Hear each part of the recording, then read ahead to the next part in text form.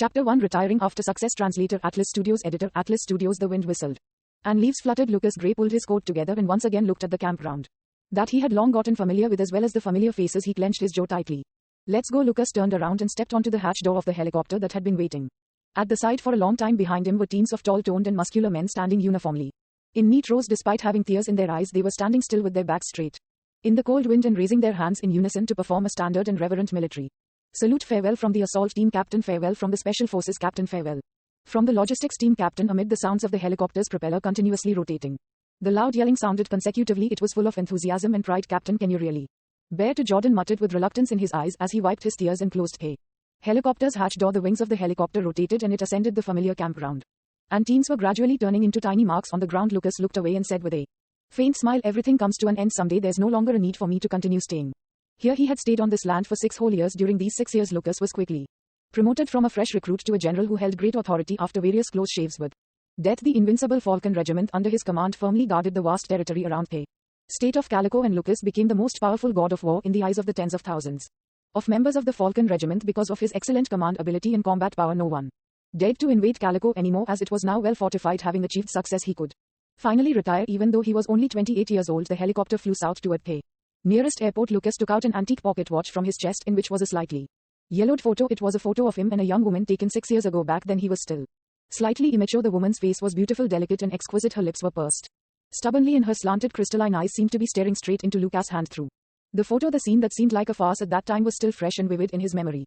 Lucas smiled bitterly as he began to recall the events from 6 years ago. At that time, Cheyenne Carter, who had just graduated from college, had already established the Brilliance Corporation with her outstanding bravery and wits, thus making her a gorgeous and famous female CEO. However, her image was soon ruined. The young and beautiful CEO with a glamorous appearance actually had a disgraceful private life, as she had had an affair with the company's chauffeur. The media made a big deal out of it and released all sorts of malicious, speculative and untrue reports. Cheyenne's image was ruined overnight and she fell to rock bottom together with her Brilliance Corporation that was thrown into jeopardy. No one bothered to discover that the truth was that they had actually been drugged. The masses were only interested in gossip, and the Carters just wanted to cover up the scandal. In the end, the chauffeur married into the Carters and became her husband. However, the marriage did not save the image of Cheyenne and the Carters. Everyone mocked and criticized the greatest beauty of Orange County, who used to be the envy of everyone, and made remarks about the penniless chauffeur who was lucky enough to marry into a wealthy family. The penniless chauffeur was Lucas. Both of them were well aware of the truth of their marriage. Soon Lucas quietly left for the military camp and vowed to make a name for himself so that he would be worthy of the woman who used to be favored by God.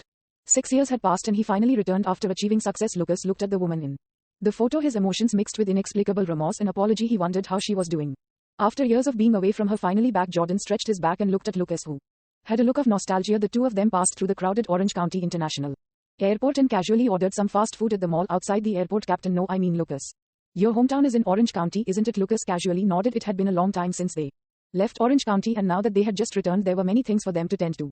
Mommy, I want mommy. All of a sudden a puerile and crisp crying sounded near them. Lucas stopped in his tracks. For some reason the tender crying was tugging at his heartstrings. Lucas pushed aside the crowd and followed the sound. There was a little girl standing below a billboard near him and weeping, her face stained with tears. The girl was about 4 or 5 years old and was holding a stuffed rabbit in her arms. Her tiny face was as fine as jade and tears were welling up in her large dark eyes. Her small and delicate nose was sniffling because of her crying, and she looked particularly adorable and pitiful, making Lucas' heart scrunch up. In particular, she seemed bizarrely familiar to Lucas. At this moment the girl saw Lucas as well, and she abruptly stopped crying. Her eyes full of surprise, she suddenly leaped toward Lucas and hugged his thigh. Daddy. Lucas was stunned, speechless and at a complete loss for what to do. Chapter 2 Take you back to Washington, D.C. Translator Atlas Studios. Editor Atlas Studios. At the side, Jordan blinked and exclaimed, Lucas, this kid really looks like you. Since when do you have a daughter?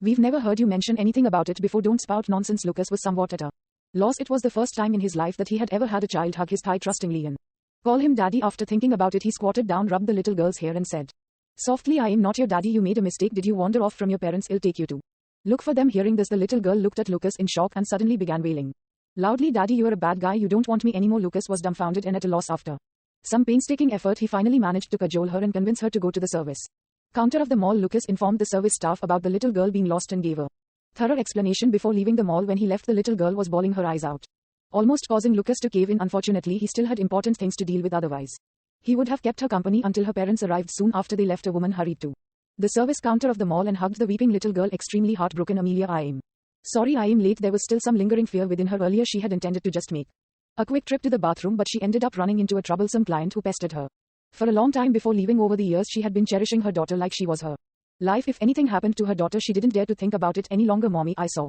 Daddy just now, but he said that I had mistaken him for someone else. How could I be mistaken? He was. Daddy, the girl exclaimed, her lips pursed and on the verge of tears. What? The woman's body suddenly stiffened. Outside the mall, 8 tall and burly bodyguards with domineering auras and clad in suits walked toward Lucas and stood still in front of him. All eyes were on them, remaining still. Lucas raised his eyebrows. Mr. Gray. The bodyguards parted to the sides, revealing an old man and a middle-aged man behind them. The old man, whose hair and beard were white, was around 50 to 60 years old and donning an immaculate suit. He looked smart and energetic. The middle-aged man beside him was also decked out in subtly luxurious designer apparel. It was obvious that they were wealthy. The old man walked up to Lucas and kept his aged eyes fixed on him. All of a sudden he bowed to Lucas. I am Chad Kennedy, the chief butler of the Hutton family. I am here to take you back to Washington, D.C. The indifferent gaze in Lucas' eyes suddenly became sharp. The Huttons taking me back to D.C. This must be the greatest joke ever. He grinned contemptuously. It's surprising that the prestigious and noble Huttons still remember me. I remember getting kicked out of the Hutton family together with my mother by you people 2 decades ago. You people said that I am unworthy of being a Hutton and even warned us not to go near D.C. again, or else my mother and I would be taught a hard lesson. Where in D.C. are you taking me back to, or is it that all the Huttons have dropped dead? Lucas' voice was full of the endless hostility and anger that he had been suppressing for years. Kennedy was speechless. Lucas' words were certainly aggressive and harsh, but he knew that the Huttons had indeed let him down. Back then he let out a long sigh. No matter what, so many years have passed and old Mr. Hutton has gotten on in his years. He just wants to spend time with his children and grandchildren. After all, you carry the blood of the Huttons. My last name is Gray, not Hutton, Lucas continued unwaveringly. If that nonsense is all you want to say to me, pardon me, but I won't entertain you. Lucas turned around to leave, but Kennedy hurriedly stopped him. Mr. Lucas, wait a minute. He grabbed a PIN locked briefcase from the middle-aged man behind him and handed it to Lucas respectfully with both hands. This is all the information and the equity transfer letter of the Stardust Corporation, which used to belong to your mother. Now it's only right for you to take over its operations. Treat it as compensation from the Huttons. Compensation? Lucas smiled mirthlessly. The Stardust Corporation belongs to my mother in the first place. The Huttons forcefully snatched it away from her and encroached on it. Even if you didn't return it, I'd snatch it back on my own. You snatched someone else's asset and now you are acting like you are giving it to me out of kindness. Are you still expecting me to be grateful too? How thick-skinned? Let me warn you, don't treat me like a fool and don't provoke me ever again, or else I'll tear your family apart. Lucas pushed the bodyguards away and left with a briefcase. Staring at his taut back, Kennedy shook his head and sighed. He's still as hot-tempered as ever. As the chief butler of the Hutton family, Chad Kennedy was well aware that the Huttons had indeed gone overboard back then. However, the situation in Washington, D.C. now was unfavorable and he had no choice but to think of a way to repair the relationship between Lucas and the Huttons. Kennedy patted the middle-aged man on his shoulder. Ethan Sawyer, you are now one of the most prominent figures in Orange County. You ought to do something about the matter regarding Mr. Gray. Hey. Middle-aged man nodded respectfully. I managed to achieve what I have today, all thanks to you and Pay Hutton family. It's only right for me to do this. Don't worry, I will definitely do my best to help Mr. Gray. If there were people who knew the middle-aged man and saw him being very polite and respectful toward Kennedy, they would have definitely been astonished. Well, because he was Ethan Sawyer, Pay wealthiest man in Orange County and the business tycoon who owned businesses in several states. Chapter 3. I am back. Translator, Atlas Studios. Editor, Atlas Studios. Lucas was sitting in the backseat of a car with a sullen expression. Kennedy's appearance reminded him of the past that he didn't want to remember. Back then he was called a bastard and an illegitimate child at a tender age and got chased out of his home together with his mother, whose assets and valuables were all seized. He had a high persistent fever at the time, and while holding him in her arms, his mother knelt by the Huttons' doorstep and pleaded for help, only to hear them say coldly, we don't care about the lives of those who are not one of the Huttons. Afterward his mother moved around and brought him to Orange County, where she worked hard to make ends meet. Although life was tough, she managed to raise him to adulthood. However, his mother developed an illness and collapsed after years of toiling and living a strenuous life. At that time Lucas had just graduated from college and his meager wage was a drop in the bucket compared to the hefty medical bills. He swallowed his pride and tried to seek help from the Huttons, only to receive a heartless rejection and harsh mockery and criticism, which made him feel hopeless and resentful toward the Huttons. Shortly after, he and Cheyenne were drugged, thus resulting in the scandal that spread like wildfire in the entire county. The Carters requested that he marry into their family. He agreed on the condition that the Carters would lend him $50,000 for his mother's treatment. However, by the time he rushed to the hospital with pay money, his mother had already passed away. At that time Lucas was devastated and felt like a complete failure in life. He failed to save his mother and wasn't worthy of an outstanding girl like Cheyenne either. To make matters worse, the Carters often mocked him. In the past, Lucas decided to leave Pay Carters and join the military. He swore to make a name for himself so that he could stand proudly beside Cheyenne. Now he had returned. The car sped along the road and he soon arrived at the Carter residence. Lucas stood outside the courtyard gate that he was familiar with and seemed rather nervous about returning home. Years ago he left without saying goodbye and he didn't know what Cheyenne thought of him now. Just as he was about to go up and knock on the door, he heard some boisterous laughter coming from outside. Mr. Miller, since you are so sincere about Cheyenne, we shall be straightforward. Let's just settle on a date. Lucas was stunned. He reckoned that the voice belonged to Karen, his mother-in-law, and Cheyenne's mother. One Mrs. Karen, you are being too polite. Since we're going to be a family in the future, don't be so formal. Just call me by my name. Sure, you are so young and eloquent. Cheyenne is so lucky to have met you. As her parents, we can rest assured now. However, I heard her former. You mean that good for nothing? It's all right. The law states that a missing person can be declared dead after being missing for 4 years. He's already disappeared for more than 6 years. So he must have died in some hellhole. If you are still worried, let's go to the court and get a certificate. In my opinion, Cheyenne is brilliant in all aspects except that her husband, my Brother-in-law is a good-for-nothing. That piece of trash isn't your brother-in-law from now on. Your brother-in-law is Mr. Miller. When Lucas heard this, his face turned incredibly gloomy and he couldn't tolerate it any longer. He had come back for Cheyenne and yet he heard her family talking about her remarriage. No matter what, he had to see her to clarify. Bang bang, he knocked on the door. Who is it? Coming. Having settled her eldest daughter's marriage with a wealthy man, Curry was in a good mood then.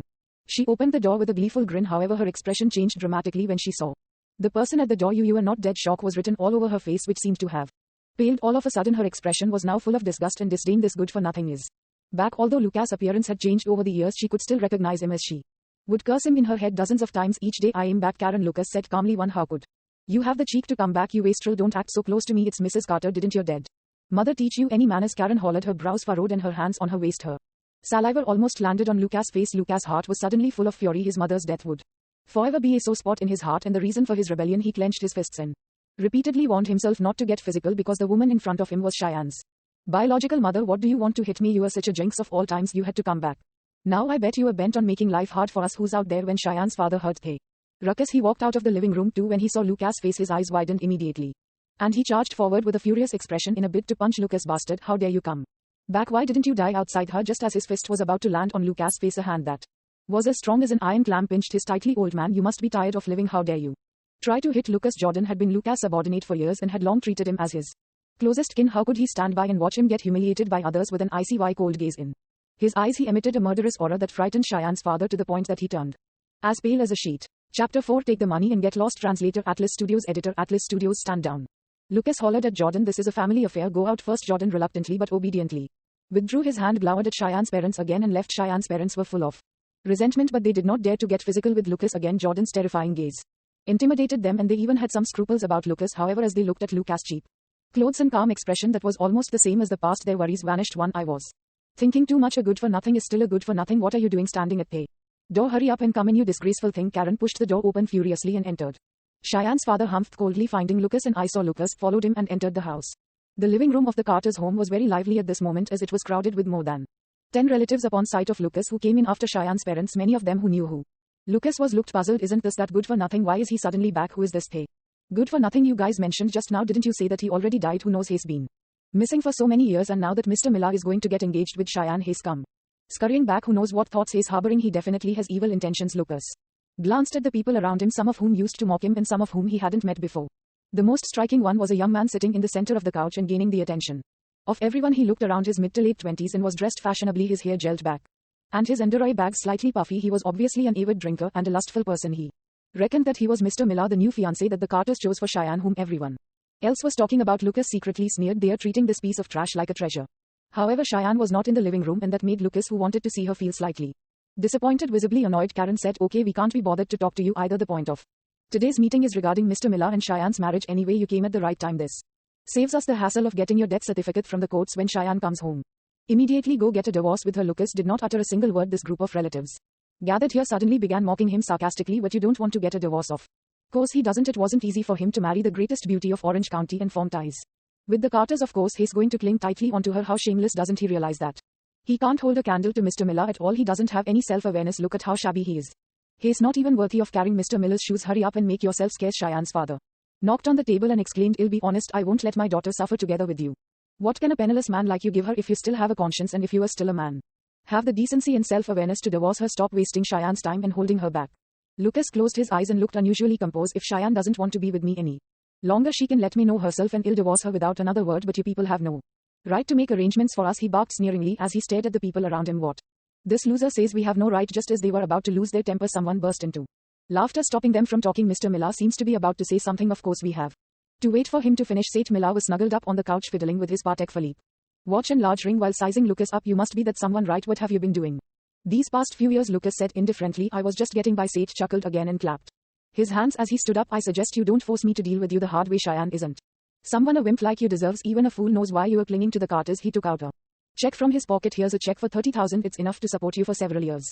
Be smart, take it and get lost lest you end up with nothing in the end. Sate threatened. Lucas reached out to take the check while the others watched in contempt. Indeed, he just wants money. A loser is a loser. You've probably never had so much money all your life, huh? Mr. Miller just had to wave his hand and this piece of trash took the money readily. Tsk, a crisp sound filled the air, immediately making everyone stop their mockery as they looked at Lucas in disbelief. This good-for-nothing tore the check. He tore the $30,000 check. Is he out of his mind? Everyone watched in disbelief as Lucas gently tossed the ripped pieces of the torn check. Said Miller, you are just an outsider. You don't have the right to interfere in our affairs.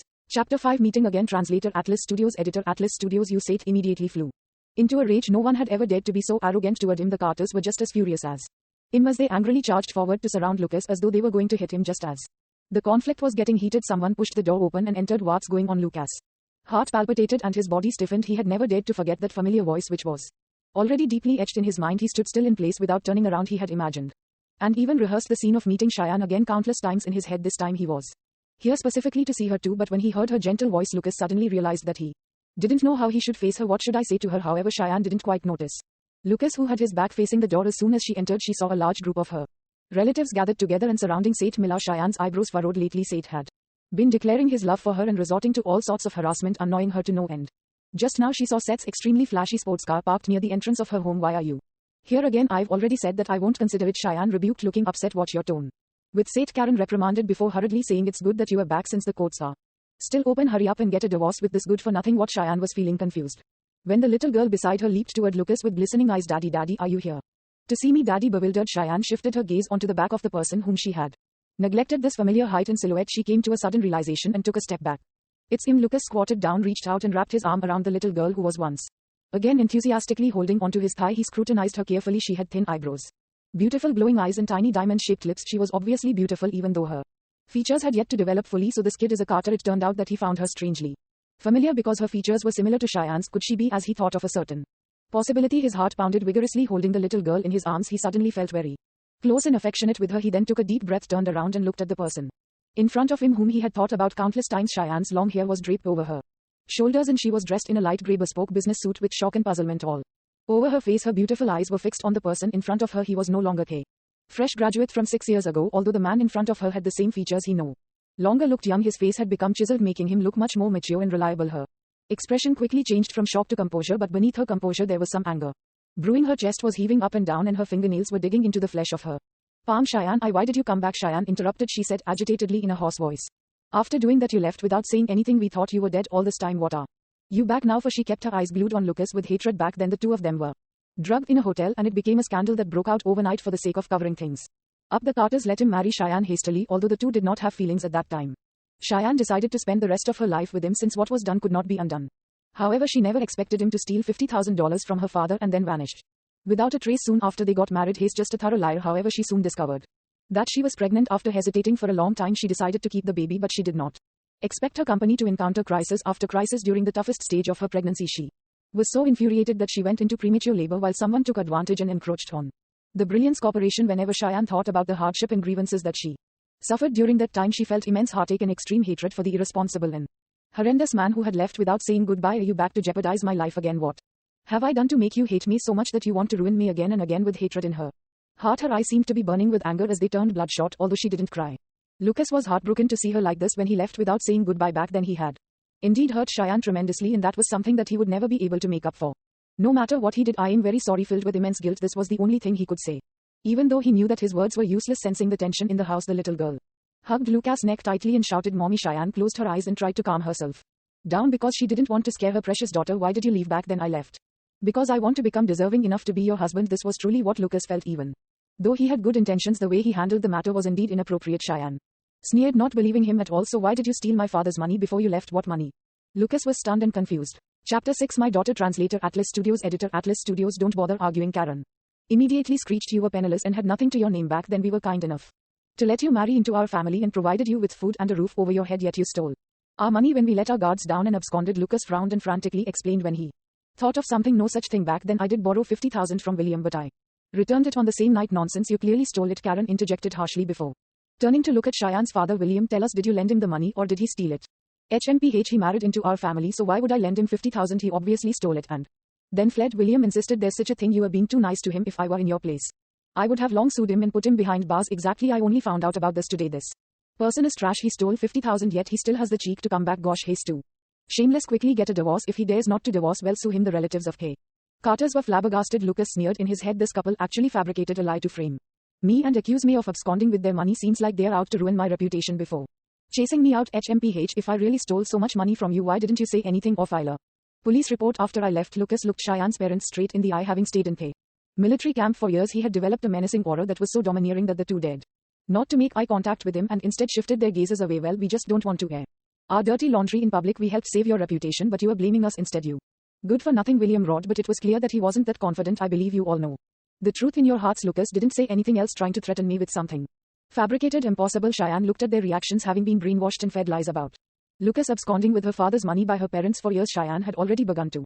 suspect something. Is it possible that he really didn't flee after stealing the money back then? In short, hurry up and get lost. Karen rushed forward to knock Lucas forcefully. Lucas swayed from impact while the little girl in his arms was frightened to tears by her ferocious and menacing gaze. She hugged Lucas' neck and bawled loudly, "No, I want daddy, don't chase daddy away," Karen chided furiously. "How is this good for nothing? Your father, what are you crying for? Keep crying and I'll lock you in the attic." The frightened little girl shivered violently in fear and burped as she sobbed, not daring to cry again, her eyes full of terror. Judging from her reaction, she must have been locked in the attic before his anger surged in his heart. Lucas glared daggers at everyone with an icy cold gaze that seemed to make the entire living room freeze just as Lucas was about to lose his temper.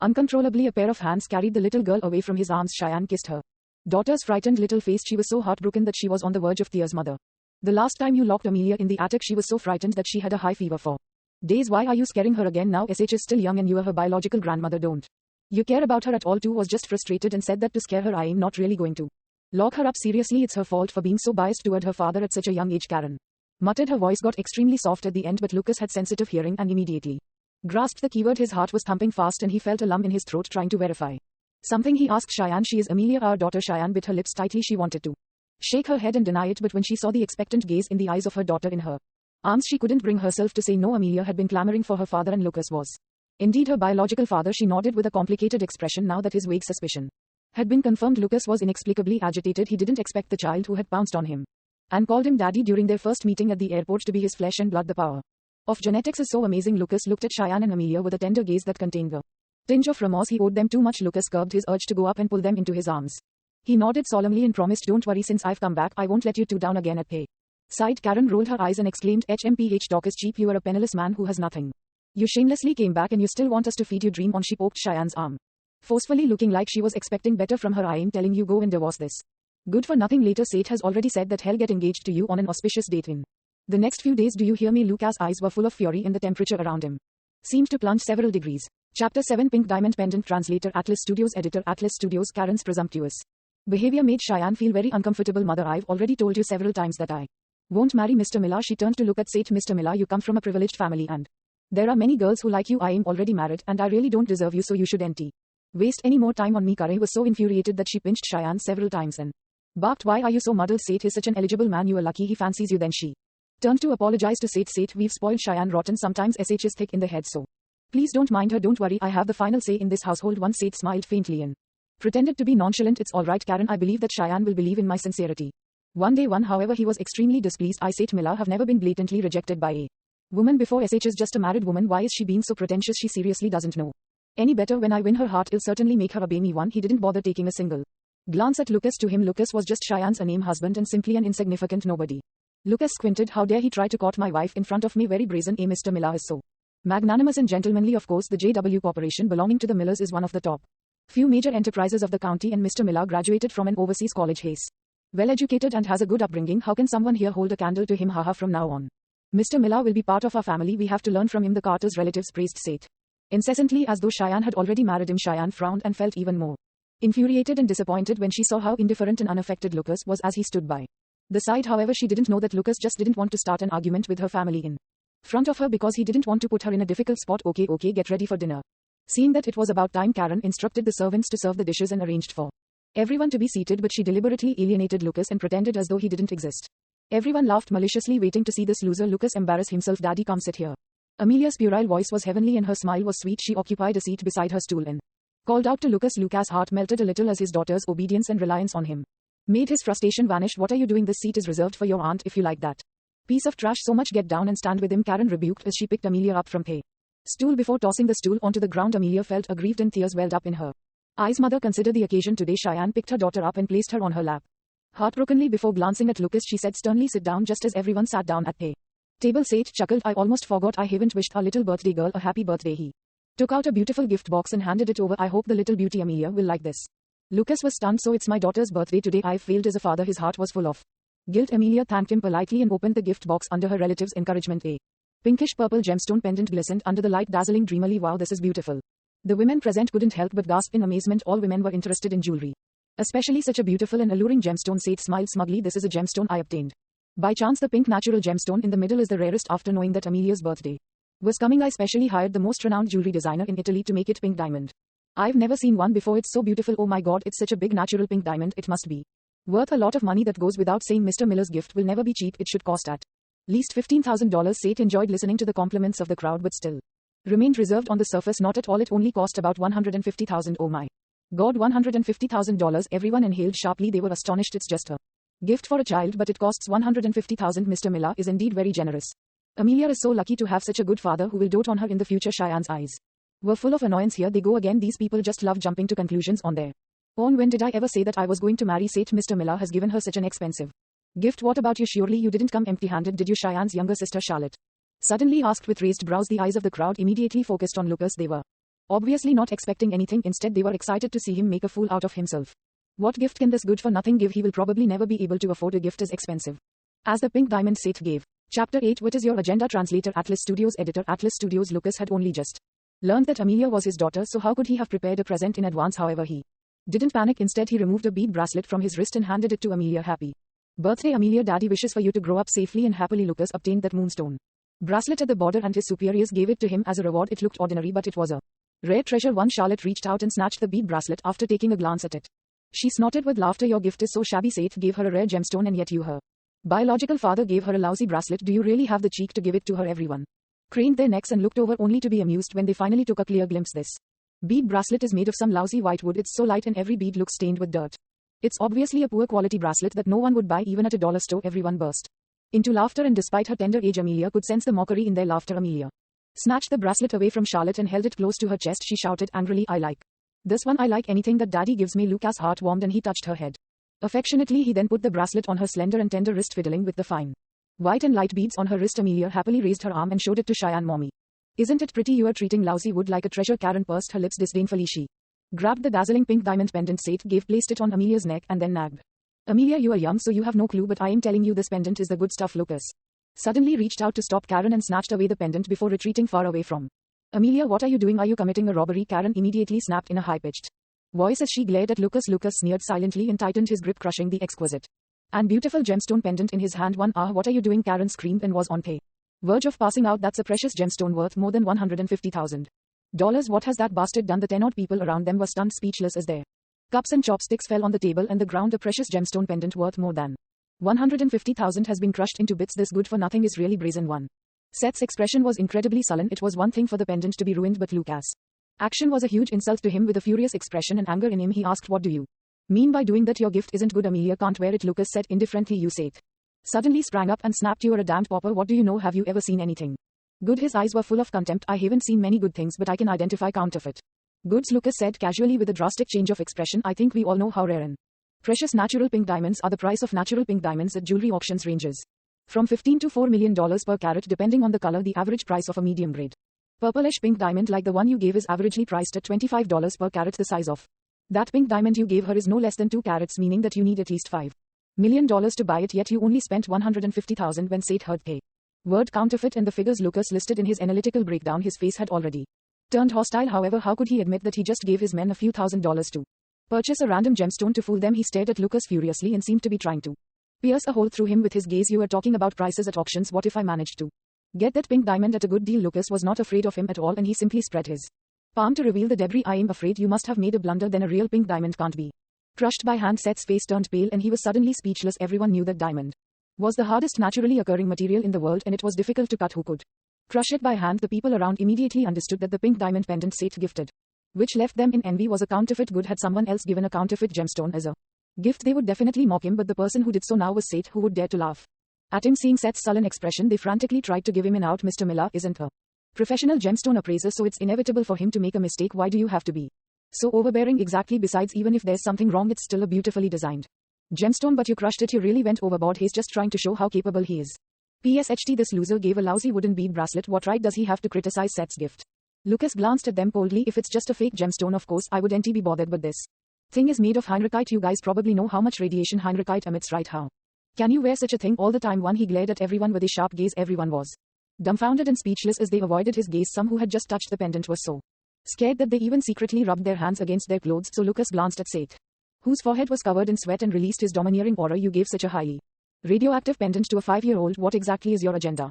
Chapter 9 Expensive Gift List. Translator Atlas Studios. Editor Atlas Studios. Seth was so astonished by Lucas' aura that he involuntarily took a step backward. By the time he reacted, he was vexed and infuriated. He was actually frightened by a good-for-nothing, although it was only for a moment. It was a huge insult. Karen yelled at Lucas, shut up. What do you know? Even if Mr. Miller made a mistake and bought the wrong thing, it definitely wasn't deliberate. What nonsense are you spouting about? Radioactivity? A loser like you knows nothing. One of the relatives with a beer belly stood up and chimed in. Exactly, I've never heard of Heinrichite before. How can a good-for-nothing like you know what it is? Don't make up a name and try to fool us with it. One. Lucas' eyes were icy cold. Karen was Cheyenne's mother, so he couldn't humiliate her, but the other relatives were different. He walked toward the relative with a beer belly and said, since you are saying that I am making up stories and that this thing is harmless, try it yourself. Lucas handed the diamond debris over and acted like he was about to rub it on the relative with the beer belly. Stop, don't come over. The relative with the beer belly immediately wailed and retreated, knocking down several chairs in the process. Hey.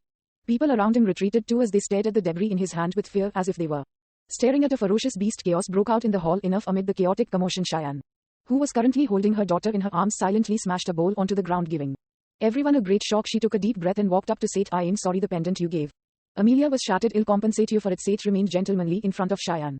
Shaking his head, he said, it's a gift for Amelia. In the first place, I didn't expect it to turn into a joke because of my mistake. It's good enough that you don't blame me. How could I make you pay for it? I'll pick out another gift for Amelia to make it up to her. Thanks, but that's not necessary. Cheyenne politely and distantly declined. Seth wanted to say something, but Cheyenne had already walked past him and went to Lucas' side, staring at the debris on Lucas' palm. She glared at him in pique and questioned, why are you still holding onto it? Aren't you scared that your hand will be hurt? One. Lucas grinned and obediently followed Cheyenne to the kitchen to clean up and wash his hands. Seth stared at the two figures with jealousy and resentment in his eyes. At this juncture, a modified, ostentatious and luxurious Mercedes-Benz wagon pulled over at the entrance of the Carter's home.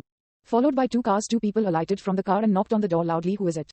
Karen was extremely frustrated because of the ruckus in the living room, and the knocking on the door just made her feel even more annoyed. She initially thought that she had obtained a precious gemstone worth more than $150,000 from Seth, but it turned out to be a counterfeit. To make things worse, it was highly radioactive too. She had touched the pendant for a long time, and at this moment she felt extremely uncomfortable. However, it would be embarrassing to wash her hands in front of Seth. It truly irked her. She opened the door in frustration and chastised, what are you knocking for? Before she finished speaking, she was frightened by the two bodyguards at the door, who were tall and burly like steel towers. She then fell silent. After swallowing her saliva, she asked cautiously, who are you looking for? Excuse me, is this William Carter's home? Asked a man in his 50s who looked like a butler. Are you looking for my husband? Hearing his name, William walked over from the living room. When he saw the person in front of him, he was astounded. Isn't this old man in the black tuxedo Louis Olcott, the chief butler who often follows Ethan Sawyer, the richest man in Orange County around? Cheyenne's father hurriedly walked down the steps and bent forward with a smile. I didn't know it was you, Mr. Olcott. I am sorry for not welcoming you properly. Just as he was about to shake the hand of this famous chief butler, someone beside him interposed abruptly and beat him to it. Seth grinned as enthusiastically as he could. What brings you here, Mr. Olcott? It's a great honor to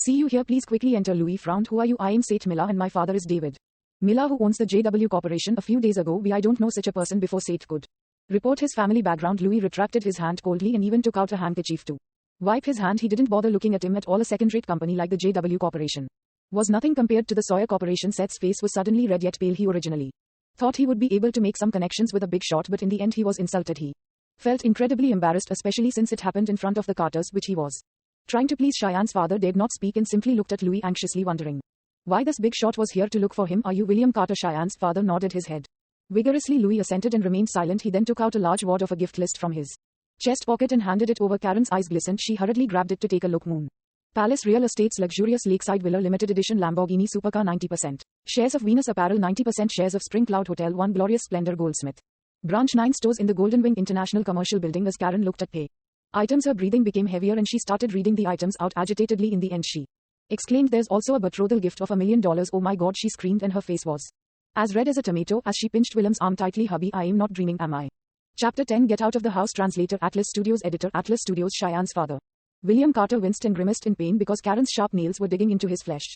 However, he couldn't whimper in pain because he felt like he was dreaming. He had his eyes peeled on the red gift list without blinking, as if the hefty gift list would fly away if he blinked. Louis instructed the two bodyguards to carry a large box wrapped in red silk from the car and place it in the middle of the courtyard. The crowd couldn't take their eyes off the box at all. After completing his task, Louis didn't stay any longer, but he subtly winked at Lucas, who was standing at the end of the crowd before he left. As soon as he left, the people present immediately unwrapped the box and removed the lid to reveal large wads of banknotes that were simply bedazzling, as well as a car key, title deeds, and more than 10 share certificates. Oh goodness, the items in this box are probably Worth more than a few $1 million, right? Are you a fool? There's already $1 million in cash in Moon Palace Real Estate's luxurious lakeside villa is worth several million. Look at the sports car. At the door it costs at least a couple million. There are so many shares of a goldsmith store in 9 stores at Golden Wing. Oh my god, I can't calculate it. This box is worth at least 10 million. Pay. Sounds of gasps of amazement and the gulping of saliva could be heard there. All mine, don't move. Seeing that someone couldn't resist reaching out to grab something, Karen pounced onto the box and glowered at each of them warily. At this moment some relatives finally reacted and realized that pay items in the box didn't belong to them. They instantly looked at Cheyenne's parents with fiery gazes.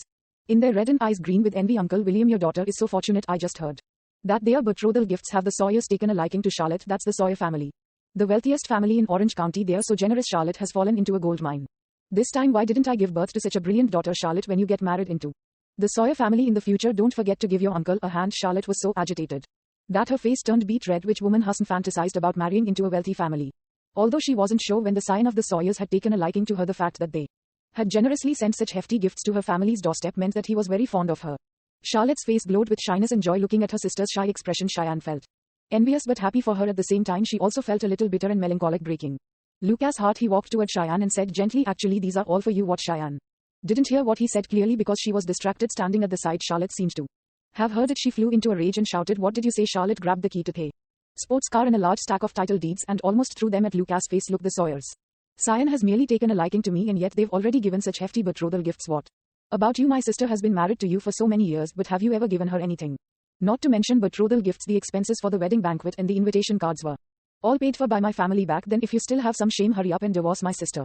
Lucas was a little infuriated. He had initially prepared the things that Charlotte was holding for Cheyenne. Not only had she taken them, she even mocked him and rubbed salt into Cheyenne's wounds. He wanted to make some sarcastic remarks, but Cheyenne hurriedly stopped him. That's enough. It's Amelia's birthday today and a joyous occasion for Charlotte. Let's continue eating. The knocked over chairs and broken plates in the living room had been cleaned up long ago. William instructed the servants to serve a few bottles of wine as he planned to celebrate this joyous event with his relatives. However, Seth didn't stay. He had already made a fool out of himself by gifting a counterfeit gemstone and getting exposed for it. He was also embarrassed by the hefty gifts given by Louis Alcott and Pay Sawyers. Thus he was in a terrible mood and sped off in his fancy sports car. The people flattered each other, ate and drank all the way until the afternoon. After everyone left, Cheyenne's parents called Lucas and Cheyenne to the sitting room. Lucas understood that the real show was about to begin. Cheyenne's father took a puff of his cigarette and said with an austere expression, I am not going to beat around the bush with you. When you got married back then, you were forced into it and had no other choice but to comply because of that incident, and there were no feelings between you two. You've been missing all these years too, and Cheyenne has been staying at home to look after Amelia, whom we are providing for. To the both of them you are considered dispensable. Your presence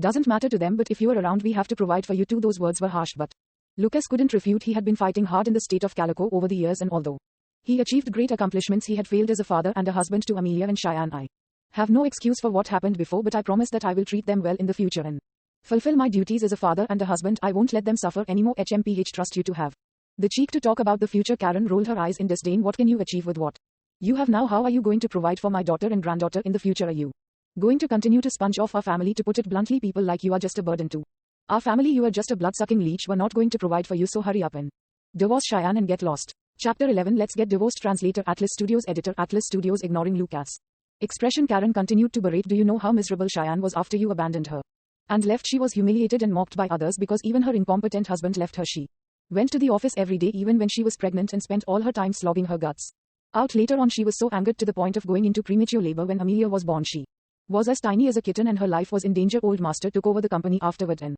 he still hasn't returned it to us yet. Did you know about all of this? You ran away as you pleased then. Now you want to come back? No way, you have nothing to your name now. What makes you have the cheek to stay? Karen was rattling on and on like a machine gun while pointing at Lucas as her saliva splattered all over him. He felt extremely uncomfortable. Back then he left with the intention to make a name for himself so that people would stop mocking Cheyenne for having a wastrel husband. However, he didn't know that she was already pregnant with his child at the time and that she even went through a dangerous labor and painstakingly raised their daughter. Cheyenne covered her mouth as tears flowed down her eyes. The mere thought about the things that happened back then was agonizing for her. However, she clenched her jaw and stayed silent. She merely shivered a little as she tried to bear with it. A strong sense of guilt overwhelmed Lucas. He dropped to his knees and knelt in front of Cheyenne's parents. He, the god of war, the mighty and esteemed captain of Falcon Regiment, actually knelt on the ground. What are you doing? Karen was stunned as she moved her body on the chair uneasily. I've indeed let Cheyenne down. Over all these years I failed to fulfill my duty as her husband, and it's only right that you are upset with me, Lucas said in a deep voice. The two of you raised Cheyenne painstakingly and let her marry me. You also went through great efforts to take care of Amelia. I will remember your kindness forever. I know it's useless to say anything now, but I hope that I can try my best to make it up to you guys, Cheyenne and Amelia, so that they will no longer suffer in the future. Lucas bent forward and his head hit the ground. Bang! There was a loud sound. from the ground, which was evidence of how hard the hit was. What are you doing? Cheyenne yelled to stop him, anxious and exasperated. Why did he hit the ground so hard? What if he suffers brain damage?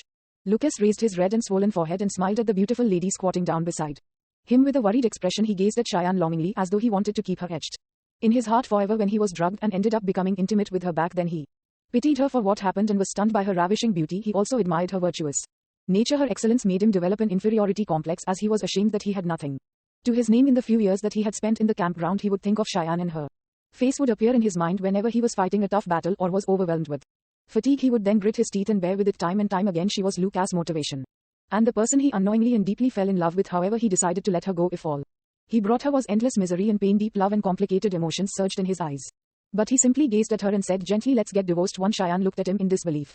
Immediately afterward, she slapped him hard on his face. Smack, you came back after so many years and all you have to say is to ask me for a divorce? Yes, we didn't have any feelings for each other back then, so you could leave for so many years without hesitation. I can't blame you. I can only blame myself for my bad luck. But what about Amelia? Our daughter grew up without a father, and all the children at the kindergarten call her an illegitimate child every day, calling her names and saying that her father doesn't want her. She comes home crying all the time, and I coax her by telling her that her father is a hero who's busy all day and will be back soon. She finally got to see you. But what about you? You want to get a divorce? Show, let's go ahead, get lost, scram as far as you can.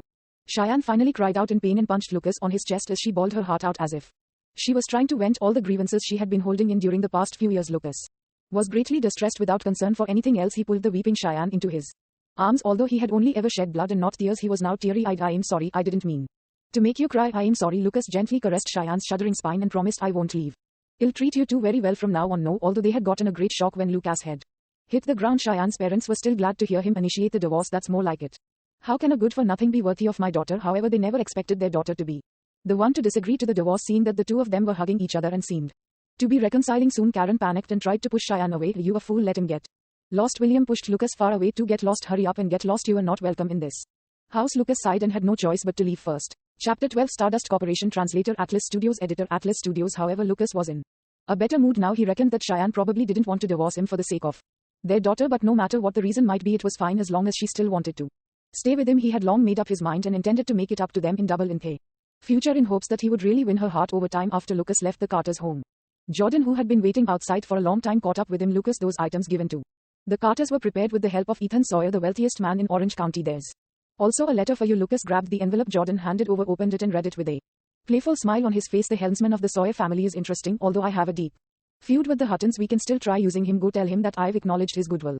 Okay, Lucas. After running some more errands, Lucas arrived at the office tower of the Stardust Corporation, which was located in the central business district of Orange County. When he saw the enormous and striking office tower as well as the familiar logo, his emotions were extremely complicated. The company was founded independently by his mother, Emma Gray, who was an outstanding, smart and beautiful woman. If not for the fact that she had met his father, she would have probably developed her career and become a legendary career woman. Unfortunately, she had been mistaken about the Huttons all her life, and the company which she had put all her efforts into developing was taken away from her. She was humiliated and driven out of the Huttons' home. As a result, she had to go through great hardships to raise Lucas, but she passed away from excessive fatigue. Lucas clenched his fist and swore that one day he would return to the high-up-in-the-air Huttons to seek justice for his mother and himself. At this moment, a fancy metallic red Lamborghini sports car pulled over in front of the Stardust Corporation office tower, after which two beautiful girls alighted from the car. Charlotte, you are so lucky. The scion of the Sawyer family, the richest family in Orange County, has taken a liking to you. He's truly a rich second-generation heir who owns a massive fortune enough to last him several lifetimes. I am so envious. A short-haired woman wearing the uniform of the Stardust Corporation was touching the shiny streamlined Lamborghini sports car, longingly full of envy. After you marry the scion of the Sawyer family and live in the lap of luxury, don't forget me, your best friend. Don't worry, how could I forget you, said another giggling girl with a fashionable permed hairstyle. She was Charlotte, Cheyenne's younger sister. She put her hand on the shoulder of the short-haired woman. I still need your help now. Please cut me some slack during the interview later. Rest assured, I, Julia Bell, am the head of the Human Resources Department and I am in charge of recruitment. I told you to come for the interview just to go through the motions, lest someone deliberately picks on me. Hee hee, that's good. When you get off work later, I'll treat you to a feast. They two of them were chatting chummily. As soon as they turned their heads, Charlotte saw Lucas, who was standing at the entrance of the building. What are you doing here? Her face immediately turned sullen, and she charged toward Lucas furiously and questioned, hey, you good for nothing, are you tailing me? Tell me, what are your intentions? Lucas was in a foul mood when he saw her getting out of the Lamborghini he had specially given to Cheyenne. He hadn't forgotten the dirty looks the detestable people of the Carter family gave him just now. How is she showing off the gift from me to me? Is there something wrong with you? Lucas questioned hostilely. You, as the younger sister of Cheyenne, who was known as the greatest beauty of Orange County. Charlotte was a self-proclaimed beauty as well. She was popular and often flattered by many. She had never been insulted right in her face before, so she turned beet red in anger. Charlotte, who is this? Julia asked while walking over and sizing up Lucas.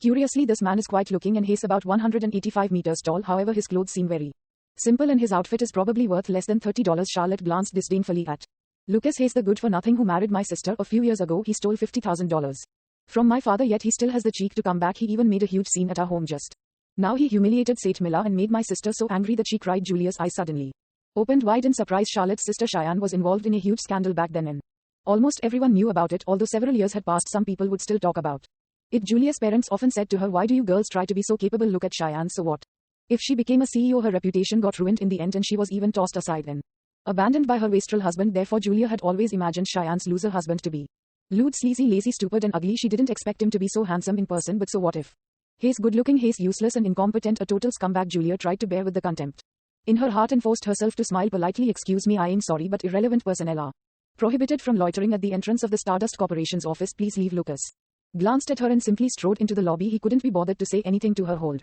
it." Julia hurriedly scurried forward to stop him, feeling a little furious. "Don't you understand what I said? Don't go farther inside. Our company won't receive someone like you."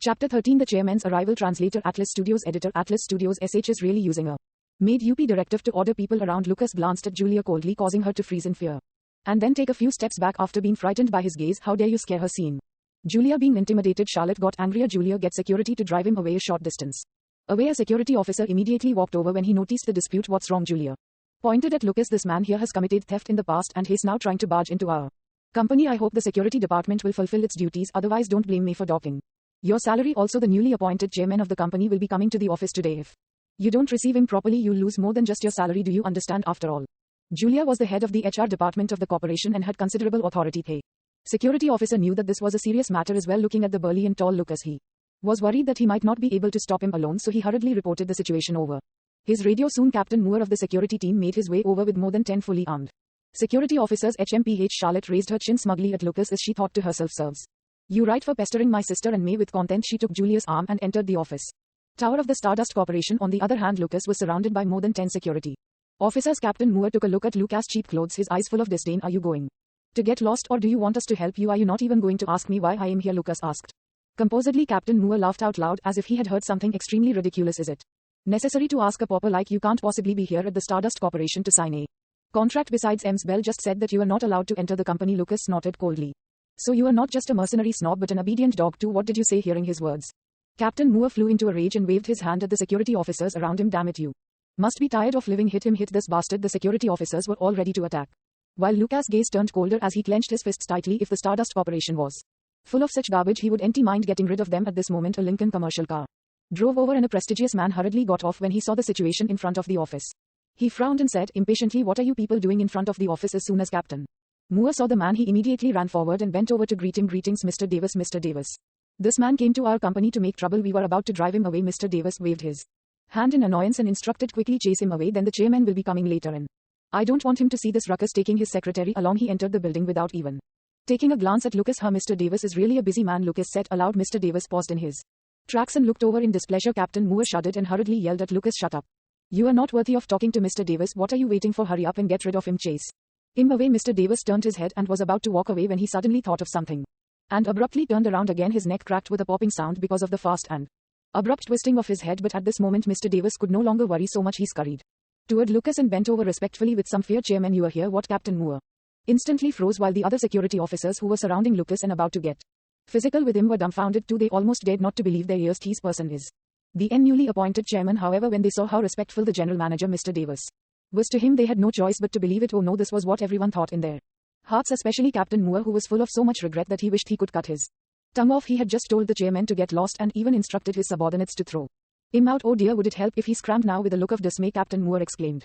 "Chairman, I am so sorry. I failed to recognize you. I was being too much of a snob and had my nose in the air. Please don't hold it against me and forgive me." Mr. Davis glowered at him with resentment. If not for the nonsense Captain Moore spouted, he would have almost missed Lucas and left a bad first impression on him. Lucas said coldly, "Mr. Davis, I know you are very busy every day, but you ought to supervise the matters of the company where necessary." Mr. Davis wiped off the cold sweat on his forehead. "Yes, I understand. I will fire him right away and educate the other departments." Lucas nodded and stopped paying attention to Captain Moore, who was begging for mercy. It was not that he wanted to be calculative with the security officer, but because the Stardust Corporation was a precious asset left behind by his mother, he did not want it to be tainted by those disdainful things. The two approached the building one after the other. Mr. Davis was very attentive along the way as he hurriedly pressed the buttons of the elevator while giving Lucas a general overview of the company's various departments attracting the attention of countless veteran employees along the way, seeing how enthusiastic and kind the general manager Flynn Davis was. They reckoned that Lucas must be the newly appointed chairman. Unfortunately, the two of them were walking very quickly and no one could get a clear glimpse of Lucas' face. I wonder what that new chairman looks like, craning there.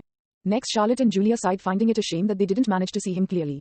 Chapter 14. Sparing his lowly life. Translator Atlas Studios. Editor Atlas Studios. In the blink of an eye they reached the chairman's office on the top floor of the office tower. Flynn Davis wiped the sofa with his sleeve, which the janitor had already cleaned, and respectfully asked Lucas to take a seat. He then made a cup of tea and served it to him. I don't know what kind of tea you like to drink. This is premium quality dragon well tea. If you'd like to have something else, I will have someone prepare it immediately. Lucas stopped him and stared at him with a mirthless smile. Soon Davis could no longer laugh, as he felt extremely stressed by Lucas' gaze. Sweat began to seep out of his chubby face, droplet after droplet. He wanted to find a subject to talk about on several instances, but he faltered when he saw the intimidating gaze in Lucas' eyes. As time passed, he became even more uneasy. Smack! Lucas threw a folder of documents onto the table, making a sound that gave Davis an enormous shock and almost caused him to spring up from his seat. Even though it wasn't loud, Lucas angled his chin at documents. Mr. Davis, take a look at it yourself. Davis carefully opened the documents and looked at the first two sentences, after which his face turned pale and he started shuddering. Read it out loud, Lucas ordered calmly. To Davis stammered while sweating profusely and shivering continuously. The content of the documents was outrageous. How could he read it aloud? You refused to read it, right? I'll read it for you. Lucas began reading out loud every single word on the documents, smoothly, as if he had already memorized it like the back of his hand. July 2018. E-Materials Fund. Embezzlement of $200,000 in cooperation with the Haynes Group. October 2018. Accepted bribes from Jocelyn Building Materials. Procured a batch of inferior building materials at a high price and subsequently paid compensation due to quality problems, causing the company to incur losses of more than $1 million. March 2019. Unable to tolerate it any longer, Davis' knees went weak and he fell onto the ground with a loud thud. While he knelt on the ground, his face turned as pale as a sheet of paper. He didn't expect the young chairman to have gotten a hold of so much incriminating evidence against him. As soon as he joined, there were also many pieces of evidence that he had destroyed. He didn't know where Lucas had obtained them from. If Lucas wanted to sue him, he would probably have all his assets seized and get thrown behind bars. It was all because of a moment of folly that I made such a huge mistake. Chairman, please spare me this time and give me a chance in the future. I will definitely change my ways and try to recover the losses. I'll also increase the company's value. Lucas, should we get rid of him? Jordan appeared beside Lucas at some point. He suggested a brutal solution. As soon as he spoke, Davis was so frightened that he almost peed his pants. Lucas was going to take over the position of chairman, and Davis was aware of some of the things of his past. Although he was unclear on the details, he knew that Lucas had taken several lives before. He didn't doubt the authenticity of these words. Jordan was really not trying to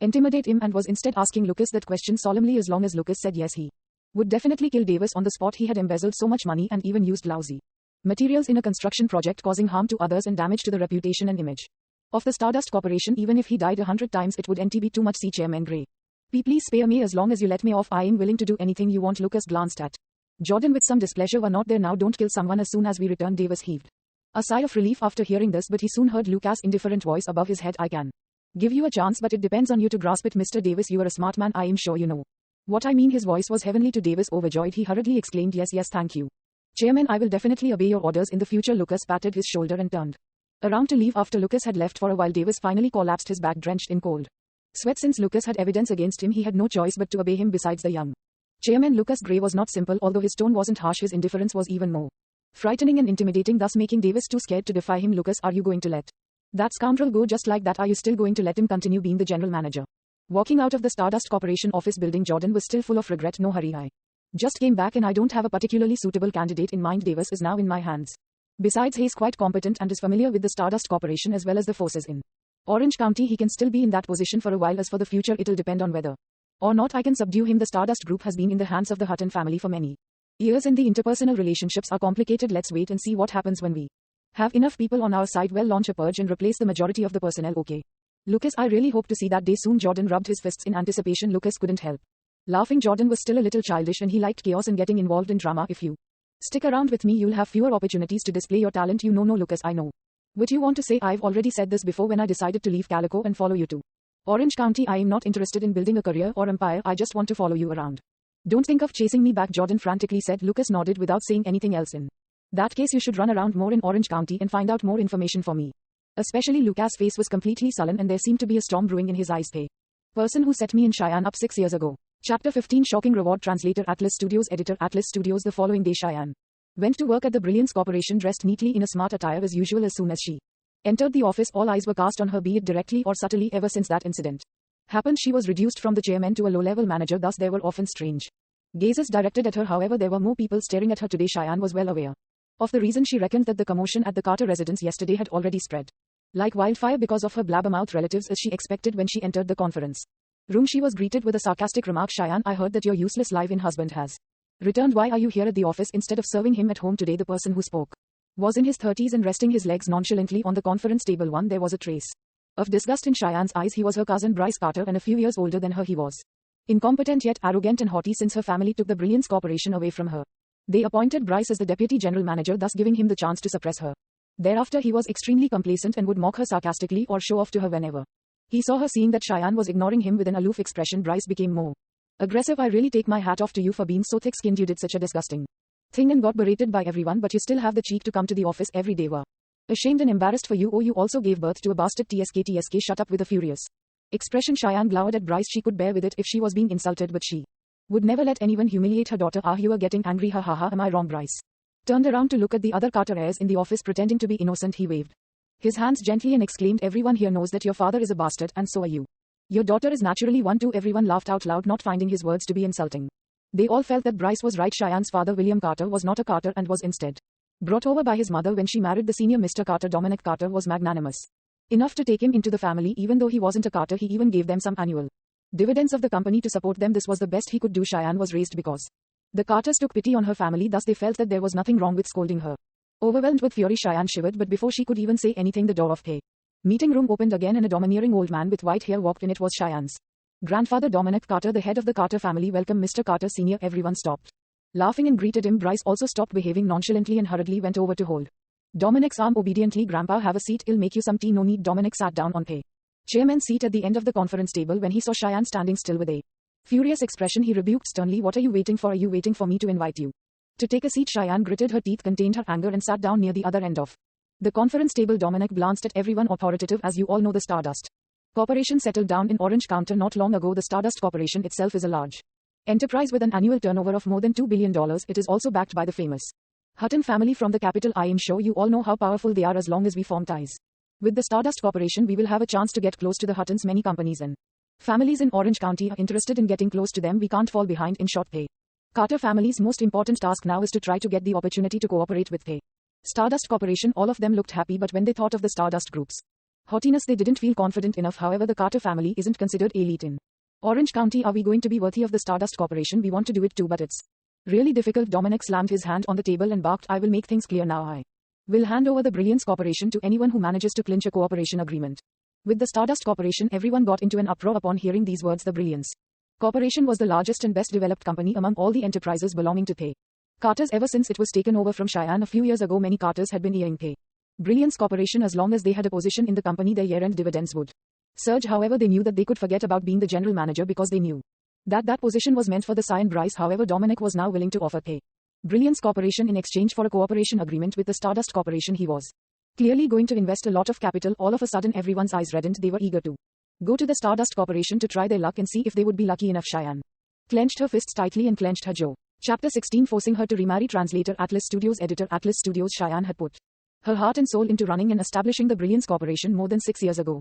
Her family used the excuse of her pregnancy and ailing health to snatch the Brilliance Corporation away from her. Ever since then, they never returned it to her. She couldn't let go of the business she had built and returned to work for the Brilliance Corporation when Amelia was 1 year old. However, despite years of hard work, she was only given a low-level manager post now that Dominic had offered the Brilliance Corporation as a reward. She was obviously upset, but to her this was also an opportunity for her to snatch the Brilliance Corporation back. Rightfully, Bryce stood up and said to Dominic, Grandpa, I think reaching a cooperation agreement with the Stardust Corporation is not impossible, even though it might be difficult. Oh, continue. Dominic was rather kind toward this grandson of his whom he valued greatly. Bryce smiled. Actually, I've already made a lot of preparations.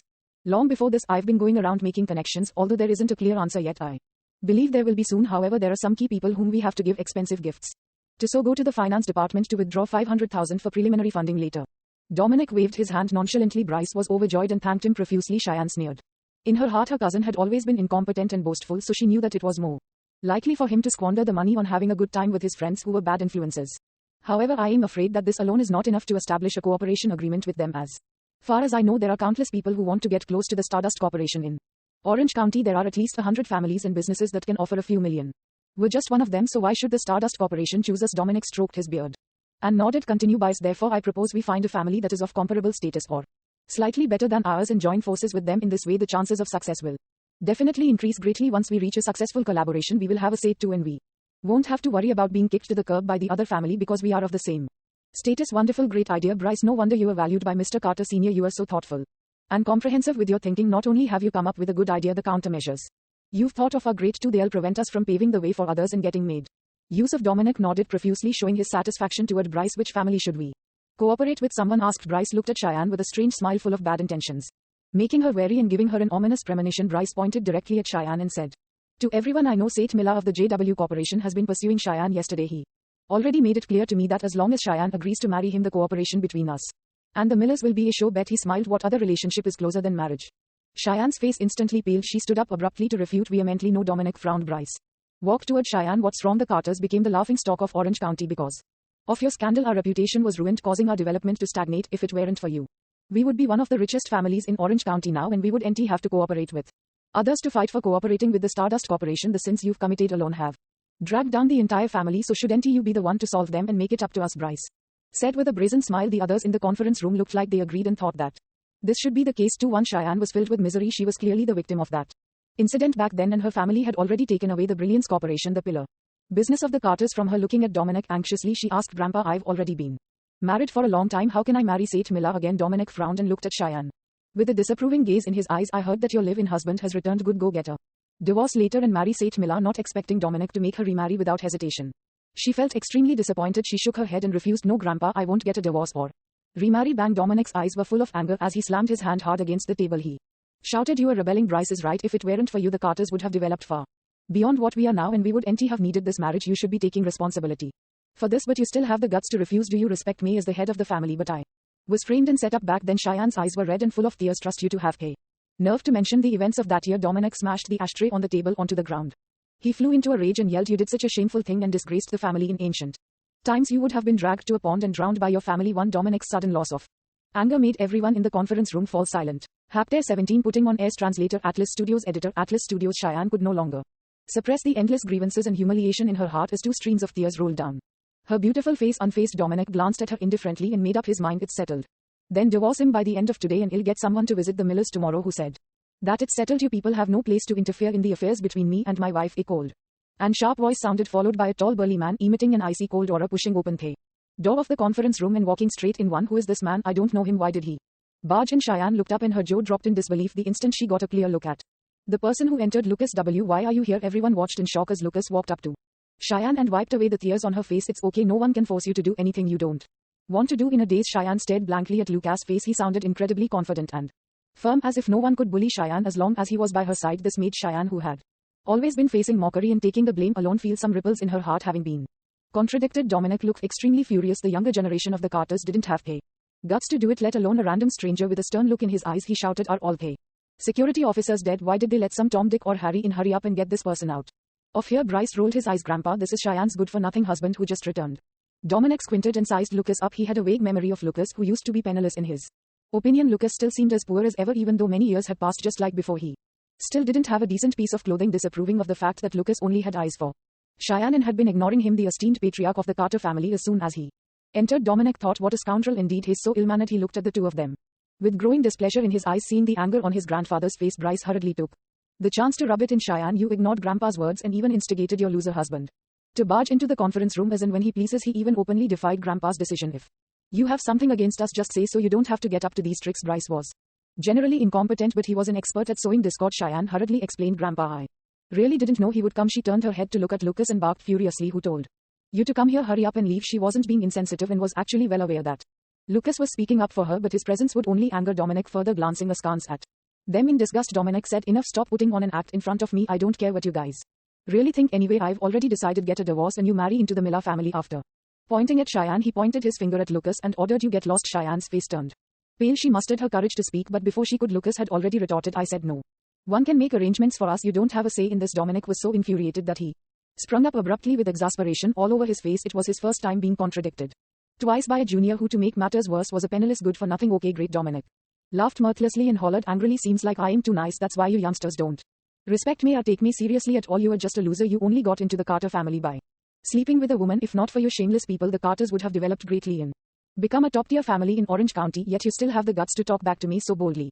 As though she had been struck by thunder, Cheyenne turned pale and almost lost her balance. After being scolded and humiliated by her kin whom she had always respected with an icy cold gaze in his eyes. Lucas stared at Dominic's face, which was twisted into an angry grimace. Aren't you the one who knows best about the truth of that incident? I am not as shameless as someone who's full of lust and yet puts on airs. After he learned the truth from Jordan last night, he was exasperated. The scandal that tarnished Cheyenne's reputation turned out to be a scheme hatched by the Carters, all for the sake of snatching the Brilliance Corporation away from her. Their shamelessness and viciousness that spurred them to resort to such underhanded means were truly appalling, yet Dominic Carter still had the cheek to berate the victims self-righteously. Such a shameless old man. If not for Cheyenne's inability to accept the truth, he would have long exposed their true colors. You, Dominic pointed at Lucas, his fingers trembling violently due to his extreme anger and the shock of having his secret exposed. A moment later he fell backward. Grandpa, overwhelmed with shock, Cheyenne frantically wanted to dash over, only to be pushed away forcefully by Bryce. Get out of the way. Bryce held Dominic and glowered at Cheyenne menacingly. Grandpa was provoked by you. If anything happens to him, just wait to face your death. Chapter 18 Herculean Task. Translator Atlas Studios. Editor Atlas Studios. When Dominic fell, everyone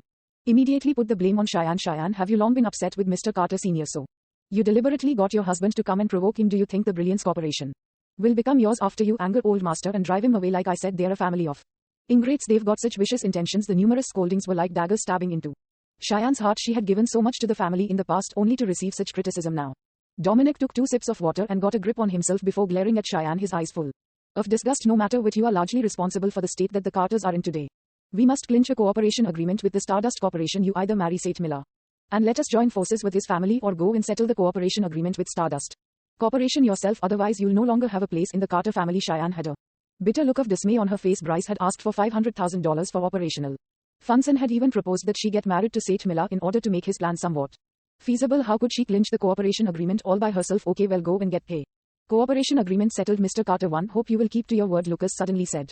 Everyone looked at Lucas like he was a lunatic. Does this good for nothing not understand how difficult it will be to clinch a cooperation agreement with the Stardust Corporation? Wait, Cheyenne was about to speak when Bryce quickly interrupted her. Your loser husband promised it himself, so don't blame us for forcing you. Bryce grinned smugly and looked at Dominic. Right, Grandpa, good sense.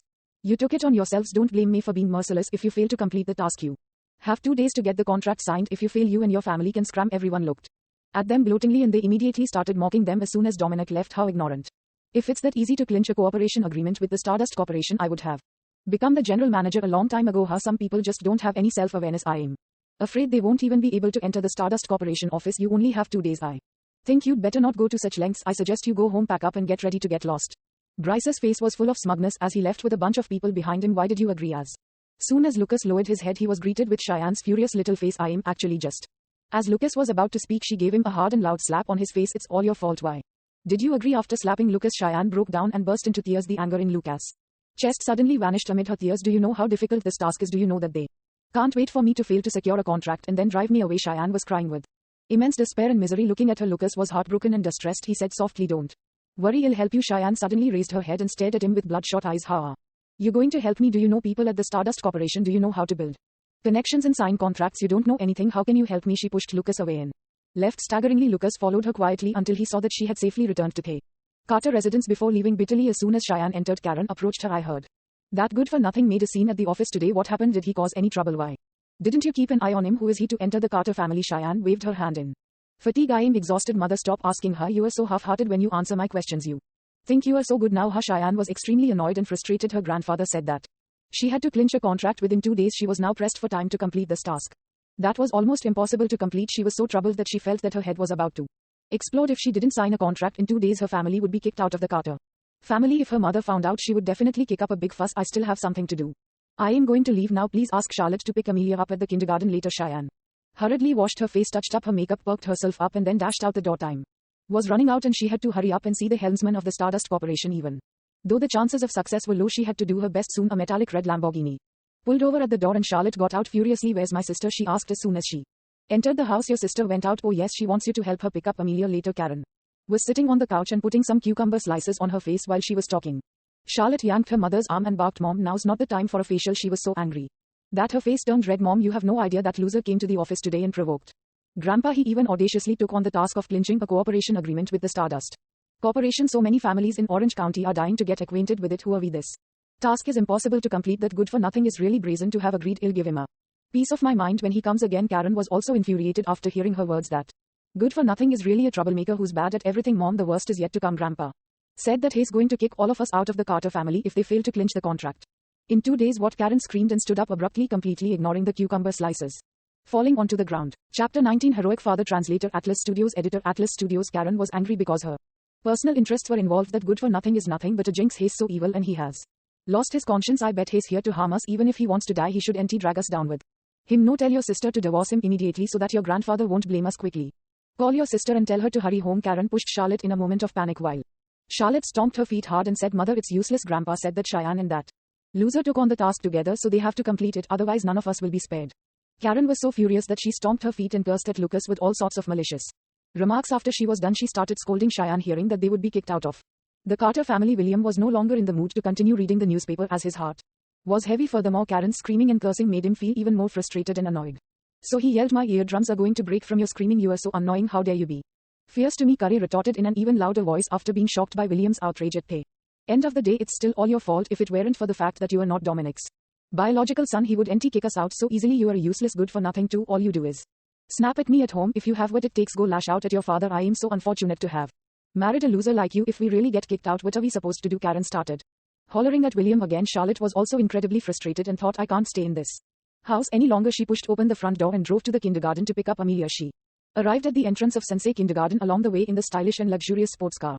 Charlotte attracted the envious gazes of passers-by, lifting her mood greatly. It was the peak hour at the kindergarten. Charlotte waited at the entrance for a long time, but she didn't see Amelia, so she entered. Charlotte saw Amelia in front of a slide and was about to call out to her when she heard the bright and clear voice of a boy. You are a bastard child that nobody wants. Boo. There was a little boy opposite Amelia, sticking his tongue out and grimacing at her. Once chagrined, Amelia's face flushed red and tears were welling up in her eyes. I have a daddy. My daddy has already come home. Boo. My mommy said that your dad is a rapist and a good for nothing who's going to be arrested by the police. Pew pew, he's going to be shot dead. You are a little rapist, so you also have to be shot. Pew pew. Hey. Little boy stretched out his index finger and made a gun sign before rushing forward to poke Amelia.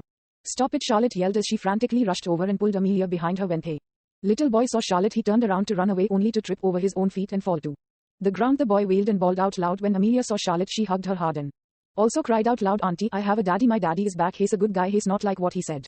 Charlotte felt teary as she heard Amelia crying in her arms. Yes, Amelia, be good. Your dad is back and they won't dare to bully you anymore. She gently patted Amelia's back and consoled her. Baby, what's wrong, baby? Hearing the crying, a couple immediately rushed over from afar and helped the bawling boy up heartbrokenly. Mommy, she hit me. Upon seeing his parents, the little boy pointed at Charlotte and cried even louder. The couple immediately glared at Charlotte hostilely. You are an adult, but you hit my child. Do you have any shame at all, having been wronged? Charlotte was immediately infuriated. It was your son who bullied my niece. As soon as I came over, he ran away in fear and tripped on his own.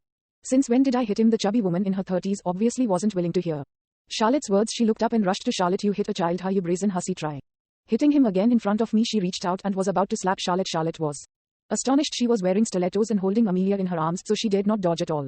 Seeing the fat hand about to reach her, Charlotte closed her eyes and stiffened her body while protecting Amelia. At this moment, a figure suddenly appeared and grabbed that woman's wrist. Who are you? Instead of the pain she expected, Charlotte heard the chubby woman yelling in exasperation. She carefully opened her eyes and saw a tall figure blocking her. Charlotte gasped in disbelief. Hey, sturdy figure was the good for nothing Lucas. Lucas flung the woman's wrist away and turned around to look at Charlotte and Amelia carefully. He asked concernedly, Are you all right, Daddy? Amelia exclaimed in surprise and stared at Lucas with glistening eyes just as the chubby woman was about to hit her. And Charlotte, her daddy, suddenly appeared just like a hero from a cartoon. Chapter 20 No rights. Translator Atlas Studios Editor Atlas Studios. Charlotte shook her head with complicated emotions. Were fine, hubby. Look, both of them are bullying me. The chubby woman was stopped from hitting them, but she dared not provoke Lucas because he was tall, so she had no choice but to turn to her husband for help. In the end, she turned around only to find that her husband was gawking at the youthful and beautiful Charlotte without blinking, making her even more infuriated. Vixen, stop going around seducing men. She pinched her husband's shoulder and twisted it forcefully. You are still ogling her. How your wife is being bullied. Are you still a man? The bespectacled man finally snapped back to his senses. He would be kind to the fairer sex, but to a shabby looking man he was extremely hostile. He taunted, Kid, do you know who I am? Who you are has nothing to do with me, Lucas said calmly. He took Charlotte and Amelia along and was all ready to leave, but the bespectacled man dashed forward to stop them. You want to leave after hitting my wife and child? It's not that easy, Daddy. We didn't hit that fatty. He tried to hit me but ran away as soon as Auntie came. Then he tripped himself and fell down. Amelia hurriedly told her dad what happened. That fat woman blamed Auntie as soon as she came, and now this man is saying that we hit his son. We didn't do that. What do you know? Shut up. The bespectacled man glowered at Amelia menacingly. Lucas' gaze instantly turned cold. How dare he intimidate my precious daughter in front of me? He has a death wish, perhaps because Lucas' gaze was too terrifying. The bespectacled man was a little startled and frightened, but he wasn't willing to show his weakness, so he reached out to shove Lucas. What are you looking at? Do you dare to hit me? Before he could finish speaking, Lucas kicked him. The bespectacled man shrieked and was kicked 7 meters away before stopping when he slammed into a toy house and made it collapse. All of a sudden, everyone present was stunned. After being shocked, the chubby woman screamed and ran over on her high heels. Hubby, are you okay? The bespectacled man began struggling to get up on his feet. He felt the excruciating pain in his chest, but he realized that the other parts of his body were Fine, he almost thought that he was going to die. Actually, this was the result of Lucas' mercy. Had he used more force, that means ribs and organs would have been crushed. He just wanted to teach this person who insulted his daughter a lesson, not kill him. However, the bespectacled man was clueless. After getting up, he glared at Lucas and exclaimed, "Damn it, kid, just you wait, I'll kill you." He pulled out his cell phone and started shouting, seeing that things were going to go awry. The kindergarten principal hurriedly tried to mediate things. This is just a misunderstanding. If things blow up, it's not going to benefit anyone. After shouting something over the phone, the bespectacled man spat arrogantly and taunted, "HMPH, if you dare to hit me, you have to pay the price. Do you think we're pushovers?" Seeing that there was no way to settle the issue, Lucas said to Charlotte, "Take Amelia away." Daddy. Amelia looked at Lucas uneasily and clutched his sleeve. Lucas looked at his daughter with a gentle smile and stroked her playful pigtails before saying reassuringly, "It'll be all right. Follow your aunt home. I'll be right back." Although Amelia was reluctant, she nodded obediently when she saw the gentle gaze in Lucas' eyes. After some hesitation, Charlotte said something unexpected that she had never said before, "Be careful, one." However, as soon as she took 2 steps away with Amelia in her arms, the chubby woman stopped her. "Don't you think of leaving? None of you can escape." Lucas' face turned gloomy. He never intended to hit a woman, but if she hurt Amelia while stopping them, he definitely would. Auntie let her off the hook. At this moment, several Volkswagen Golfs sped by, almost hitting the large crowd of people in front of the kindergarten to pick up their children. Amid complaints, more than 10 men with tattooed arms opened car doors and dashed into the kindergarten. Menacingly, "Boss, we're here. Where's that foolish bastard?" As soon as James Wilson saw the people that he had called arrive, he immediately pointed at Lucas and roared, "It's this bastard, damn it, how dare he touch me, beat him." More than 10 people immediately stared at Lucas. The bald man who was the leader sized Lucas up and laughed disdainfully with his size. "I can beat 10 of him with no issue." "How cocky of you to hit the boss." With ferocious expressions, the group of people surrounded Lucas. Daddy, watching the terrifying men surround Lucas, Amelia was so frightened that she burst into tears. Charlotte hugged Amelia, her face turning pale in fear too. There was a cold and hostile gaze in Lucas' eyes, making the people surrounding him stop in their tracks as they suddenly felt a strong sense of extreme danger. Just as Lucas was about to lose his temper, Jordan suddenly appeared to block him. "Lucas, take the kid away. Leave this to me." When Wilson saw that Lucas also had someone to back him up, he burst into laughter. "What can one person do?" His face twitched and his smile became even more menacing. "My wife said that none of you are allowed to leave." Jordan spat out the gum in his mouth. "You incompetent nobodies aren't worthy of getting hit by Lucas."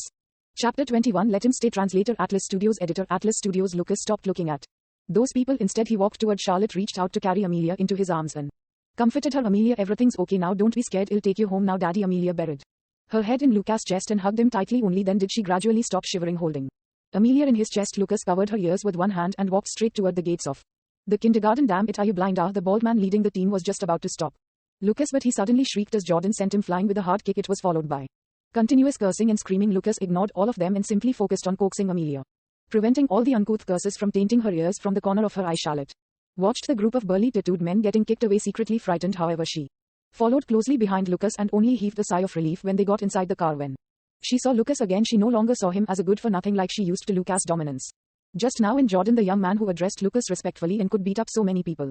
She was now very curious about what Lucas had been doing during the 6 years. Why did he seem like a gang leader? Lucas fastened his safety belt and was just about to start his car when he suddenly thought of something and lowered the car window. He said to Jordan, "Don't get anyone killed." "Yes, Lucas," answered Jordan, who was having a whale of a time beating them. Charlotte was speechless. She suddenly felt that he was really scary. However, Amelia didn't feel the fear that her aunt was feeling, because she was gazing at her dad with admiration, and all Lucas couldn't help but scratch her little nose gently when he stopped at a red light. Soon they arrived back at the entrance of the Carter residence, carrying Amelia in his arms. Lucas alighted, but as soon as he turned around, he met Karen's angry eyes. "You actually dared to come back? Do you know how huge of a mess you've created, you piece of trash?" Karen cursed and almost poked Lucas in the face with her finger. Lucas simply moved backward slightly lest Karen go overboard and poke Amelia instead. However, Charlotte was overwhelmed with terror and she hurriedly grabbed Karen's finger in fear of her provoking Lucas. "Mom, let's talk when we're inside." "Well, talk things over calmly." "All right." She hurriedly went inside the house, shoving Karen along. "Talk things over calmly. What's there to talk about with him?" "Calmly, he's a troublemaker and a jinx who's going to cause us to get kicked out. We were doing fine without him, but ever since he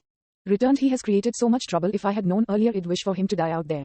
Cheyenne happened to come home at this juncture. Seeing her mother scolding Lucas again, she couldn't help but sigh deeply. Amelia had finally gotten to see her father, so she couldn't tolerate hearing him get scolded. Pouting angrily, she exclaimed, "Daddy's not going to die. Daddy is awesome. Just now someone bullied me and Aunt Charlotte and even threatened to hit us, but Daddy saved us." Shocked by her words, Cheyenne hurriedly asked what happened. Karen couldn't be bothered to continue berating Lucas and instead quickly asked about what happened. Charlotte told them about everything that happened at the kindergarten before saying with lingering fear, "That couple is too disgusting. Not only did they falsely accuse us, but they even tried to beat us without hesitation. If not for she paused and stopped herself from saying, "Good for nothing. If Lucas hadn't arrived in time, I would have been slapped by that fat woman later. Thanks to his friend's help, we returned safely." Karen gritted her teeth again and started to curse at that couple. "The scion of the richest family in the county has taken a fancy to my daughter. What would happen if her pretty face was ruined by that fat woman?" Cheyenne frowned. "Seems like that person has a significant status. Stay at home for the next few days in case they exact revenge on you." "No." Charlotte and Karen opposed in unison. Karen naturally hated Lucas like she always had and couldn't wait to kick him out. On the other hand, Charlotte said no. Because she was afraid of Lucas' mother. What if he encounters a mishap out there? If he dies, so be it. In fact, it'd be even better because you can then marry Sate. Karen said nonchalantly. Mother, must you force me like this? If you insist, I can't stay in this family any longer, Cheyenne said with a look of displeasure. Okay, you are really something. I'll stop. Alright, Karen glared at Cheyenne angrily. He can stay, but we won't feed any loafers. He has to pay a monthly rent of $1,500.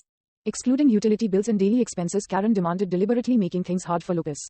If this good-for-nothing can afford $1,500, pigs will fly by then. He'll only have himself to blame when I chase him out. Sure, it's settled then. Lucas agreed immediately with a gleeful expression. He merely had to pay $1,500 for a chance to spend time with his wife and daughter. What a pleasant surprise. One fearing that Karen would back out, he immediately returned to the car and took out a thick wad of bills from the bag under the back seat. There's $15,000 here for half a year's rent and utilities. I'll top it up if it's not enough. Chapter 22 SH's My Wife. Translator, Atlas Studios. Editor, Atlas Studios. Karen didn't expect that Lucas could really take out so much money on the spot. She stepped forward, grabbed the stack of bills and took a few of them out while muttering, where did this good-for-nothing get so much money? Surely they can't be fake, right? After realizing there were no issues with the bills, she looked at Lucas in bewilderment again. Where did you get the money? I saw you take it out from the car. You didn't take Charlotte's money, did you? Charlotte obviously didn't dare to let her mother continue and frantically pushed Karen. Enough, Mom, this money does belong to him. Since you've received the money, why do you care where it comes from? I am hungry. Go make dinner quickly. Having received $15,000 for no reason, Karen entered the house in a wishy-washy fashion. Cheyenne breathed a sigh of relief and looked at Lucas, who was holding the joyous Amelia and looking at her with a gentle and expectant gaze. Not knowing what expression to make, she led Lucas upstairs with a solemn expression. She decided to let Lucas stay at her home entirely for the sake of her daughter soon. Amelia's gleeful giggling came from the room upstairs. Karen was whipping a spatula around and making loud clanking sounds. SH is so noisy. I really don't know what's good about that father of hers. She just loves sticking to him. That night, Amelia clamored to go to bed in Lucas' arms, being no match for her daughter. Cheyenne had no choice but to place an extra mattress for Lucas in her room. However, Cheyenne was full of frustration and couldn't fall asleep for a long time. She was not just vexed about the Stardust Corporation but also about Lucas holding his fast asleep daughter and listening quietly to Cheyenne's breathing near him. Lucas felt his heart ache. The two of them each had their own thoughts and couldn't fall asleep for a long time. The next morning, Lucas got up and went out to call Davis. At this moment, it was only past 6 in the morning and Davis was feeling frustrated because the ringing of his cell phone was disturbing his sleep. When he saw the caller ID, he immediately shuddered and sat up in shock. Good morning, Mr. Gray. How are the negotiations going with the potential partners of the Stardust Corporation? Lucas asked calmly. Davis didn't expect Lucas to call him bright early in the morning to ask about work. He frantically answered, there are many companies that want to cooperate with us, such as, is there anyone from the Carter family? Lucas interjected. The Carters? Oh yes, a Cheyenne Carter came several times yesterday afternoon, but I haven't met her yet. After all, the Carter's company is small and not qualified to cooperate with us. After a moment of silence, Lucas said tersely, Cheyenne Carter is my wife. Davis could sense a penetrative chilliness in Lucas' voice over the phone. He immediately panicked and apologized in fear. I am sorry, Chairman. I didn't know about that. I am really sorry. The Carters add them to pay list. Send them a contract later, but don't reveal my identity. Yes, Chairman. After Lucas hung up a phone, Karen happened to be going out to get milk. While stifling a yawn when she saw Lucas, she immediately questioned with animosity, what are you doing loitering at the door early in the morning? Are you a thief? Lucas didn't bother with her and helped carry the milk into the house. After breakfast, Lucas accompanied Cheyenne to send Amelia to the kindergarten and then accompanied her to the Brilliance Corporation. Cheyenne wanted to refuse because the Carters hated Lucas and he would only be berated by them if he accompanied her to work. However, Lucas insisted. After staring at him for a long time, Cheyenne had no choice but to give in. She said dejectedly, suit yourself. When they two arrived at the Brilliance Corporation, Bryce was sitting in the conference room and listening to the loud chatter. Of course, they were gossiping and laughing about Cheyenne, whom he had always disliked. Some of you have no idea that some people just like blowing their trumpets even though they are actually incompetent. Cheyenne Carter made several trips to the Stardust Corporation yesterday, but she didn't even get to see the general manager. I saw her standing there for a long time on the verge of tears. It's such a shame she couldn't even get into the office. Haha, does she think SH is still the former chairman of the Brilliance Corporation? SH is now just a low-level manager.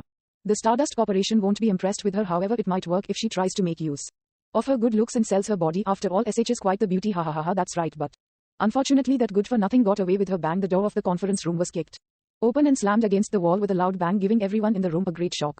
Cheyenne was standing outside the door with a pale face while Lucas stood beside her, his expression cold and menacing. What are you doing? How dare you throw a fit at the Carter's company? Lucas glared at the people in the conference room and was just about to give them a warning, but Cheyenne pulled him back. Enough, don't cause a stir here. Lucas took a deep breath and didn't say anything. Seeing that Lucas was chickening out, Bryce and the others were about to sneer and mock him, but a senior executive hurriedly walked over. The chairman is here with Mr. Wilson. Hurry up and prepare all pay documents and contracts. Don't make any mistakes. On the other side of the corridor, Dominic Carter was walking over with a middle-aged bespectacled man. Mr. Wilson, I haven't congratulated you on inheriting your father's legacy. You are young and promising regarding our cooperation. Before he finished, the bespectacled man interrupted him and pointed at Lucas, who was standing near the door gritting his teeth. He hollered, it's you. Chapter 23 You are not qualified. Translator, Atlas Studios. Editor, Atlas Studios. Upon sight of his grandfather entering with a VIP, Bryce tidied up his suit and tie and was ready to greet them with a smiled only to be caught off guard when Mr. Wilson pointed in his direction with exasperation all over his face. Bryce was puzzled at first, but when he saw Dominic and Mr. Wilson glaring at Lucas, who was beside him with extremely hostile expressions, he finally realized that the one who had offended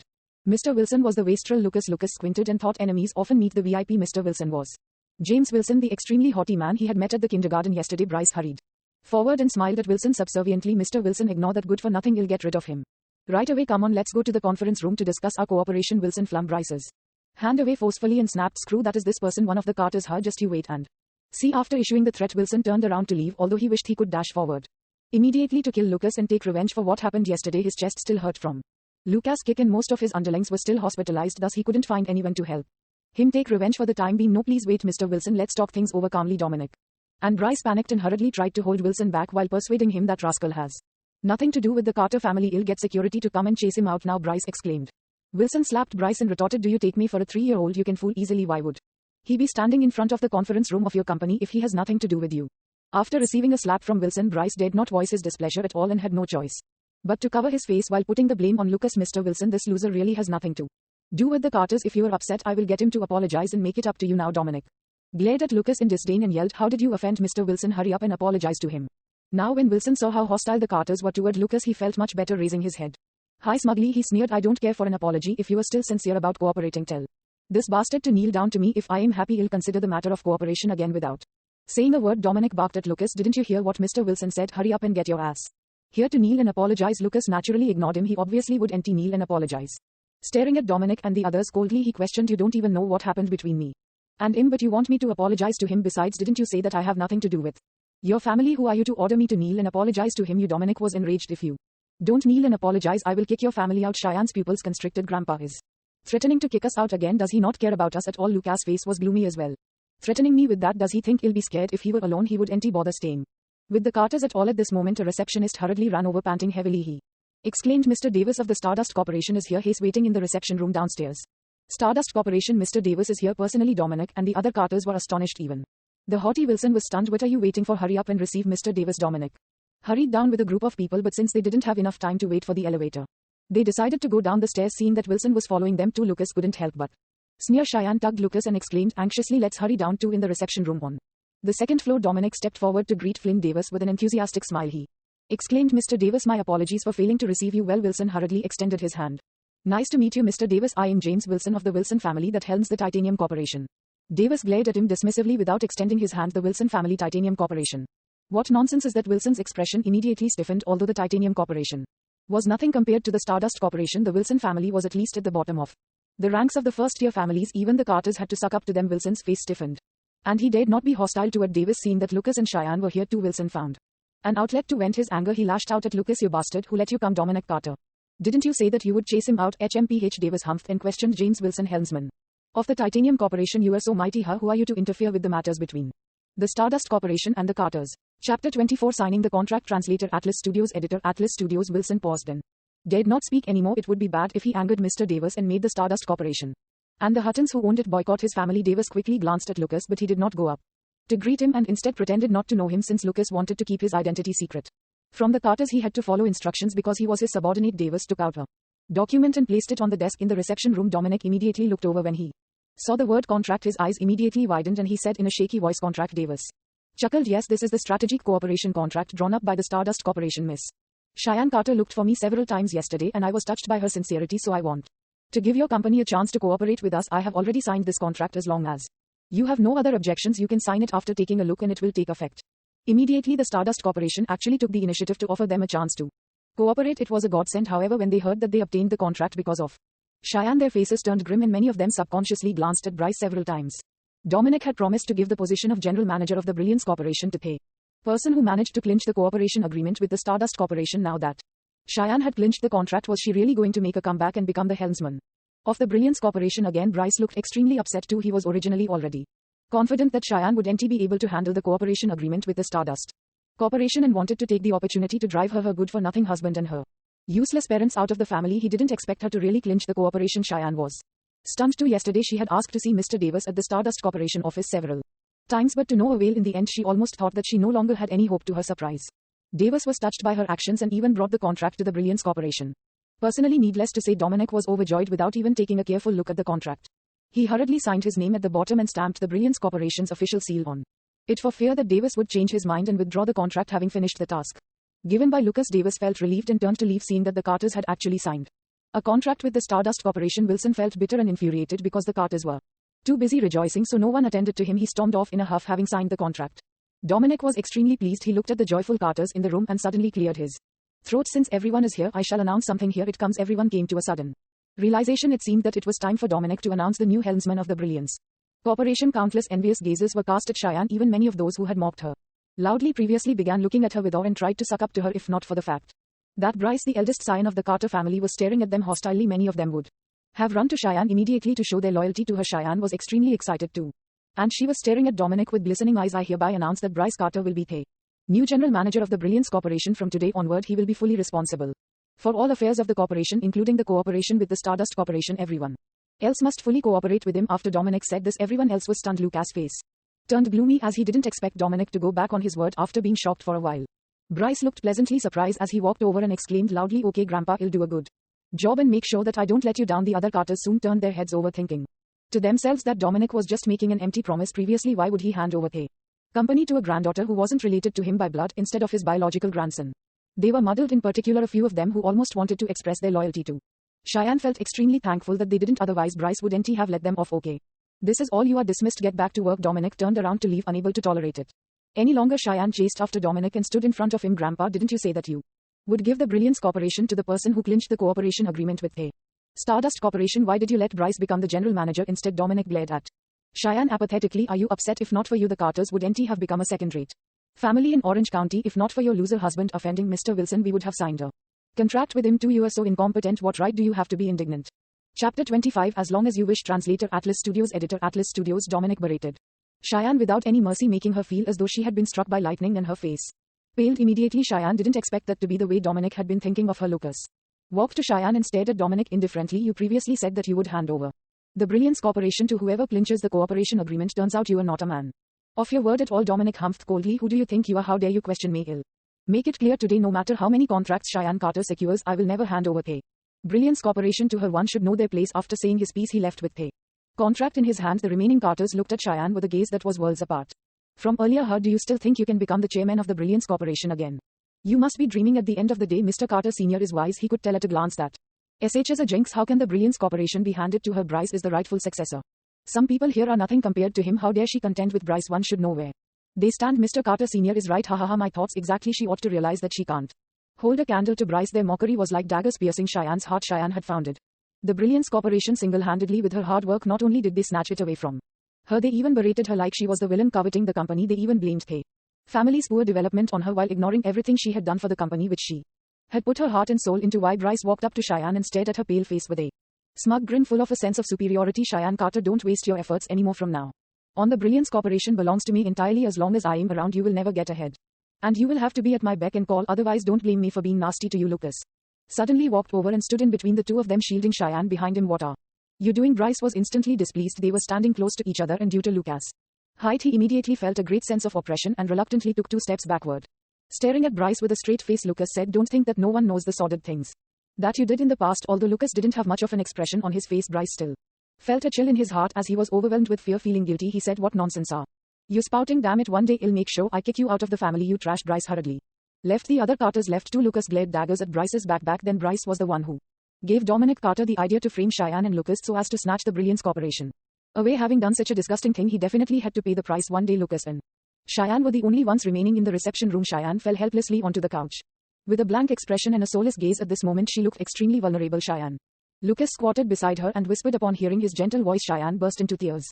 Unable to hold them back any longer, her tears slid down her cheeks like the beads of a broken bracelet. Cheyenne looked at Lucas and broke down weeping silently, feeling immense heartache. Lucas reached out to pull her into his arms. Cheyenne clenched her jaw and sobbed before pounding Lucas' chest again and again. It's all your fault. It was your fault then and now too. What am I lacking? How did I offend you? Lucas hugged Cheyenne and allowed her to pound his chest continuously regardless of how hard she was hitting him. After a long while, Cheyenne finally calmed down. She was sobbing and her nose had turned red. She wiped the tears on her face and immediately felt embarrassed when she saw the mess on Lucas' clothes. It had been years since she cried so hard to make things worse. She was crying in front of Lucas. I am sorry. It was unclear if she was apologizing for her actions or for dirtying his clothes. Lucas didn't bother about that. He asked Cheyenne, seriously, do you really want the Brilliance Corporation back? Cheyenne was stunned for a while. I don't want the Carters. Other companies, but the Brilliance Corporation is different. I established it step by step years ago, and I put my heart and soul into every stage of development. It will only be ruined in the hands of those who are incompetent. I just don't want. Okay, I understand. Lucas nodded. As long as you wish, I'll get pay. Brilliance Corporation back for you. 1. Chapter 26. Breaching the contract. Translator, Atlas Studios. Editor, Atlas Studios. What? Cheyenne froze. Almost suspecting that she had misheard him. I said, as long as you wish, I can give you pay. Brilliance Corporation, and even more. Lucas repeated clearly, again his tone confident and firm. Cheyenne looked at Lucas with great disappointment in her pretty eyes. She stood up coldly and said to him, I can accept that my husband is a mediocre person who isn't too capable, but I don't want Amelia's father to be an empty vessel who does nothing but brag and lie all day. Cheyenne stared at him with a deep glance and then left the reception room silently. Lucas smiled quietly and thought, it's all right, she'll find out one day that what I said is true. He took out his phone and called Davis. Conquer the Brilliance Corporation immediately. You know what to do. The news of Dominic Carter appointing Bryce Carter as the new general manager of the Brilliance Corporation quickly spread throughout the entire company. In less than half a day, all the appointment letters, seals, nameplates, and other miscellaneous items were prepared. Sitting in a spacious office, Bryce spun around a few times on the swivel chair and laughed heartily. When Dominic entered, Bryce immediately went up to him. Grandpa, looking at his grandson who was clad in an immaculate suit, Dominic nodded in satisfaction. Not bad, you do look like a general manager, Bryce. I am handing the Brilliance Corporation to you now. Train hard and gain more experience in the future. The entire Carter family will belong to you too. Bryce looked euphoric. Actually, he was Dominic Carter's only biological grandson and his father had already passed away. It was only a matter of time before the entire family would be handed over to him. He knew that his grandfather would hand over the Carter family to those who were not related to him by blood. However, he still had a grateful look on his face. Yes, thank you for your trust and for grooming me, Grandpa. I'll definitely do a good job. However, when he thought about Cheyenne, who used to pose a threat to him, Bryce was immediately displeased, so he said to Dominic, however, Grandpa, I saw that Cheyenne was incredibly upset over you handing the Brilliance Corporation to me. I am afraid she'll deliberately retaliate against the company and do something to harm the family. If she dares to do that or harbor any ill intentions, I'll kick her and her family out immediately. Dominic shouted. Bryce was at ease. He wished he could chase Cheyenne away immediately. At this moment, his cell phone on the table suddenly rang, filled with joy and vigor. After assuming his new position, Bryce picked up the phone and asked, hello, who's speaking? However, his smile soon stiffened, and the more he thought about it, the more he felt that something was amiss. He even began to stammer, wait a minute, is there a mistake somewhere? How can that be? The cold sweat on his forehead instantly dripped down. What's the matter? Sensing that something was wrong, Dominic immediately snatched the phone away instead of questioning Bryce. Unfortunately, the caller had already hung up. What exactly happened? Looking at Bryce's face, Dominic knew that something terrible must have happened. Bryce looked at Dominic anxiously. It was a call from the Stardust Corporation saying that they want to terminate the cooperation with us. They also said that we've breached the contract and want us to pay massive compensation. Grandpa, what should we do? How did that happen? Dominic panicked and stumbled, almost losing his balance and falling onto the ground. Bryce hurriedly stepped forward to hold him. He was caught off guard by the sudden notification and had to let Dominic make the decision. Grandpa, have a seat and drink some tea. How could this happen all of a sudden? The contract was just signed this morning, so how could there be a breach of contract? Something must have gone wrong somewhere. Yes, we've just signed the contract and we haven't taken any action yet. How is there a breach of contract? Did they mention in what way we breached it? No, they merely stated that there was a breach of contract and that we have to compensate in accordance with the terms. The compensation is a huge sum of money and we definitely can't afford it. Why don't I call the Stardust Corporation again? Bryce asked. Yes, call and clarify with them, Dominic instructed firmly. Unfortunately, none of Bryce's attempts succeeded, as the other party would simply hang up after thanking him for calling. They obviously didn't want to speak to him in detail. Dominic was extremely anxious, but he dared not flare up because he was facing the Stardust Corporation. Tell everyone to come here for an emergency meeting, Dominic ordered. Soon all the Carters gathered in the conference room. They were initially still smiling gleefully, but as soon as they entered and saw the displeasure on the faces of Bryce and Dominic, they immediately stopped smiling and sat down conscientiously. Almost all of them were present except Cheyenne. Dominic frowned. Everyone's here, Bryce, tell them. Yes, Grandpa. Bryce sat in the general manager's seat and repeated the news that he heard over the phone once more. After hearing his words, the Carters were flabbergasted. Chapter 27. Fabricating Truths. Translator, Atlas Studios. Editor, Atlas Studios. Really, how did that happen? We just signed the contract with them this morning. How can there be a breach of contract this afternoon? We haven't done anything yet. Yeah, the Stardust Corporation isn't playing a trick on us, right? Did they deliberately set us up? But why are they targeting us? They are really shameless. I thought that the Stardust Corporation was a huge enterprise that would resort to such tricks. Everyone was babbling continuously in indignation. They thought that it was a godsend opportunity that fell into their laps, but it turned out to be harmful to them. How could they tolerate it? Dominic smacked the table and roared, enough. I asked you to come here to discuss some strategies and countermeasures, not to listen to your nonsense. Hurry up and think of some solutions. If you don't have any, shut up. The people in the conference room immediately fell silent. So do all of you have nothing to say? Have I been feeding a bunch of garbage? Seeing that no one was saying anything, Dominic got even more infuriated. Did we offend someone at the Stardust Corporation? That's not right either. If we really offended them, Mr. Davis wouldn't he have made it a point to come over to sign the contract with us this morning? In other words, did someone offend the Stardust Corporation after signing the contract? Someone asked carefully. His conjecture was likely to be true. Dominic glanced at them coldly. So did any of you do something to offend anyone today? All the people present felt a cold chill down their spines when they saw Dominic's gaze and hurriedly shook their heads. One of the Carters discovered that Cheyenne, who usually acted as cannon fodder when Dominic was furious, wasn't Kieran immediately felt dismayed. He started whispering, "What are you talking about?" Dominic glared daggers at him. Taken aback, he hurriedly said, "No, I am just wondering why Cheyenne Carter isn't here yet. SH is always missing when there's trouble." Cheyenne Carter, yes, this must have something to do with her. Everyone suddenly thought of something as if they had received a reminder. This matter must have something to do with Cheyenne Carter. Mr. Davis of the Stardust Corporation said that he offered pay contract to us because of her sincerity. However, in the blink of an eye he said that we breached pay contract and wants us to compensate. Cheyenne Carter should be the one to resolve this matter. Yes. She was the one who clinched the contract, so she should be the one to solve the problem. Besides, everyone is here for the emergency meeting except her. Is it because SH is deliberately avoiding us? Or is it because SH has done something that goes against her conscience? The more the Carters talked, the more excited they got, and there were more and more conjectures. Bryce smacked his hand on pay table and exclaimed, "Ah, I know." With a look of excitement he said to Dominic, "Grandpa, I know today Mr. Davis said that he signed the contract with us only because of Cheyenne's sincerity. I think he must have taken a fancy to her. Previously you said that whoever can clinch the contract with pay Stardust Corporation will take over the Brilliance Corporation. Everyone knows that Cheyenne is bent on taking away the Brilliance Corporation, so she must have tried to clinch the contract by resorting to all means. So she must have gone and made some kind of deal with Mr. Davis. The more Bryce spoke, the more certain he was of his guess, as if these were not just his wild guesses but truths. No matter what, Cheyenne is still the most beautiful woman in Orange County. That's probably why Mr. Davis decided to sign the contract with us. However, he went back on his word and changed his mind after seeing that you didn't hand the Brilliance Corporation to her. Mr. Davis must be infuriated.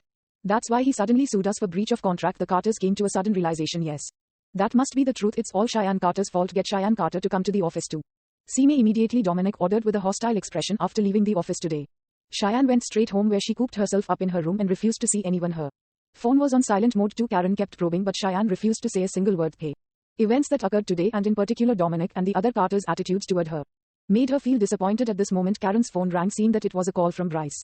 She immediately picked up. "Hello Bryce." "Yes, SH is in. You need to talk to her about something urgent."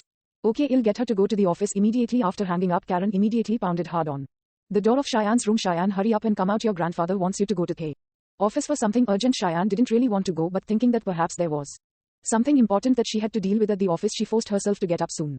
Cheyenne arrived at the conference room of the Brilliance Corporation and was greeted by a bunch of people staring at her with furious and peculiar gazes. Cheyenne's heart dropped. What's going on? Does it have something to do with me too? "Cheyenne, I didn't expect you to be so shameless. Since you've hooked up with Mr. Davis to get the contract signed, why did you go back on your word and cause us to be sued by the Stardust Corporation for breach of contract?" Bryce was the first to stand up, and he immediately lashed out at Cheyenne. Cheyenne was instantly stunned. Chapter 28 All Sorts of Insults and Humiliation. Translator Atlas Studios. Editor Atlas Studios. Hook up. "Go back on my word. Breach of contract. What nonsense are you spouting? Didn't the Stardust Corporation just sign the contract with us this morning?" Cheyenne asked with a frown, her eyes still red from crying just now. Bryce humphed coldly. "HMPH, drop the act. Just come clean. Were you the one who caused the Stardust Corporation to sue us for breach of contract and demand compensation? How will it benefit you if the Carters suffer heavy losses?" Only then did Cheyenne somewhat figure out what he meant. She was extremely astonished too. The Stardust Corporation is suing the Carters for breach of contract. What's going on? Cheyenne Carter, I am telling you, no matter what shameless conditions you promised Mr. Davis in exchange for the contract, something has gone wrong now and you have to solve the problem. Bryce exclaimed sternly while pointing at Cheyenne's nose. Cheyenne's face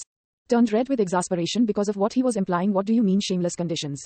I didn't promise anyone any conditions. Don't slander me. Aren't you the general manager of pay Brilliance Corporation now? You should be the one to solve any problems that arise." "Shut up." Dominic slammed his hand on the table in anger. "Bryce is now the general manager of the Brilliance Corporation, so you'd better talk to him respectfully. Furthermore, are you showing your disgruntlement about my decision this morning?" Cheyenne clenched her jaw and said after a long time, "No, say it yourself. What rights do you have to make me hand over the Brilliance Corporation to you? The scandal you were involved in previously has already brought shame to the family and caused us to incur severe losses because of the stagnation of the company's development. You refused to marry Sate Miller, and today your good-for-nothing husband offended James Wilson, causing the cooperation with Kay Wilson's to flop. I thought that you were at least a little useful, but as soon as we clinched Kay contract with the Stardust Corporation, this happened." Dominic stared at her accusingly. "Cheyenne Carter, I am really disappointed in you." Cheyenne felt extremely aggrieved, but she knew that her grandfather was just biased against her and trying to push all the blame to her. No matter what she said, he would just think that she was making excuses. "No matter what, you have to solve the issue with the Stardust Corporation, or else we will go bankrupt. If we really have to compensate a huge sum of money for the breach, are you going to watch the Brilliance Corporation fold?" Dominic was well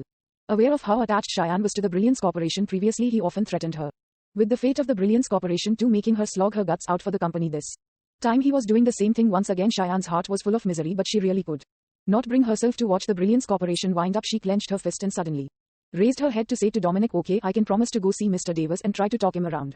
But you have to promise me one condition. This is your responsibility to begin with. How dare you make Grandpa promise you a condition?" Bryce immediately chided. Dominic frowned. "Tell me." After taking a deep breath, Cheyenne said seriously, "If I can solve this issue and save the Brilliance Corporation from the crisis, I hope you will return it to me. Grandpa, don't even think about it. Impossible." Before Dominic even spoke, Bryce immediately sprung up as if his tail had been stepped on. "What a joke. Hey, Brilliance Corporation already belongs to me. Who is Cheyenne Carter to take it away from me, Grandpa?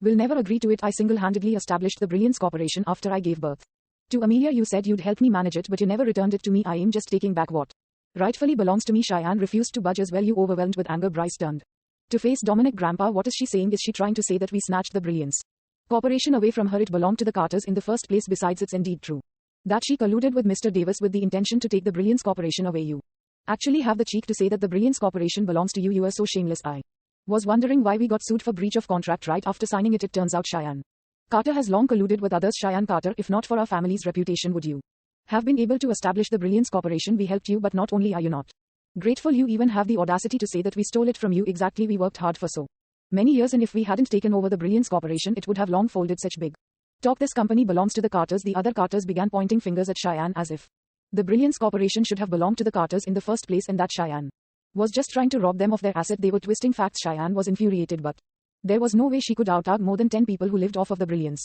Corporation. Enough, all of you. Dominic roared to stop the commotion going on in the conference room. Glaring at Cheyenne with a stern gaze in his eyes, he threatened, I don't care if you deliberately schemed against us this time or what. Regardless, if you can't settle this issue with the Stardust Corporation within 2 days, I will remove your names from the family records. Chapter 29. Disowned by the Carters. Translator, Atlas Studios. Editor, Atlas Studios. After Dominic said that the Carters couldn't help but look at each other, it had been a long time since anyone was disowned and kicked out of the family. Although people placed less emphasis on familial ties these days, and being disowned by your family would not warrant public hate, it was still a serious matter for a major family like the Carters. After being disowned and chased out of the family, they would no longer be entitled to all the dividends and benefits of the companies owned by the Carters, and even their residence would be confiscated. After all, being disowned by your family was an extremely embarrassing thing, as it usually meant that you had committed a heinous offense and had a problematic character that caused you to be chased out of the family. Cheyenne didn't expect Dominic to threaten her without getting to the bottom of the truth. At this moment, Cheyenne's heart turned cold. She had done so much for the family in the past, but what was it for? Was a family like this really worth her effort? Over the next 2 days, Cheyenne went to the Stardust Corporation countless times and begged to see Flynn Davis, but was rejected every single time. I am sorry, Miss Carter. Hey, General Manager is busy at the moment. Do you have an appointment with him? If you don't, I am sorry, but you can't see him. At a loss, Cheyenne walked out and stood outside the Stardust Corporation office tower, not knowing where to go. Her slender figure was so thin and fragile that she looked like she was unable to hold on any longer. Lucas stood on the top floor of the Stardust Corporation office tower and gazed at her figure for a long time, feeling a heartache with misery in his eyes. Mr. Gray, are you really not going to see her as your Davis asked? No, well, act according to the original plan. Only when she sees how heartless the Carters are to her can she truly be ruthless and sever ties with them. He thought that Cheyenne would only end up getting ruined if she continued to stay in that toxic family where everyone humiliated her and exploited her to no end. Charlotte hurriedly ran over and hugged Cheyenne with a gleeful expression. Cheyenne, I just received hey notice that I passed the Stardust Corporation's interview and I am now an official employee. This is my nameplate. Don't worry anymore. You'll go in and ask Mr. Davis. Charlotte, no. Cheyenne hurriedly stopped her. Sister, you've just been recruited, so don't get involved in this matter lest it affects your job. That'd be worse. I haven't congratulated you on joining the Stardust Corporation yet. Let's celebrate tonight, Cheyenne said, forcing herself to put on a lopsided smile. Why are you saying this, Cheyenne? I am not a kid anymore. I can share your burden. Actually, why should you be the one to solve this matter? Grandpa and the others just think you are a pushover. Her. If I were you, I would just put this matter aside and let them worry about it themselves. What do the companies risk of winding up in losses incurred have to do with you anyway? No matter how much effort you put in, they won't return the Brilliance Corporation to you. Charlotte rattled on non-stop like a drum, feeling extremely unjust for her sister, feeling terrible. Cheyenne said, I just can't stop worrying about the Brilliance Corporation. I don't want to watch it get destroyed like this. Charlotte knew that her sister had always had a strong attachment to the Brilliance Corporation. Stomping her feet furiously, she exclaimed, in that case, I will ask for you. Before Cheyenne could stop her, Charlotte dashed into the Stardust Corporation with her work pass, pressed the elevator button and rushed straight to the General Manager's office on the top floor. The secretary outside didn't stop her at all. Are you the General Manager? Mr. Davis, I have some questions for you. Charlotte stood in the office and looked at Davis, who was sitting in front of his desk. Sorry, Mr. Davis, this new employee isn't aware of the rules, and barged straight in. I couldn't stop her. The secretary hurriedly apologized to Davis after glaring at Charlotte. Ever since he learned that Cheyenne was Lucas' wife, Davis had investigated some of Cheyenne's connections and naturally recognized the new employee in front of him to be Cheyenne's sister. It's okay, you may resume your duties. Davis waved his hand at his fear-stricken secretary. After the secretary left, he looked at Charlotte and asked, what do you want to ask me, Mr. Davis? I just want to ask you why you signed a contract with the Carters Brilliance Corporation only 2 days ago, but you sued them for breach of contract this afternoon. I want to know why there is a breach of contract, or if the Carters have offended you in any way. My sister has been waiting for you outside the entrance for 2 days over this matter. Even if you refuse to see her, it would only take a minute for you to send someone to make your intentions clear to her, right? Charlotte's heart ached for her sister whenever she thought about Cheyenne, who was on the verge of fainting outside. Since you've asked, I'll tell you. Go back and tell the Carters that they have done something wrong and offended someone, so they must bear the consequences. Davis said, who isn't it you whom they offended? Charlotte asked in great surprise. Davis shook his head. No, that person holds much more authority Than me, and I can't afford to offend him at all, let alone the Carters. That's all I have to say. Chapter 30. Kicked out by the Carters. Translator, Atlas Studios. Editor, Atlas Studios. Davis. Words put.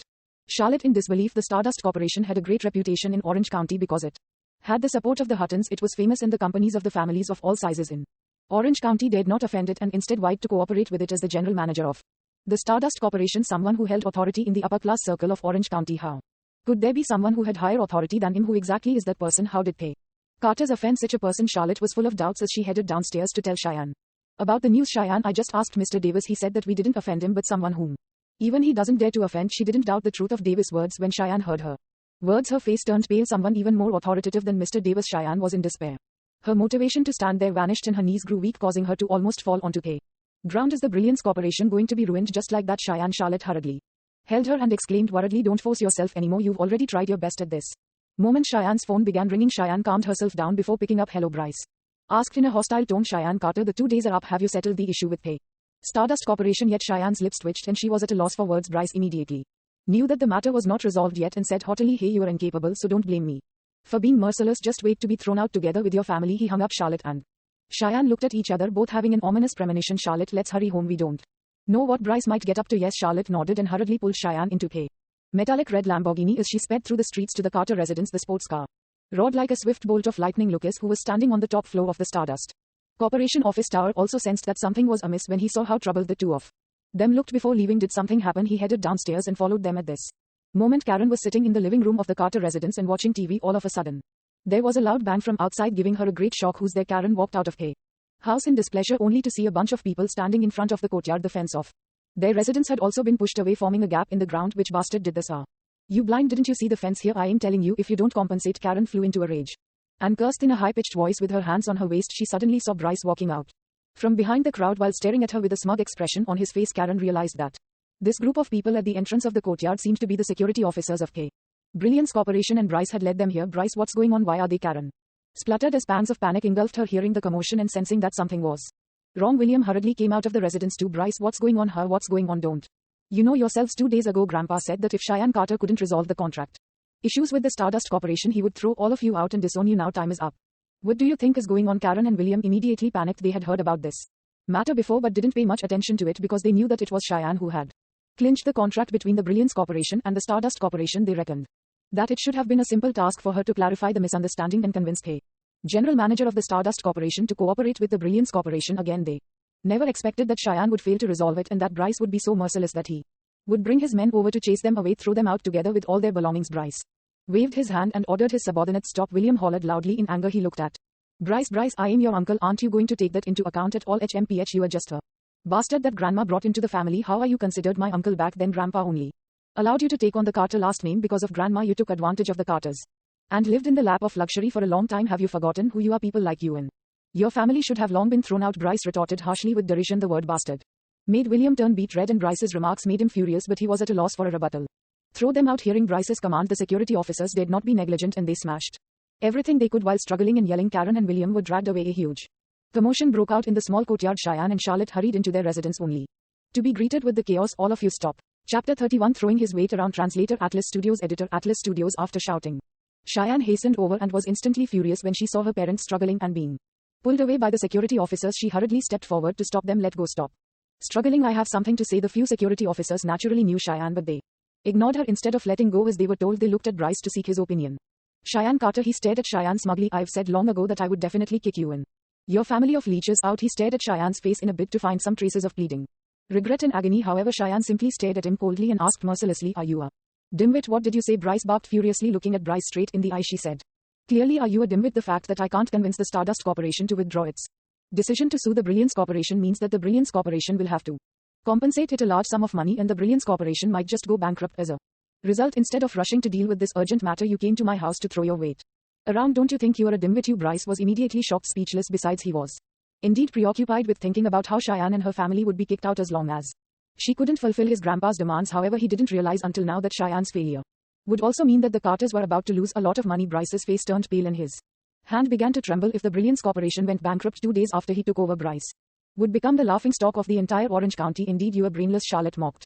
Shut up, Bryce roared in annoyance and glared at Charlotte, but he suddenly discovered a stylish and luxurious silvery red Lamborghini parked outside. Moreover, it was a limited edition one. It was a Sports car worth several million. Bryce glared at them with his eyes wide open. How dare you people use the Carter's money to buy such an expensive sports car? I have never bought such an expensive car in my life before. At this moment Bryce was infuriated as he didn't expect that Cheyenne's family would secretly steal so much from the Carters despite looking ordinary and living in an old shabby house. Angered by his words, Charlotte barked, bullshit, the Sawyers gave this car to me as a betrothal gift. It has nothing to do with the Carters. Sawyer's betrothal gift? Bryce immediately thought of something a few days ago. It seemed that someone had indeed told him that the chief butler of Hay Sawyers, the richest family in Orange County, had made a trip to Cheyenne's home with a box of money and title deeds in a car because Ethan Sawyer's son wanted to marry Charlotte. However, he didn't believe it at all. At that time, Ethan Sawyer's family was the wealthiest family in Orange County, and their wealth was dozens of times that of Carter's. Besides, Charlotte Carter was just the daughter of a bastard and wasn't as pretty as her sister Cheyenne. What did the Sawyers see in her? Thus he had been extremely disdainful at the time and didn't believe it at all. He even told that person that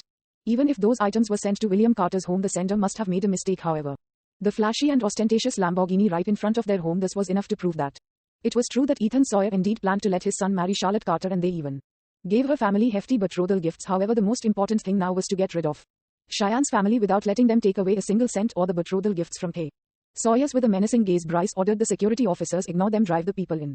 They're out and make sure they don't take anything. How dare you? Karen shrieked and started shoving Hay security officers, holding her back in a bid to rush back into the house. He must be kidding. My lifelong savings and the large chest of betrothal gifts worth at least $10 million are all placed underneath my bed. How can I let that scoundrel Bryce take them away? Unfortunately, Karen was only an ordinary middle-aged woman. No matter how feisty she might be, she couldn't break free from Hay security officers' restraint at all. Let go of my mother. Seeing this, Cheyenne and Charlotte hurriedly rushed up to help, but the two of them were just weak women and couldn't compete with several strong security officers. Seeing the struggling trio, who were furious but rendered immobile, Bryce guffawed loudly. He went over to them, reached out to grab a tuft of Cheyenne's hair, and then tugged hard. Cheyenne Carter, get lost with your shameless family. I am telling you, I won't give the Brilliance Corporation to you even if it gets ruined in my hands. Don't even think about it for the rest of your life. Cheyenne glared at Bryce with bloodshot eyes full of fury. Ha ha ha, you are angry, huh? But what can you do to me? While laughing, Bryce yanked her hair again haughtily. Let go of my sister. Charlotte was panic-stricken. She tried to move Bryce's hand away forcefully, but to no avail. Let go. Suddenly a figure leaped over and clamped down on Bryce's hand as quick as lightning. Lucas, Cheyenne and Charlotte were on the verge of tears when they finally saw Lucas clearly, especially Charlotte, who had witnessed Lucas' combat skills before. When she saw him, she felt as though she had seen her savior. Bryce was shocked to have his wrist grabbed, but by the time he saw Lucas clearly, he immediately said derisively in disdain, what can you do to me? You are just garbage, damn it, let go of me or else. Before he could finish, he felt a sharp and excruciating pain in his wrist accompanied by a loud snap. The pain almost made him pass out. Ah, my wrist, Bryce shrieked at the top of his lungs. Like an animal getting slaughtered, Lucas lifted Bryce up by his collar and casually flung him away. Just like that, Bryce, who weighed about 80 kilograms, was thrown out of the courtyard of Cheyenne's home. When he landed, Bryce howled in pain again. Everyone was stunned. The security officers were dumbfounded and no one remembered to tend to Bryce. In their opinion, it definitely took an extraordinary person to lift someone of Bryce's weight up and effortlessly fling him away like a piece of garbage. Chapter 32, forced by kinship. Translator, Atlas Studios. Editor, Atlas Studios. Cheyenne looked at Lucas in great disbelief. It was the first time she saw Lucas' impressive combat abilities and the first time he came to help her when she was being bullied. All of a sudden, Cheyenne looked at Lucas with a complicated gaze. The security officers looked at each other in dismay, at a loss for what to do. Logically speaking, they ought to follow Bryce's orders and throw Cheyenne's family out, but now Bryce was thrown out like a dead pig and they were fearful of Lucas, who looked like someone not to be trifled with. Get lost, Lucas roared. All the security officers' hearts palpitated and they scurried away anxiously. Bryce was helped up. His other hand was holding his broken wrist and his head was covered in cold sweat. With a sinister gaze, he threatened, I won't let you off, just you wait. They drove away in their cars. Karen's hair and clothes were in a mess after being yanked around during the chaotic struggle just now. She randomly combed her hair with her fingers and, ignoring her daughters who had been mistreated, she immediately dashed over to Lucas. Who told you to hit Bryce? He's Dominic Carter's precious grandson. If you hit him, Dominic Carter isn't going to let us off you.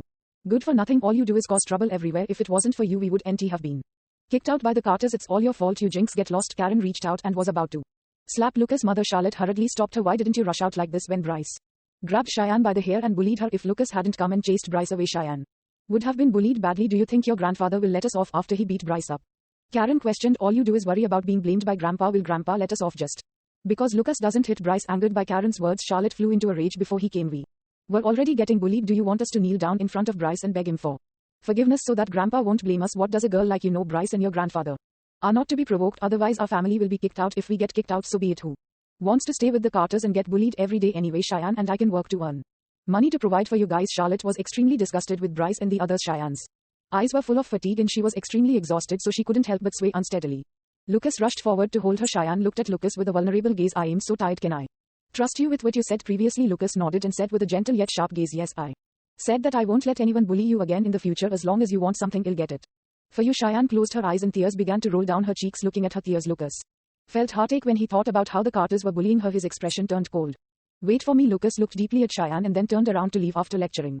Charlotte Karen saw Lucas walking out in the blink of an eye and she couldn't help but curse. Do you see that he's the first one to run away after he got us into trouble because he knows that we've offended your grandfather and the others, but you still believe him? You guys are foolish. We were doing fine before, and Cheyenne was just about to discuss marriage with Sate when he suddenly came and caused such a huge mess now that we're going to be chased away and he's not going to get any benefits anymore. He immediately decided to flee. How can anyone be so shameless? Previously he went missing for 6 years. How long is he going to go missing for this time? Cheyenne, take a careful look at this person. Divorce him and marry a better man. Karen's words were like daggers stabbing into Cheyenne's heart. Can I still trust him? He made promises, but will he really come back again? Bang.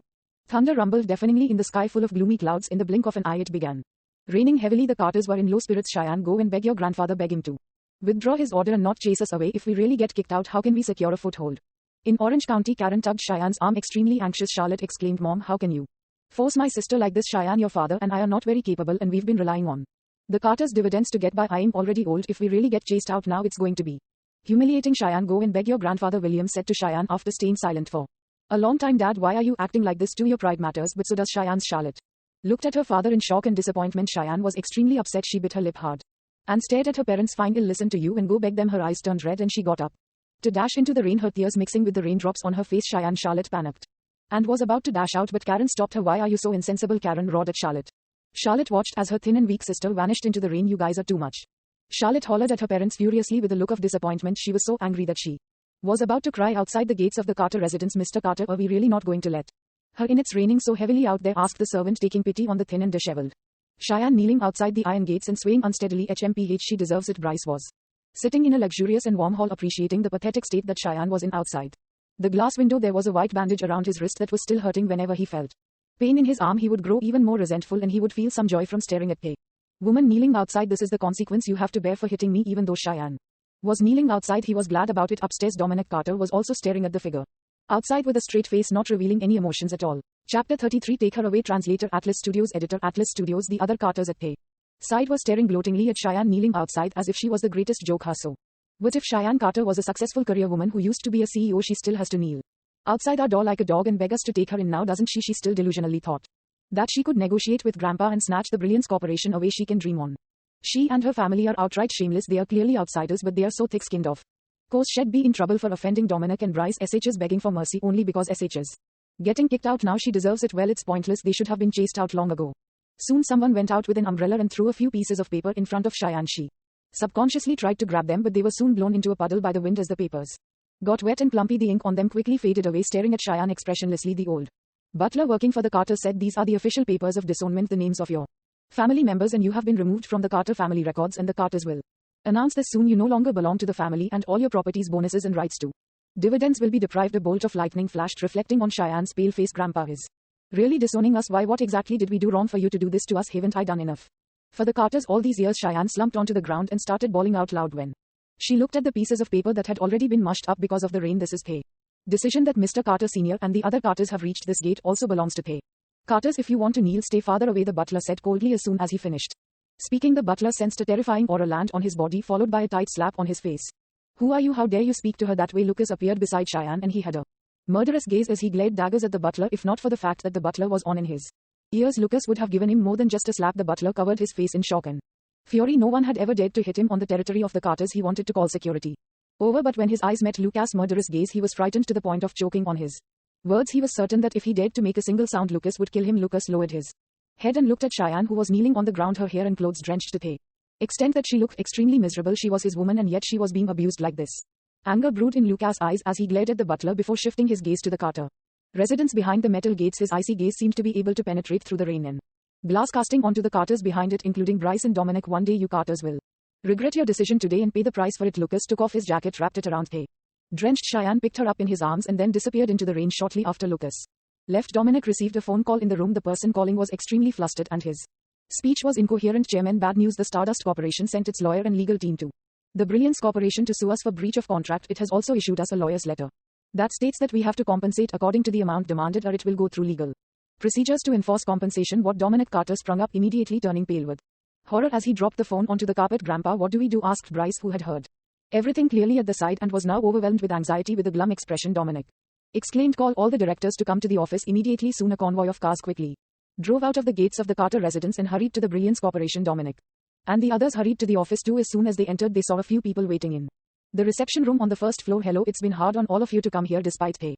Heavy rain. Dominic hurriedly reached his hand out. However, the people of Stardust Corporation didn't intend to be friendly. Instead, they simply took out the legal letter stamped with a bright red seal and handed it to Dominic formally in a business-like manner. You must be clear about the situation now, so I shall cut straight to the chase. Please tell the Brilliance Corporation to prepare pay compensation of $77 million within 3 days and credit it to our designated account. Dominic shuddered. He would be able to raise $77 million even if he sold the entire Brilliance Corporation. Bryce found it unacceptable too. We just signed the contract 2 days ago. We haven't even started doing anything yet, so how can there be a breach of contract? You people are bullying us on purpose. Shut up. Dominic immediately hollered to stop Bryce from continuing. They couldn't offend the Stardust Corporation at this juncture. Bryce fell silent angrily, with an indignant look in his eyes. HMPH, do you think we're bullying you? The reason for the breach of contract is stated clearly in the lawyer's letter, and the contract can't you see for yourself? If you are illiterate or too lazy to look at it, let our lawyer Mr. Smith read it to you and see if we're bullying you or not. Mr. Smith held up the gold-rimmed glasses on his face and pulled out another legal letter and a copy of the contract from his briefcase. He then said politely but distantly to Dominic, please listen carefully. Section 36 of this contract stipulates that Party A, the Stardust Corporation, and Party B, the Brilliance Corporation, have reached a consensus to cooperate during pay contract period. Party B must designate Cheyenne Carter as the sole person in charge of pay cooperation. If Party B is found to be in breach of cooperation, the contract will immediately become void and Party B must compensate Party A for the breach of contract with the agreed amount of $77 million. Mr. Smith put away the contract and looked at the two of them who were pale. Have you heard clearly? Do you need me to repeat? Bryce still couldn't believe it, and he repeatedly instructed someone to retrieve the contract kept in the Brilliance Corporation's office. Then he turned to the last page and realized that there was indeed such a clause in the contract, which Dominic Carter had signed and sealed. He confirmed that there was no error and it was indeed stated so in the contract. The Carters were really in breach of contract. Bryce fell onto the ground. Immediately Dominic's knees grew weak, his face turned pale, and he immediately looked like he had aged a lot. Who would have thought that there would be a clause in the contract that designated Cheyenne Carter as the sole person in charge of the cooperation? Chapter 34, How to Compensate. Translator, Atlas Studios. Editor, Atlas Studios. The head of the group, Mr. Harris, looked at the two of them with disdain. Over the past 2 days, the Brilliance Corporation had been troubled over the matter of being sued by the Stardust Corporation. Cheyenne Carter had been staying outside the Stardust Corporation's office every day in a bid to see Flynn Davis. On the other hand, none of the men of the Carter family showed up since it was stated in the contract that Cheyenne was to be the person in charge. The Carters had to comply and make her the person in charge. However, Harris knew that the Carters immediately appointed Bryce as the general manager of pay Brilliance Corporation on the same morning that they signed the contract. On the other hand, Cheyenne left with red and swollen eyes. He felt that the Carters had no one to blame but themselves for pay breach of contract because they had brought it upon themselves. Since we have delivered the legal letter, it's time for us to leave now. Harris sorted out the documents and was about to leave when Dominic suddenly grabbed his arm. Wait, Mr. Harris, I think this is all a misunderstanding. Misunderstanding? I know Mr. Davis must have taken a liking to Cheyenne Carter. It's all right, I'll send her over to Mr. Davis immediately. It doesn't matter what status SH is given, we don't care about superficial statuses as long as Mr. Davis is willing to withdraw this legal letter on account of our sincerity and continue to cooperate with the Carters. F. Harris immediately cursed, shocked by his shamelessness. Would an ordinary person give away his granddaughter like she was cargo without any qualms? How could a grandfather say such a thing? Besides, Cheyenne Carter was not someone whom ordinary people could covet because she was the wife of a big shot. If Mr. Davis heard Dominic's words, he would definitely be frightened. Harris interrupted Dominic's delusion and said sternly, you'd better not spout nonsense or do anything funny in private, otherwise neither I nor Mr. Davis can save you. What does this mean? Even Mr. Davis can't save us. Is there someone more powerful than Mr. Davis? Could it be that someone more authoritative has taken a liking to Cheyenne with a trace of contempt in his eyes? Harris looked at Dominic, who seemed to be lost in thought. Harris coughed and said, of course, as far as I know, the Brilliance Corporation may not be able to afford such a high amount of compensation, so I shall offer you a solution out of goodwill. It's up to you to consider and decide. Mr. Harris, please tell us, Dominic hurriedly said. Harris cut straight to the chase. You can use pay Brilliance Corporation as a form of compensation and top up another $3 million. What we have to hand over the Brilliance Corporation and an additional $3 million. Bryce instantly sprung up furiously. Shut up, Dominic stopped Bryce. Harris ignored him and said with a smile, alternatively, you may choose to pay the compensation of $77 million. Bryce and Dominic Carter looked rather agitated. Under the Carter's management, the development of pay Brilliance Corporation had been substandard and would perhaps have been worse if Cheyenne hadn't closed some deals every now and then. The Brilliance Corporation was currently valued at less than $15 million compared to the compensation of $77 million handing over the Brilliance Corporation and another $3 million to the Stardust Corporation was definitely much more acceptable. However, the frustration made Bryce and Dominic feel like vomiting blood. They were in high spirits after gleefully signing the contract, but they ended up with no profits and even had to lose their company and $3 million.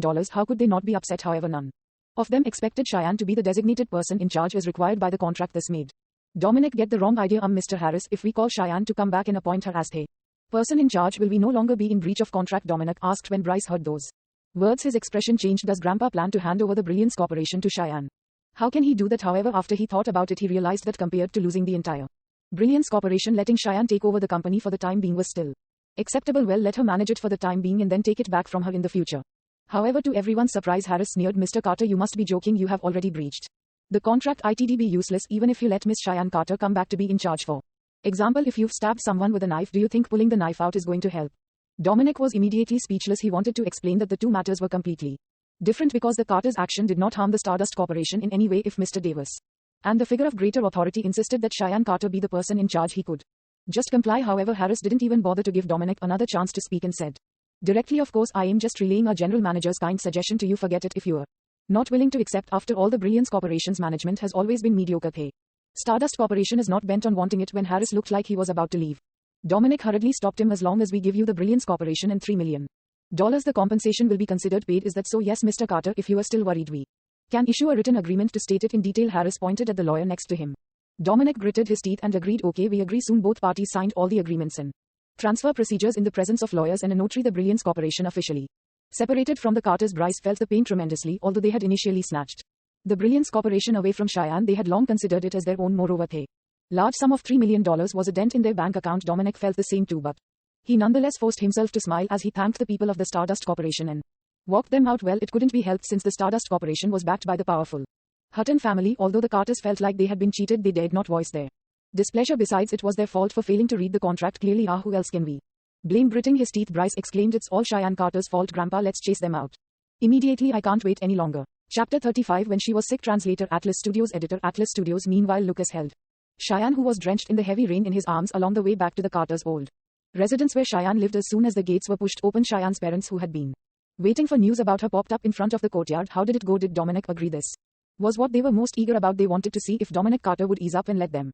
off the hook. Lucas frowned as soon as the couple saw Lucas entering with Cheyenne in his arms. They were shocked and flustered. Cheyenne, what's the matter with you? Cheyenne. Karen immediately grabbed Lucas' arm and shouted sternly, tell me, scoundrel, did you do something to Cheyenne again? Mother. Cheyenne opened her eyes feebly and called out, noticing that there was something wrong with Cheyenne's complexion because the area below her cheekbones was flushed. Lucas immediately thought, oh no. He then carried her into the house. Stop, I haven't let you in yet. I am asking you a question. Karen stopped Lucas unrelentingly. You are her mother, so can't you see? SH's sick. Lucas' tone was already extremely distant as he stared at Karen coldly. He then bypassed her, walked up the stairs and carried Cheyenne to her room. Charlotte scurried over upon hearing them, and she got a great shock when she saw Cheyenne's appearance. Cheyenne, what happened to you? You were fine just now. How did you get so drenched? Didn't your father tell you to go beg your grandfather? How did you end up like this? Did Dominic agree? Karen muttered as she followed them into the room. What, you guys told Cheyenne to go beg Grandpa? Why didn't you two go yourselves? It's still pouring so heavily outside. Cheyenne must have fallen ill because she got drenched in the rain. Charlotte was exasperated. What are you saying? SH is the one who made him angry and the reason he's chasing us out. Of course she has to go plead with him. There's no point in us going, Karen said righteously, only to make Charlotte even more furious. Enough. Lucas interrupted them in annoyance. The most important thing now is to give Cheyenne a hot bath and a change of clothes. I'll call a doctor to come over. He stood up and looked down at the two women across the room, making them feel oppressed by his staggering height. SH is sick now, so I hope you won't bother her with these things again. With that, Lucas walked out of the room. Karen was dumbfounded for several seconds before finally reacting. This good for nothing actually gave me orders in my own home. He was even acting so domineeringly just now. She even subconsciously felt a little reverent toward him. This is infuriating. Who does that good for nothing think he is? How dare he talk to me like that? Karen was incredibly displeased. Okay mom, if you can't take care of Cheyenne, just go out first. Stop bothering her with any more nonsense, Charlotte said to Karen in annoyance as she helped Cheyenne up, who was running a high fever. Cheyenne, can you still walk? I'll help you to the bathroom now. Soon Lucas came back with a bespectacled doctor clad in a white coat, staring at Lucas and the doctor with a look of apprehension. Karen Gibb, where did this doctor come from? Is he a random doctor you found? If you end up causing harm to Cheyenne, I won't spare you being doubted for no reason. The doctor glared at Karen scornfully. Excuse me, I am Finn Johnson, the director of the respiratory department of First People's Hospital of Orange County. If you are in doubt, you may go to the hospital to check. Please move aside now and refrain from disturbing me while I give the patient a diagnosis. Director, you must be bragging. First People's Hospital is a first-class hospital and the doctors working there never conduct consultations outside of the hospital. What more, the directors? Karen was in greater suspicion and she refused to let them in. Charlotte pulled Karen aside angrily and protested, Mom, he's here to treat Cheyenne. Must you keep acting like this? If you have the time, you might as well go brew a bowl of ginger soup for Cheyenne or bring a warm water bag here.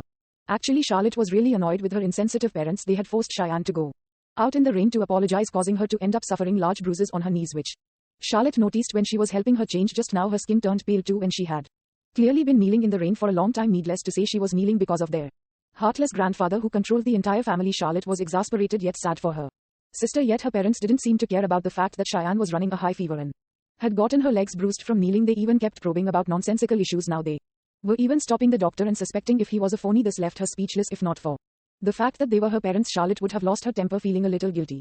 Because of Charlotte's angry glare, Karen made her way downstairs in displeasure while still muttering incessantly, "All of you became disobedient after growing up. How dare you be so fierce too? Mate too, you are a bunch of ingrates." Fortunately, Cheyenne's fever wasn't too severe and it basically subsided after she took some medicine and was put on a drip by the time Cheyenne opened her eyes.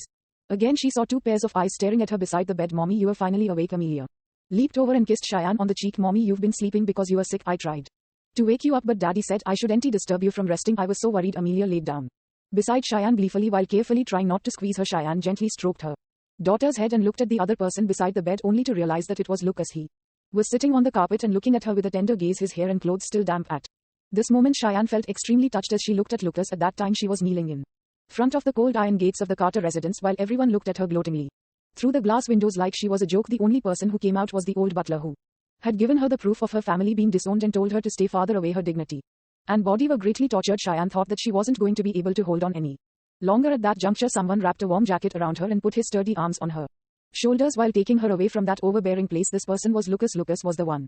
Cheyenne looked at Lucas very seriously and for the first time she felt that he was reliable and even gave her a sense of security. Chapter 36 Auction Venue. Translator, Atlas Studios. Editor, Atlas Studios Chairman, "We've already obtained ownership of the Brilliance Corporation," Flynn Davis reported respectfully over the phone.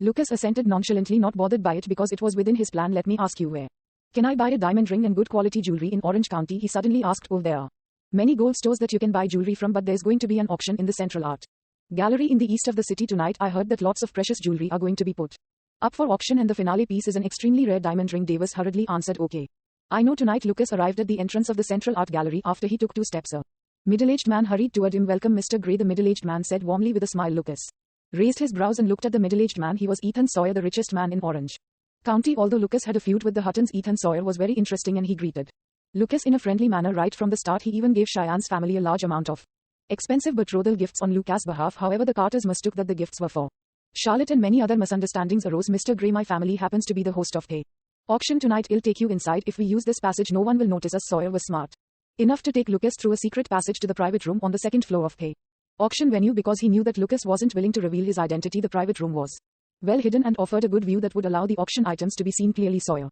handed Lucas an exquisite booklet. "Mr. Gray, this is the catalogue of items that will be up for auction tonight. Actually, if you see anything that you like, well, just deliver them to you." Lucas glanced at Sawyer with a half-hearted smile. "Do you think I am short of money?" Sawyer froze. He was too eager to form friendly ties with Lucas, but he forgot that Lucas was known as the god of war and had power and wealth far beyond his own. "I won't bother you then. I hope you enjoy your night. Call me if you need anything. I'll be in the private room right next to this one." Sawyer excused himself tactfully. Soon the auction officially started. Lucas did not stand on ceremony and bid on any item that he liked at a high price. Those who wanted to vie with him were defeated by Lucas' wealth and generosity. Even the last few pieces of extremely valuable jewelry and the large pink diamond ring, the finale piece, were bought by Lucas at a staggering price. Even Ethan Sawyer, the richest man in Orange County, sitting in the private room beside Lucas, couldn't help but inhale in awe, let alone the others who participated in this auction. Everyone was discussing who the tycoon who had spent tens of millions of dollars at the auction was. Unfortunately, Sawyer had already taken care of everything, so no one could find out the real identity of this mysterious tycoon. Although they didn't know the identity of the tycoon, that didn't stop them from spreading the word about the sensational event at the auction tonight. Soon some wealthy families found out that a mega-rich tycoon appeared at the auction tonight and spent tens of millions of dollars in the blink of an eye. He's so wealthy.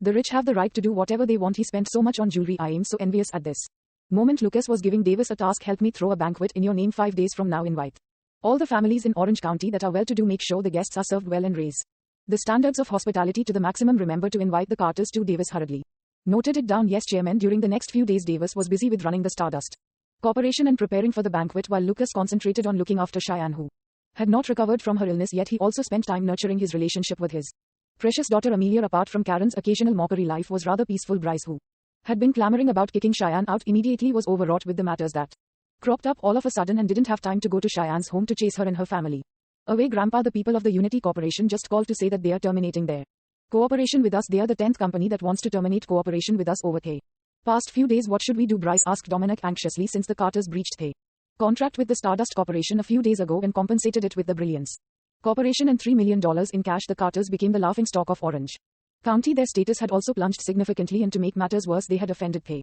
Stardust Corporation. Thus many of their former business partners decided to cease their cooperation with the Carters. This is exasperating. They are all just a bunch of fence-sitters and cowards. The Unity Corporation used to be worse than the Carters, and they sucked up to us to obtain the cooperation with us, yet they are dumping us now. The more Bryce thought about it, the angrier he got. His friends had been treating him and looking at him differently lately. Some of them even gave him the cold shoulder and mocked him sarcastically. He would never be able to stand this. Enough people will always look up to those who are more powerful and despise those who are below them. That's just how the world is. What's there to be angry about? Dominic looked at Bryce and sighed. The most important thing now is to restore our reputation and make up for the losses that we have incurred at the end of the day. It's all the Stardust Corporation's fault if we can find a bigger backer than the Stardust Corporation. At this point Bryce's eyes suddenly lit up. Grandpa, I have an idea. Do you remember Pei, mega tycoon at the auction a few days ago? I heard that he spent tens of millions at the auction and someone vaguely saw Ethan Sawyer, the richest man in Orange County, accompanying him. He must be a figure of status. If we can form ties with him, our difficulties will definitely be solved. Dominic Carter nodded and smiled approvingly. Yes, not bad. As long as we can get in touch with him, everything will be fine. Bryce, I'll leave this matter to you. Make sure you find a way to get close to this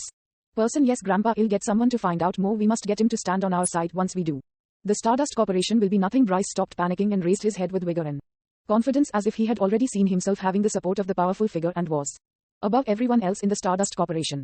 Chapter 37 Banquet Invitation. Translator Atlas Studios. Editor Atlas Studios. Bryce was about to go out when an assistant hurriedly ran over to him out of nowhere with a luxurious-looking red invitation card that had words embossed in gold on it. Chairman, quickly look at this. After Dominic grabbed it and took a careful look at the contents of the invitation card, there was a look of joy on his face. He exclaimed, heaven is really blessing the Carters. Bryce, come and take a look. This invitation card alone is embossed with gold. Clearly the person who sent this invitation must be very wealthy. Although the sender is not stated, he must be extraordinary. Grandpa, I think that this extremely costly high-class invitation was probably sent by the mysterious tycoon who spent tens of millions at the auction the other day. He also sent an invitation to the Carters. Clearly he must have been paying attention to us and probably even has a good impression of us. Grandpa, we can be saved this time. Bryce was also overjoyed as he held the invitation card in hand and looked at it repeatedly, as if the opportunity for the Carters' comeback was on it. Yes, on that day you must perform well and strive to make this mysterious tycoon favor our family. Once he does, we no longer have to fear the Stardust Corporation. The Carters soon made their people spread the news that their family had received the invitation card, causing some families who were still thinking about severing ties with the Carters to hesitate. There were also some small families who had not been able to wait to announce terminating their cooperation with the Carters that hurriedly visited them in a bid to repair their relationship. All of a sudden Bryce and Dominic were much more confident. Soon it was about time for the banquet. I knew that Wastrel wouldn't be up to anything good. He only stayed at home for a few days, and now that I asked him to go fetch some water, he's gone missing again. Karen rebuked incessantly with an apron around her waist. At this moment a luxurious Bentley pulled over outside the Carter residence, and a chauffeur wearing a black suit and white gloves stepped out of the car. Who are you looking for? Karen couldn't help but be stunned when she saw the chauffeur's demeanor. Hello, I am the chauffeur sent by Mr. Sawyer to pick Miss Carter up for K banquet at the Intercontinental Hotel. The chauffeur in the suit bowed respectfully. Karen was a little stunned for a moment, but she immediately smiled gleefully when she thought of something. You mean Mr. Ethan Sawyer? You are here to pick us up for the banquet? Yes, madam. Karen was so elated that she didn't know where to put her hands. She knew that over the past 2 days many families in Orange County had received a mysterious and posh-looking invitation card. The event the invitation card was set for tonight at the Intercontinental Hotel in Orange County due to the fact that the invitation card itself was very posh, and those who received an invitation were all members of the upper class of Orange County, like the Carters, who showed the invitation off after receiving it. Many families of slightly lower status than them hurriedly tried to suck up to the Carters again. Even though they were initially distant from them, the power of an invitation card alone was tremendous. Karen didn't expect to be invited to. Furthermore, they were invited by Ethan Sawyer, the richest man in Orange County. Could it be that at the thought of that possibility Karen was overwhelmed with euphoria? Immediately after telling the dignified chauffeur to wait a moment, Karen turned around and dashed into the house and into Charlotte's room. Charlotte, good news. The Sawyers have sent someone to pick us up to go to the banquet. Charlotte was playing a video game on her computer when she heard this. She asked in surprise, banquet? What banquet? This is the banquet that has been the talk of the town the past 2 days. This banquet must be held specially for you. It's the engagement banquet for you and Ethan Sawyer's son. Karen was so excited that she pulled Charlotte up from the computer desk and exclaimed, hurry up and get changed into some pretty clothes. Why do the Sawyers love surprises so much? They should at least inform us in advance so that I can get you a few pretty gowns. Charlotte was shoved toward the closet by Karen while still being dumbfounded. Mom, did you make a mistake? Why is there suddenly an engagement banquet? The Sawyers didn't send anyone to discuss with us previously either. Karen pinched her daughter's face. Silly girl, the Sawyers have already sent their chauffeur to our door and he's waiting to send us there. Do you think I would be mistaken? They Sawyers are the richest in the county and they are just different. They just like giving us sudden surprises. With joy and shyness on her face, Charlotte began changing her clothes under Karen's urging. Although she didn't know what Ethan Sawyer's son was like, she knew that she'd only benefit from the engagement because he belonged to the richest family in the county. Besides, the Sawyers had even sent such hefty betrothal gifts to them. This was proof of their sincerity. In another room, Cheyenne was watching some cartoons with Amelia. Mommy, where did Daddy go today? Why isn't he here? Amelia suddenly turned her head and asked. Cheyenne was stunned. She reached out to tap her daughter's upturned nose. Haven't you been spending time with your daddy the past 2 days? Why do you want to see him again even though he's only been absent for a bit? Yes, I love it when Daddy is at home with you and me. I like it when we're all together just like in the cartoons. It'd be wonderful if I get to see him every day in the future too. Mommy, don't you think so? Amelia's eyes glistened with joy as she looked at Cheyenne. Cheyenne was at a loss for words. Lucas had been staying at home to play with Amelia lately and he would look at her with a gentle gaze in his eyes from time to time. However, Cheyenne didn't know how to face Lucas. Every time she saw him, Cheyenne would be reminded of when he reached out to pick her up from the puddle of water on that cold rainy day, as well as his warm embrace. While Cheyenne was in a trance, someone suddenly knocked hard on her door. Cheyenne Pay. Sawyers sent someone to pick us up to attend the engagement banquet for Charlotte and Ethan Sawyers. Son, hurry up and get dressed. We're attending it together. Cheyenne was extremely surprised. Hey. Sawyers hadn't sent anyone to their home ever since they sent hefty gifts the previous time. Why was there a sudden engagement? They didn't know what Ethan Sawyers' son's personality was like yet. Chapter 38 Showing off. Translator Atlas Studios. Editor Atlas Studios. No matter how surprised Cheyenne was, she hurriedly changed into a decent dress and helped Amelia do so too, since Hey Sawyer's chauffeur had already arrived downstairs and Karen had been urging her to hurry up soon. Cheyenne's parents appeared next to the Bentley with their beautiful daughters and adorable granddaughter. The chauffeur in the black suit was stunned for a moment. He then hurriedly gestured for the Carters to sit in the back seat of the elongated Bentley. The Intercontinental Hotel was the most luxurious 5-star hotel in Orange County. It was located by the lakeside of Bay Lake and was also right beside the most prosperous business district in Orange County. The hotel belonged to the Sawyers at this moment. The main building of the Intercontinental Hotel was fully reserved for the event, and all the prestigious people in the entire county who were invited arrived in luxurious cars dressed to the nines. It was the event for comparison between the upper class echelons, where men would compare their cars, companies and statuses with each other, while women would compare their gowns, jewelry and spouses. There were all sorts of judgmental gazes and scrutiny, as well as contemptuous remarks made everywhere at the venue in front of the Intercontinental Hotel. Dominic was alighting from a BMW together with Bryce. Compared to the other luxurious cars around, their BMW seemed a little shabby at this moment. A Bentley happened to pull over beside them. The doors opened and Karen stepped out of the luxurious car with a smile on her face. Why are you here? Bryce saw Karen at a glance and rushed forward to question her sternly. They've already been kicked out by the Carters, yet they still have the audacity to show up here at this gathering for the upper class figures of the county. Karen no longer cared about Dominic Carter compared to the Sawyers. The Carters were nothing. Besides, the Carters had already declined greatly after losing the Brilliance Corporation. Hey, isn't this Dominic Carter and his precious grandson? What's the matter? Were you invited to this banquet? To forget it, just take it. That were kind and gracious enough to let you in. On account that we used to be family, Karen said, pretending to be magnanimous. However, she had a haughty and condescending look on her face. Infuriated by the look in Karen's eyes, Bryce hit the roof. This woman used to be like a dog in front of Grandpa and me. How dare she speak to us like this now? Who do you think you are? Let us in. How arrogant. The host of the banquet should be kicking you out. First, we are the spotlight of the banquet tonight. The Sawyers are going to announce Ethan Sawyer's son's engagement to Charlotte later. You people are just ignorant. Actually, I have to thank you for chasing us out. Otherwise, who can tolerate being pestered by some poor relatives? You must be dreaming. Her engagement? How could the Sawyers have taken a liking to your family? Dominic didn't believe it at all. However, Bryce's heart dropped as he recalled the luxurious Lamborghini he saw at the entrance of Cheyenne's home previously. At that time, he was already convinced that they were engaged and was planning to confiscate the betrothal gift sent by the Sawyers. However, he was interrupted when Lucas suddenly appeared next. There was chaos in the family and Bryce forgot about it for a while. Are Ethan Sawyer's son and Charlotte Carter really getting engaged? Karen loved showing off, especially in front of Dominic, who used to be the head of her family but was now far from comparable to them. She felt that she had to show off in order to vent her anger. She pointed to the luxury Bentley she just alighted from. See this car was sent by the Sawyers to pick us up and send us here. The Sawyers were generous enough to send us hefty betrothal gifts. They gave us $1 million in cash alone, as well as a sports car worth several million, a lakeside luxury villa, several Golden Wing International stores and lots of shares. The Sawyers are so generous and sincere about Charlotte, and the gifts they sent are enough to last Charlotte for a lifetime. They're unlike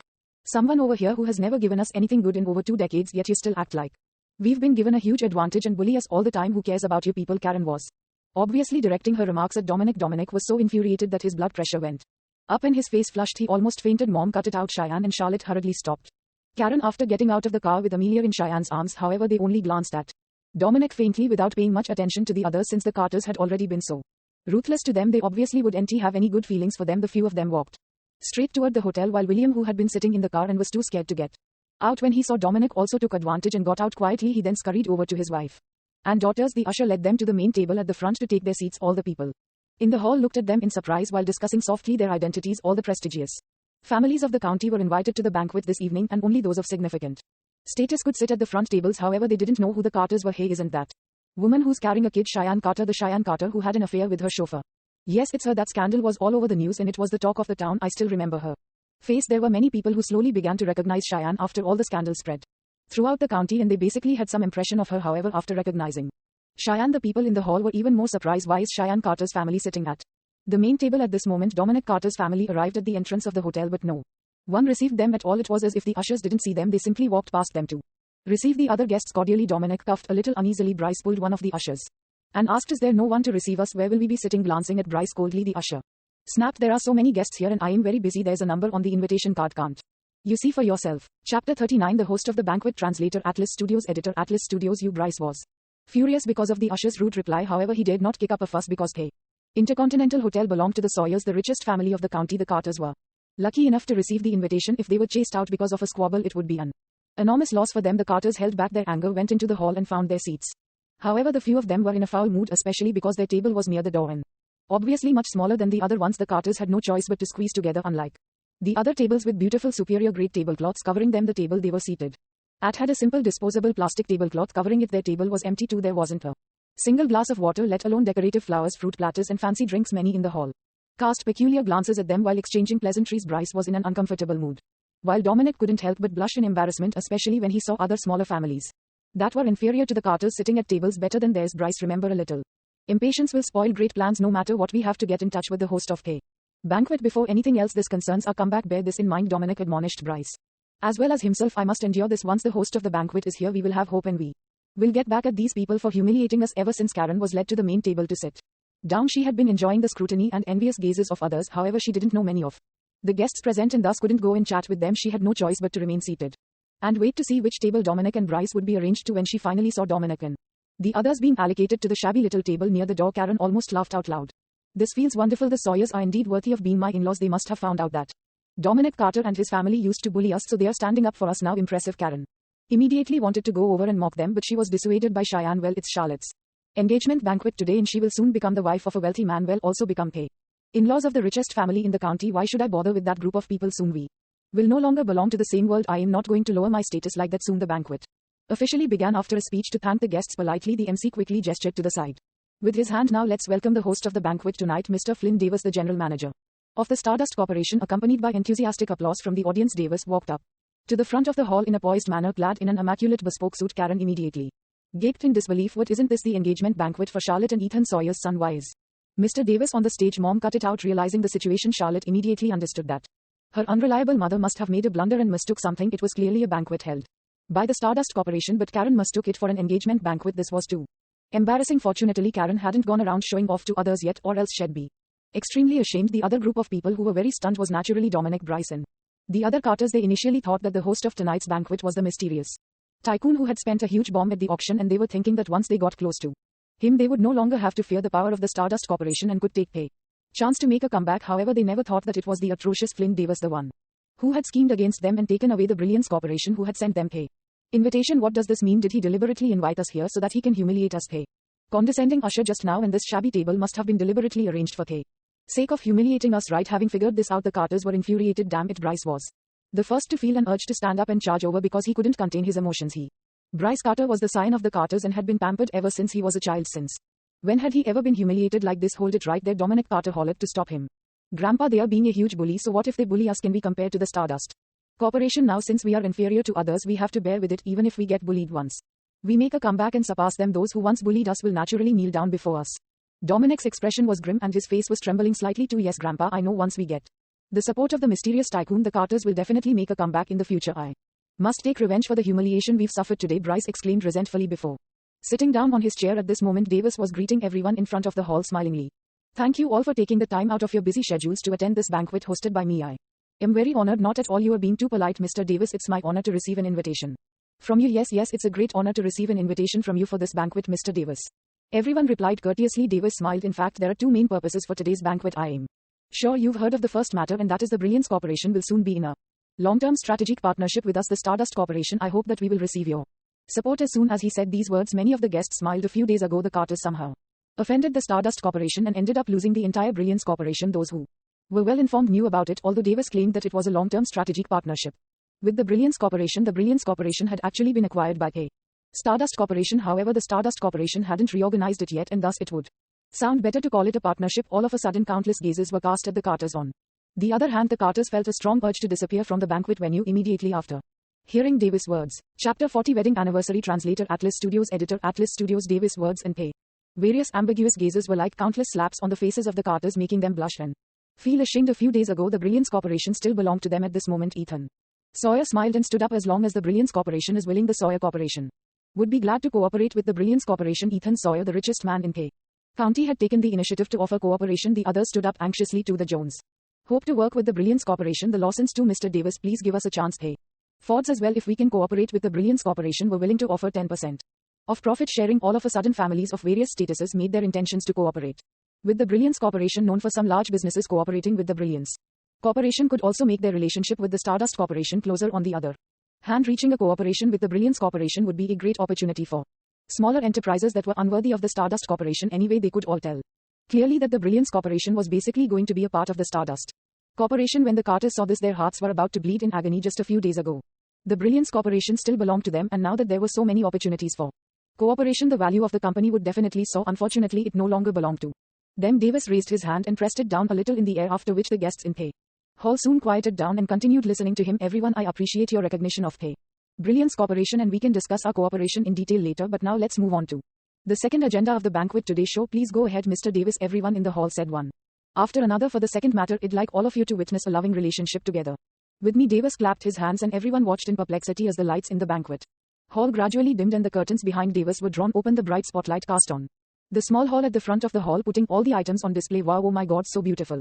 Many of them gasped in awe and surprise. In particular, all the wealthy women present almost had their eyes glued on the items that they couldn't shift their gazes away from. In the small hall behind the curtains, there were dozens of crystal display cabinets with staggered heights, and each of them contained a gorgeous piece of jewelry reflecting in the light and dazzling stunningly. It would still be normal if there were only one or two pieces of jewelry, but the dazzling rays of light from so many pieces placed together resulted in a stunning visual impact. In particular, there was a large pink diamond the size of a pigeon's egg resting against a black velvet background in a display case in the middle, reflecting a dreamy light that was bedazzling. Ah, that's the pink diamond. Sold at the sky-high price of more than $35 million at the auction that night. Oh my God, that pair of precious superior grade emerald bangles at the side was one of the few finale items at the auction, and that pendant carved from a whole sapphire was also sold for millions. During the auction, the crowd got into an uproar because the jewelry on display were all the precious treasures purchased at staggering prices by the mysterious tycoon at the auction that night. Could the mysterious tycoon that day be Mr. Davis of the Stardust Corporation? If that was the case, all of them would have to reevaluate Davis' status in the Stardust Corporation. It would be simply too terrifying. At this moment, Dominic and Bryce turned as pale as a sheet. They had always pinned their hopes of making a comeback on the mysterious tycoon who appeared at the auction house. But if Davis was that tycoon, what hopes would they have left? No, I think everyone has misunderstood. These pieces of precious jewelry do not belong to me, and I am not that mysterious person who appeared at the auction either. Davis explained the pieces of jewelry belong to a mysterious person who does not wish to be named. They are wedding anniversary gifts for his wife. Back then, this young man was incompetent and got married hastily, but was unable to give anything to his wife later. In order to be worthy of his wife, this young man left without saying goodbye and tried to carve a career of his own. He left for several years. Now he has returned. He specially purchased these pieces of rare jewelry at the auction for the sake of making it up to his wife, and he hopes that his wife will accept this token of his. So let us celebrate this couple's wedding anniversary and also sincerely wish this young man and his wife a lifetime of conjugal bliss. After Davis ended his speech, he led the audience through a round of applause. All of a sudden, the hall was full of thunderous applause. Although no one knew who the mysterious person and his wife really were, the fact that he could afford to spend tens of millions on precious jewelry and get Davis to help host a banquet for him had to mean that he was a powerful figure. Many wealthy ladies were staring intently at the beautiful jewelry, refusing to take their eyes off them. They even began to harbor immense envy and jealousy toward the wife of that person whose name they didn't even know sitting at the main table. In the front row, Cheyenne also had a look of envy on her face, not because of the ostentatious jewelry but because of the love and affection that the young man was said to have for his wife. Suddenly reminded of something, Charlotte said, Cheyenne, it's also your wedding anniversary with Lucas, right? Besides, those experiences that Mr. Davis mentioned just now seem quite similar to yours. Could all of this have been prepared for you by Lucas? Actually, Charlotte began to become uncertain of her guess. Although she had seen Lucas' domineering side at the kindergarten previously, felt that he had been living an extraordinary life during the past few years, and even guessed that he might have killed many. The idea of Lucas spending tens of millions on jewelry was too far-fetched. At the side, Karen kept her eyes glued onto the dazzling jewelry, wishing she could dash forward to grab them and hold them in her arms. She was also filled with jealousy for the woman who had such a good husband. At this moment, she happened to overhear Charlotte's words and couldn't help but roll her eyes. What nonsense are you saying? How can that piece of garbage Lucas afford these pieces of jewelry? He will never be able to in this lifetime and the next. Chapter 41. You must have made a mistake. Translator, Atlas Studios. Editor, Atlas Studios. Cheyenne hung her head low gloomily. Of course she knew that Lucas wouldn't be able to afford the exorbitant jewelry, and she was just occasionally envious of such relationships. Noticing that her mother was a little out of sorts, Amelia pressed her soft and tender face against Cheyenne's face and said softly, Mommy, don't be sad. One day Daddy will buy you those beautiful stones. Looking at the nervousness in the large eyes of her daughter, who seemed to be afraid that she might be angry because she hadn't received any jewelry from Lucas, Cheyenne couldn't help but pinch her cheeks gently and smile. Yes, I'll be waiting. At this moment, a woman dressed like a waitress walked up to Cheyenne, bent down and whispered into her ear, Miss Carter, sorry to disturb you, but someone is looking for you. Cheyenne frowned. Who's looking for me? The waitress' voice became even softer. He said that his last name is Gray. Lucas Gray. Cheyenne thought for a while and realized that Lucas seemed to be the only person she knew with the last name Gray. Oh right, our family was invited to the Intercontinental Hotel today, and it was quite an impromptu event. Lucas happened to be away from home at that time, and Mom didn't want him to tag along to the engagement party because she thinks he's incompetent. So No one informed him now that Lucas is here. Did something happen? Thinking of this, Cheyenne handed Amelia over to Charlotte and left with the waitress, using the excuse of going to the washroom, because she was afraid that her mother might start making a din again after hearing Lucas' name. However, the waitress didn't take Cheyenne outside the hotel and instead led her to an elevator and pressed the button for the top floor. Seeing the puzzlement and wariness in Cheyenne's eyes, waitress smiled and explained, Mr. Gray is waiting for you on the top floor of the hotel, rest assured. There are surveillance cameras in the elevator. I won't lie to you. Cheyenne couldn't resist on spot, but she was still keeping her guard up. Soon they arrived at the top floor of Intercontinental Hotel. At this moment, Flynn Davis was giving his last speech in the banquet hall. I initially wanted everyone to give their blessings to that loving married couple, but the mysterious man is very insistent on keeping a low profile and just wants to spend this unforgettable wedding anniversary with his wife quietly today. Therefore, for the rest of the night, please feel free to help yourselves to the wine and food we've prepared and enjoy the entertainment programs. Please enjoy the night. The attendants moved about smoothly, serving drinks on a tray along with pastries. And there was a buffet. All of a sudden, the atmosphere in the hall was much more relaxed and lively. Of course, since all the people present were prominent figures of various industries in Orange County, they naturally didn't just sit at their tables and eat. They each held a wine glass and went around to socialize with their acquaintances and the people whom they wanted to get to know. In contrast, the Carters were in an awkward situation because no one came forward to talk to them. Even when Dominic Carter took the initiative to talk to others, they would simply patronize him perfunctorily before leaving and shunning the Carters like the plague, as if they were afraid that the Carters would start pestering them. Bryce was infuriated when he happened to see Karen and Charlotte chatting merrily with some people near him. Unable to contain his anger any longer, he stormed over. When he went over, he heard a lady complimenting Karen, your daughters are so beautiful. You are so blessed. Although that lady didn't know why Karen's family was arranged to sit at the front table, she thought that there would be no harm in saying some nice things, for she might be able to build some connections with her. With this thought in mind, the lady kept caressing the back of Charlotte's hand as if she was incredibly fond of her. Bryce humphed coldly and walked forward. Some people just like bragging, lying and flaunting. She even said that her daughter is getting engaged to Ethan Sawyer's son today. But what happened? Where's the engagement? Where are the Sawyers? Charlotte's pretty face turned red. Previously, they all thought that the event tonight was an engagement party, but it turned out not to be. She felt really embarrassed now that Bryce exposed the misunderstanding. Unwilling to seem weak, Karen retorted sneeringly, well, at least we get to sit at the main table at the front, while some people can only sit at the door and watch. Bryce jumped up as if his tail had been stepped on. Would you be able to sit here today? If not for the Carters, you are a bunch of ingrates. Exasperated, Karen put her hands on her waist and was about to lash out at him, but an attendant walked over and interrupted. Miss Carter, Mrs. Carter, Mr. Sawyer has specially reserved a private room for you to rest in. Would you like to make your way there? Mr. Sawyer, it must be Ethan Sawyer. Karen was naturally overjoyed because she was planning to ask the Sawyers when they were going to do the engagement officially. Yes, of course, our in-laws are so considerate to have specially prepared a private room for us. We certainly can't let their goodwill go to waste. Kare harumphed at Bryce with disdain. She then took Charlotte and Amelia to the private room on the second floor. While everyone watched with envy, Bryce's face was pale yet reddened, but he no longer dared to say anything else. He had been repeatedly embarrassed during the party and he really couldn't stay any longer. When Karen and the others arrived at the door of the private room on the second floor, she happened to see Ethan Sawyer passing by with some people. She hurriedly ran up to greet him. Hello, Mr. Sawyer. After taking a glance at her, Sawyer naturally recognized her to be Lucas' mother-in-law, so he returned the greeting politely. Hello, you must be Miss Carter's mother. Karen nodded profusely. Yes, yes. We are going to be a family soon, but this is the first time we're meeting each other. This is really. While grinning widely, she pulled Charlotte over. This is my youngest daughter, Charlotte. Charlotte, quick, greet your father-in-law. Charlotte was extremely shy and embarrassed. Who would give such an introduction? We haven't gotten engaged yet and this is our first meeting, but SH is already calling him my father-in-law. How can I bring myself to do that? After hearing Karen's words, Sawyer was dumbfounded. Family-in-law's father-in-law? What does? Sawyer asked carefully. Mrs. Carter, did you make a mistake? Chapter 42, Mistake and Truth. Translator, Atlas Studios. Editor, Atlas Studios. Although Sawyer's question was hesitant and cautious, Karen didn't realize it at all. She chuckled and pulled Charlotte toward him. I didn't get it wrong. Well, you sent so many expensive engagement gifts to our home for Charlotte previously and we couldn't agree more to this marriage. This might seem embarrassing, but I thought that the banquet tonight was for Charlotte's engagement. After thinking about it, Sawyer immediately understood. It turned out that the Carters had gotten the wrong idea when Lucas had just returned to Orange County. Sawyer tried to look out for him on the one hand because Chad Kennedy, butler of the Huttons, had requested him. On the other hand, he wanted to get into Lucas' good books too, so he had specially prepared expensive betrothal gifts for Cheyenne on behalf of Lucas. But Carters mistook that Sawyer wanted his son to marry Charlotte. Sawyer was caught between laughter and tears. Mrs. Carter, you've really made a mistake. I only have a son and a daughter who are both married. Karen was immediately dumbstruck. The wealthy son-in-law she had been looking forward to turned out to already belong to someone else. Charlotte turned pale too. Since Ethan Sawyer's son is already married, he can't marry me. In that case, what's the matter with those betrothal gifts? Karen pondered over it, and when she thought of something, her face turned a little sullen. Mr. Sawyer, since your son is already married, these betrothal gifts, your family might be very wealthy, but Charlotte is a young bachelorette. She can't become your second wife without a proper status. Hearing Karen's words, Charlotte turned pale in shock. She had indeed heard such rumors before. Many wealthy men had several wives at the same time, even though only one of them was rightfully married to them.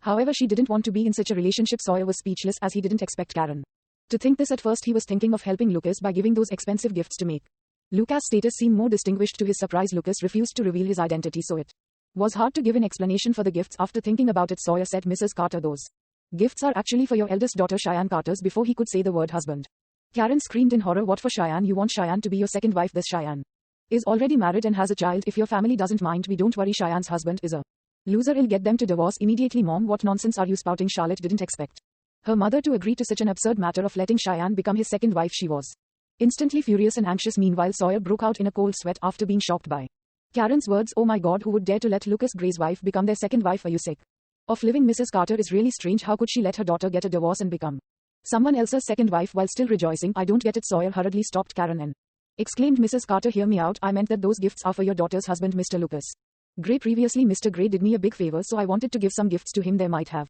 been some slip ups in between that resulted in this misunderstanding. Don't worry, my children are all married. They won't harbor designs on your daughter. Sawyer hurriedly put an end to it. Karen's face was full of disbelief. Those expensive gifts, the car and the villa that are worth millions as well as the shares and cash, are all for that good for nothing Lucas? How can that loser be capable enough to get such expensive gifts from the Sawyers? However, since Ethan Sawyer said it himself, Karen had to believe it. On the other hand, Charlotte was surprised and came to a sudden realization. Indeed, as she had expected, Lucas was not an ordinary person. However, at the same time, she felt awkward and embarrassed too. It turned out that those gifts were not for her but Lucas, yet she was flaunting those things to him previously, and she had even mocked him for being too poor to afford them. Oh goodness, what was Lucas thinking when I did that? Charlotte was ashamed and embarrassed, and so was Karen, because she had made a big fuss out of a huge misunderstanding. The two of them did not have the cheek to continue walking into the private room. At this moment, Cheyenne was standing on the top floor of the Intercontinental Hotel, almost too scared to go forth. The area of the ground in front of her was covered with vibrant and delicate fresh flowers as well as green plants and flower pots of staggered heights that created a winding path. There were also romantic lights and balloons. All of this made the entire top floor seem like the most beautiful, fantastical world. At the end of a path, there was a tall figure who seemed familiar yet like a stranger to Cheyenne. His features, appearance and figure were all familiar to her, as they were the same as the person who appeared beside her every day. However, he felt like a stranger because he was wearing a suave white military uniform with a metal shoulder badge in the shape of an eagle feather. He looked handsome, sharp and suave, completely unlike the person Cheyenne was familiar with. Seeing that Cheyenne had frozen in place, the man smiled and said in a warm voice, Cheyenne, it's really Lucas, my husband. Lucas Cheyenne watched as Lucas, who was wearing that valiant white military uniform, stepped onto the winding path paved with flower petals. She felt that she seemed to have slipped into a dream. All of a sudden she couldn't tell if it was a dream or reality. Lucas walked toward Cheyenne while gazing at her back.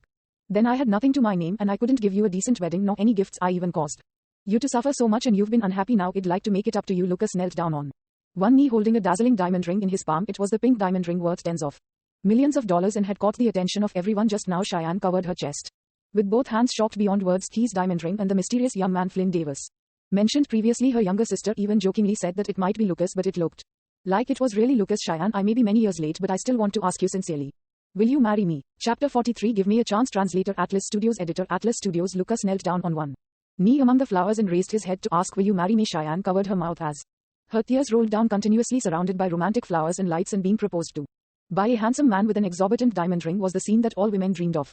Complicated emotions surged in Cheyenne's heart, but she couldn't say yes. I am sorry. Her words made a trace of disappointment flash in Lucas' eyes, and he immediately smiled bitterly. Well, I failed to fulfill my duty as a husband and father for so many years and made Cheyenne bear such a huge burden all by herself. What made me think that it'd be able to make her accept me in such a short period of time? The exorbitant jewelry and diamond ring were Lucas' way of expressing his feelings, but he would never think that Cheyenne would agree to his proposal only because of the gifts. The woman he had adored for so many years was definitely not that materialistic. Thus, Lucas was already mentally prepared to be rejected by Cheyenne. However, he still couldn't help but feel uncomfortable after really being rejected by the woman he fancied, even though he had prepared himself for it. When Cheyenne saw Lucas' eyes becoming dimmer, she felt a little dismayed. I am really sorry, but I can only think of you as Amelia's father right now. I don't see you as my husband yet. I hope you will understand. Lucas nodded. He naturally understood that Cheyenne was willing to let him stay with the Carters for the time being, only for their daughter's sake. When he and Cheyenne got married back then, they didn't have feelings for each other, and afterward he left for so many years. Now that he had just returned, Cheyenne definitely would fall for him so quickly. Do you hate me then? He asked softly. Cheyenne was stunned. She thought about it carefully and realized that Lucas hadn't done anything heinous to her before. The incident that they were embroiled in was all because they had been set up 6 years ago. Cheyenne's parents told her that Lucas had stolen the family's money and left her behind while he absconded. At that time, she hated Lucas for being an irresponsible liar. However, on the day Lucas first returned, Cheyenne knew that her parents must have lied. Lucas didn't steal their money or abandon her on purpose. Lucas had once mentioned that he left in order to become worthy of her. The fact that he had come to propose to her with a diamond ring worth tens of millions of dollars was the best proof. Besides, after Lucas returned, he had been accompanying her to deal with the Carters, protecting her and playing with Amelia in particular on that cold and harsh rainy day. It was Lucas who brought her away from that terrifying place and even took care of her when she was ill. So to be fair, Cheyenne did not hate Lucas and even had a good impression of him.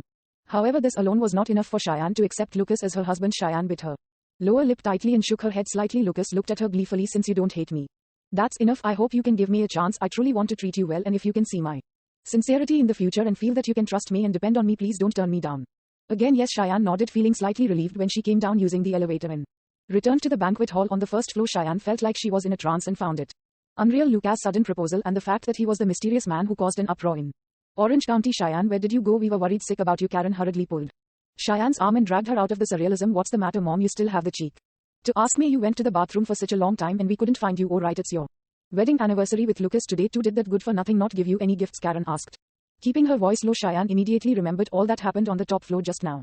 I am telling you that kid Lucas is pretending to be poor in front of us. You have to make him give you more gifts. Don't let him take advantage. Cheyenne was suddenly stunned. Did Mom find out so quickly that Lucas is that mysterious man who appeared at the auction? Before Cheyenne could ask, Karen continued, HMPH, you don't even know, do you? The betrothal gifts that the Sawyers gave to our family were not for Charlotte but a token of gratitude for that good for nothing. Funny, isn't it? Why does that garbage deserve such hefty gifts from the Sawyers? Cheyenne blinked and took a long time to react.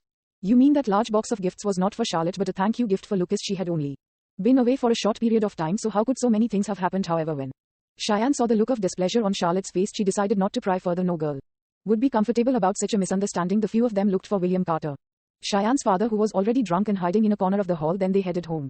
After arriving home, Cheyenne finally listened to Karen's account of how they met Ethan Sawyer and found out that the gifts were just a huge misunderstanding. However, Karen certainly didn't mention that she had almost agreed to let Cheyenne become his second wife. She simply emphasized how much of a pity it was that Ethan Sawyer's son was already married and that Charlotte had missed the opportunity for a good marriage. She then started criticizing Lucas in front of Cheyenne. Cheyenne, your loser husband helped the Sawyers and received so many gifts from them, but he stayed mum about it. How inhumane of him. Cheyenne was a little speechless. Mom, didn't you put away all the gifts at home? Actually, since those gifts were for Lucas, you should give them back to him. What? Karen screamed. You want me to return them to Lucas? Impossible. Lucas is our live-in son-in-law, so the things given to him should rightfully belong to us. Why should we return them to him? As she spoke, Karen poked Cheyenne's forehead, expecting better from her. How did I give birth to such a stupid girl like you? You were so eager to give away the wealth given to us. I didn't tell you this for the sake of letting you hand the treasures to that garbage. Lucas, what exactly are you trying to say? Then Cheyenne asked, feeling uncomfortable. Are you stupid? Think about it. Since the Sawyers have already said that Lucas helped them a lot, they must have given him more than merely a box of gifts. He must be holding more than that. What he has is yours. You have to hurry and think of a solution to get them from him. Otherwise, you'll be letting him gain huge benefits when you get divorced in the future. Chapter 44, Tempting Wealth. Translator, Atlas Studios. Editor, Atlas Studios. Karen sounded extremely righteous, but Cheyenne couldn't listen to her words any longer. Mom, regardless of how much money Lucas has, it all belongs to him. It has nothing to do with us. Also, I said that I won't get a divorce. Why do you keep bringing this up? After saying that, Cheyenne carried the sleepy Amelia and headed upstairs. Karen was so infuriated by Cheyenne's reaction that she was speechless for a long time. She then faced the stairs and yelled in displeasure, who am I doing this for? It's all for you. That good for nothing finally has some money now. If you don't hurry and get it from him before dumping him. What are you keeping him around for? Seriously, you don't listen to anything I say. William, who had drunk too much alcohol, was lying on the couch in a trance, jolted awake by Karen's sharp shrieking. He barked in annoyance. Why are you yelling? You are too noisy. Karen immediately vented her anger on him. All you do is get drunk and throw a tantrum. You are so useless. I am worried sick for this family, and all of you are out to make me angry. I am so unlucky to have married a good for nothing like you. Karen was wailing when the door suddenly opened with a loud creak and Lucas entered. Since the last time he paid Karen rent, she turned a blind eye and did not stop him from entering the house anyway. He wouldn't do anything to Cheyenne. At most he would play with Amelia, apart from criticizing him and scolding him every now and then. Karen would treat him like he was transparent most of the time. However, things were different now since Lucas was so generous as to give her $15,000. Previously it meant that he definitely had a lot more cash on hand, but he never mentioned it before. Karen obviously wouldn't be able to tolerate it. She just disliked Lucas. Karen looked up and was just about to scold him, but he simply nodded at the both of them and vanished immediately. Lucas was gone before Karen could mock him, making her even more infuriated. Do you have any manners? Why aren't you greeting your elders? HMPH, indeed you are lowly and ill-mannered. You even hid your personal stash from us. How you are just a live-in son-in-law who sponges off us. How dare you hide your money from us? You've gone overboard. Karen was scolding incessantly in the living room and deliberately slamming the broom against the rubbish bin. Lucas was sitting by the bed in Cheyenne's room, carefully holding the soundly sleeping Amelia and washing her feet for her. He completely ignored the scolding coming from downstairs. In the beginning he would still get angered by Karen's harsh words, but now he had long realized that it was not worth getting angry over her words. But Karen was Cheyenne's mother after all, so Lucas would treat her with basic respect, but that was as far as it went. However, Cheyenne was utterly embarrassed. Even she found her mother's words to be terribly callous. I am sorry, my mom SH is going through menopause, so SH is very ill-tempered and irritable recently. Don't take it too hard. Cheyenne racked her brain to come up with a reason for her mother's actions. Lucas smiled and didn't say anything. Instead he grabbed a soft towel and used it to wipe his daughter's feet dry before carrying her to the bed and tucking her beneath the blanket. After watching Lucas do all of this, Cheyenne felt more and more embarrassed. A few days ago she had been running a high fever after being in the rain. Amelia was worried about her but didn't want to leave Lucas either, so Lucas brought Amelia to the room and slept on a mattress on the floor today. Amelia had already fallen asleep and the two of them were sharing the same room, so things got awkward, especially since she rejected Lucas' proposal today, seemingly seeing how uneasy Cheyenne was. Lucas suddenly said, I have something to attend to tonight, so I'll get going before she said anything. He left, although he also wanted to stay and try to spend more time with her. He knew that they both needed time and that he couldn't be too eager. There was no peace in the Carter residence tonight. During the banquet tonight, the Carters were humiliated in a way that they had never been before. First, the shameless shrew Karen boasted and humiliated them at the door. Afterward, they ran into the usher, who deliberately neglected them and even specially arranged for them to sit at a small and shabby table by the entrance. As a result, they became the laughingstock of all prominent figures of Orange County. After that, Flynn Davis of the Stardust Corporation made a speech, and countless families and businesses vowed to cooperate with the Brilliance Corporation, which was just like a slap to their face. The Brilliance Corporation still belonged to them a few days ago. Of course, Cheyenne and Karen's family irked them the most. They were the garbage kicked out of the Carter family and had been disowned by them, yet they managed to form connections with the Sawyers, the wealthiest family in Orange County, and even flaunted to them they would never be able to tolerate this. Grandpa, are we going to let Cheyenne, her sister, and that shameless bitch Karen continue being haughty and trampling all over us? The more Bryce thought about it, the more infuriated he was as he punched the couch hard. His right wrist, which Lucas broke previously, was still wrapped in a thick layer of gauze. In short, he felt that Cheyenne's family was horrid and he wanted all of them dead. Dominic's face was gloomy too. He had always been controlling, so after becoming the head of the family, he almost couldn't tolerate any defiance. After he kicked Cheyenne's family out, they not only did not live a miserable life, but they even got acquainted with the Sawyers. How could the prideful Dominic Carter accept this? Bryce, is it true that their family is going to be the Sawyers' in-law? Dominic asked. Despite being indignant, Bryce nonetheless nodded. Grandpa, when I went to their home before, I saw Charlotte driving a limited edition luxury Lamborghini that costs at least $1 million. Besides, I even heard that the Sawyers gave them more than just a sports car. They also gave them a villa, a few stores, and $1 million in cash. All of the gifts were delivered to them in a box. Furthermore, at the banquet today, I tried to make things hard for them, but the Sawyers sent someone over to say that there was a private room reserved for them. It seems to be true. Dominic stayed silent, but he looked even angrier at this moment. One of the Carters suddenly asked, those things belong to the Carters, so why should we give them to them? Chapter 45. Your own money. Translator, Atlas Studios. Editor, Atlas Studios. After saying that, Dominic and Bryce both looked over at this family member. This Carter hurriedly said, think about it, they were still part of the family when they received those gifts, so the gifts can't be considered as their family's private assets. Besides, you were kind to have provided for them for decades, so it's only right for them to show filial piety. After figuring out something, Bryce patted his thigh and exclaimed with excitement, yes, those gifts should belong to us. I'll go get them back from them now. Dominic nodded in satisfaction. If they really become in-laws with the Sawyers, I can let them return to the family as long as they hand over those gifts. Bryce recalled how smug Karen looked yesterday and hesitated for a moment. Grandpa, what if they don't agree? HMPH, if they don't agree, well, make them return everything they obtained from the Carters over the years. Perhaps that box of gifts may not be enough to offset all of it. Tell them that clearly. Dominic smirked. Yes, Grandpa, I know what to do. Bryce left excitedly. Bright early the next morning in Cheyenne's home, William and the others were still having breakfast when Bryce walked in with a group of people, pushed open the courtyard door, and sauntered in. Oh, all of you happen to be at home, huh? Bryce smiled roguishly. Cheyenne patted frightened Amelia and stared at these people who barged in with disgust in her eyes. When Karen and Charlotte saw Bryce, they were both furious as well. What are you doing here? Bryce walked to the middle of the courtyard brazenly. What am I doing here? If I remember correctly, the house that you are staying in now still belongs to the Carters. What right do you have to question me? So are you here to chase us away? Charlotte asked. Both Karen's and William's faces were sullen. Previously, Dominic had already openly driven them out of the Carter family and even disowned them. Now that Bryce was here, they reckoned that he must be here to confiscate their house. Bryce stared at William and Karen. Well, uncle, you grew up with the Carters and I've been addressing you as my uncle for so many years. No matter what, I still care for you. How can I really chase you out? William and Karen were shocked by his words. Although kinship was ridiculous to them, Bryce seemed to be saying that he wasn't here to chase them out. What do you mean? Cheyenne asked warily. She didn't believe that Bryce and Dominic would care about kinship. Besides, given Bryce's hostile attitude toward her in the past, he obviously couldn't wait to drive her out of the Carter family. How could he come here to say this to them after disowning them? What I mean is, Grandpa has decided to rescind his orders on the account that you guys have lived with us for so many years. As long as you give us the gifts from the Sawyers, Grandpa will allow you back into the Carter family. Bryce said arrogantly. HMPH, Cheyenne sneered. So it's just for the gifts? Don't even think about it. How can we give the gifts to you? Karen was instantly anxious. Staring at her, Bryce said slowly, Aunt Karen, isn't that what you told me last night? You said that Sawyers have taken a liking to Charlotte and gave you a large chest of title deeds, a car, cash and stores. You are going to become the Sawyers' in-law soon. Surely you don't care about that petty sum of money as long as you hand these things over, Grandpa, and I will let you return to the Carter family.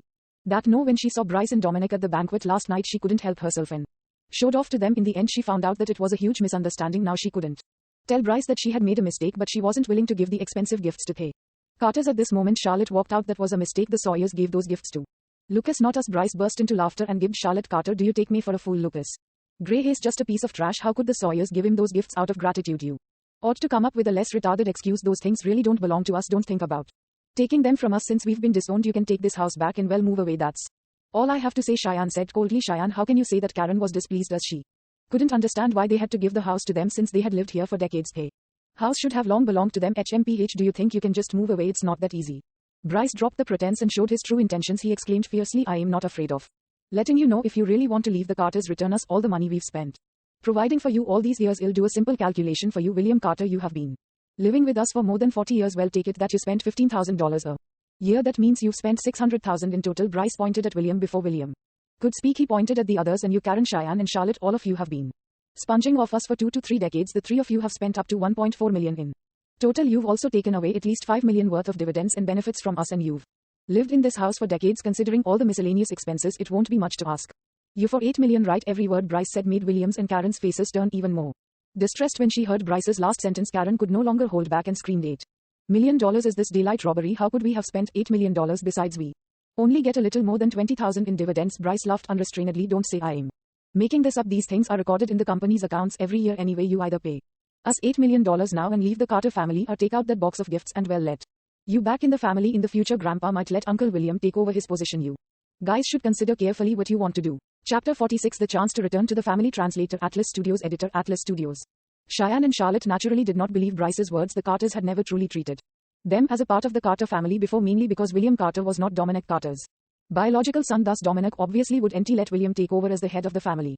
William himself did not believe what Bryce said. He grew up knowing that he and Dominic were not blood related, and Dominic had at best been kind to him and let him join the family on account of his mother. But after his mother passed away, he no longer enjoyed the same treatment that the direct descendants of the Carter family enjoyed. For example, the direct descendants and relatives would receive almost $100,000 each year in dividends, while William and his family would only receive about $15,000. Therefore, William didn't believe at all that he would be able to assume the position of the head of the family in the future. However, Karen was already tempted and was considering it in her head quickly. Although the box of gifts was very valuable, the gifts were meant for Lucas, and she reckoned that he would definitely take them away and gain the support of the Sawyer, so she definitely wouldn't get to keep the gifts. In her opinion, it would be better to give them to Bryce, as that would mean that they would at least be able to return to the Carter family, and in the future she might even get to be the mistress of the family. Besides, she would give all of the gifts to the Carters. The value of all the items in the box was almost $15 million, and she felt that giving half to the Carters would be enough, as she wanted to keep the remaining half. If Lucas asked the Sawyers to help him get the gifts back, she would just say that the Carters took them away and tell them to look for the Carters. At the thought of this, the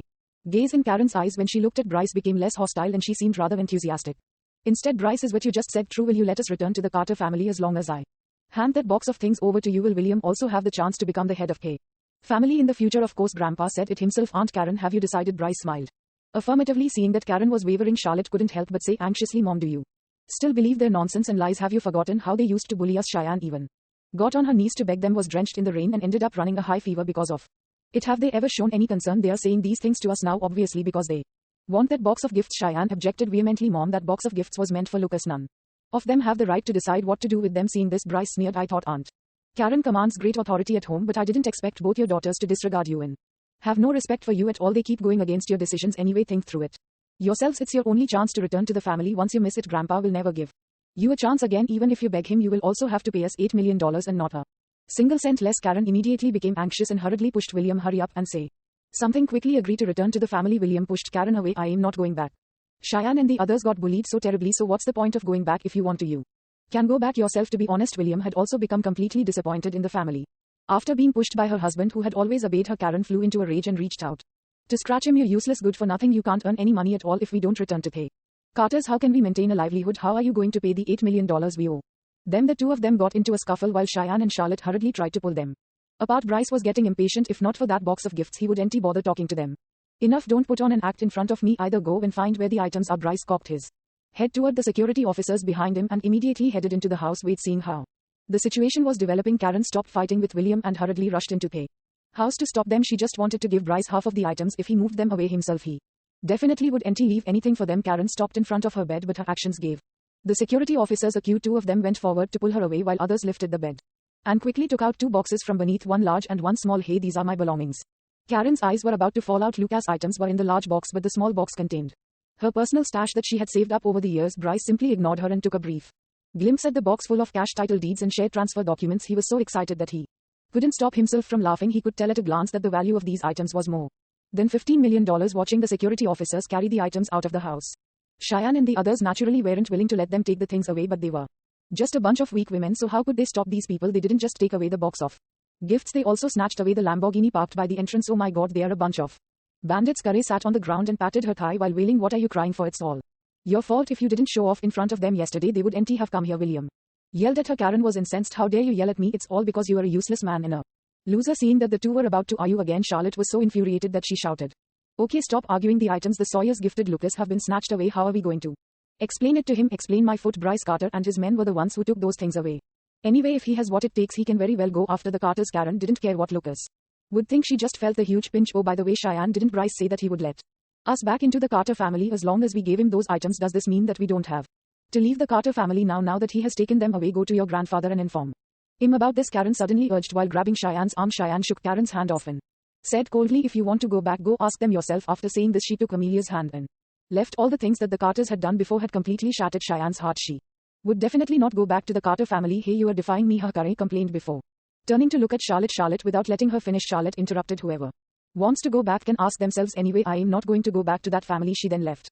With a look of annoyance, William ignored Karen and headed back inside quietly with a somber expression in the entire courtyard. Only Karen remained sitting on the floor and lamenting endlessly about her miserable life. Lucas soon caught wind of everything that happened at the residence. He stared expressionlessly into the distance, the corners of his lips curling up into a faint cold smile. Since you Carters have a death wish, I'll grant you your wish.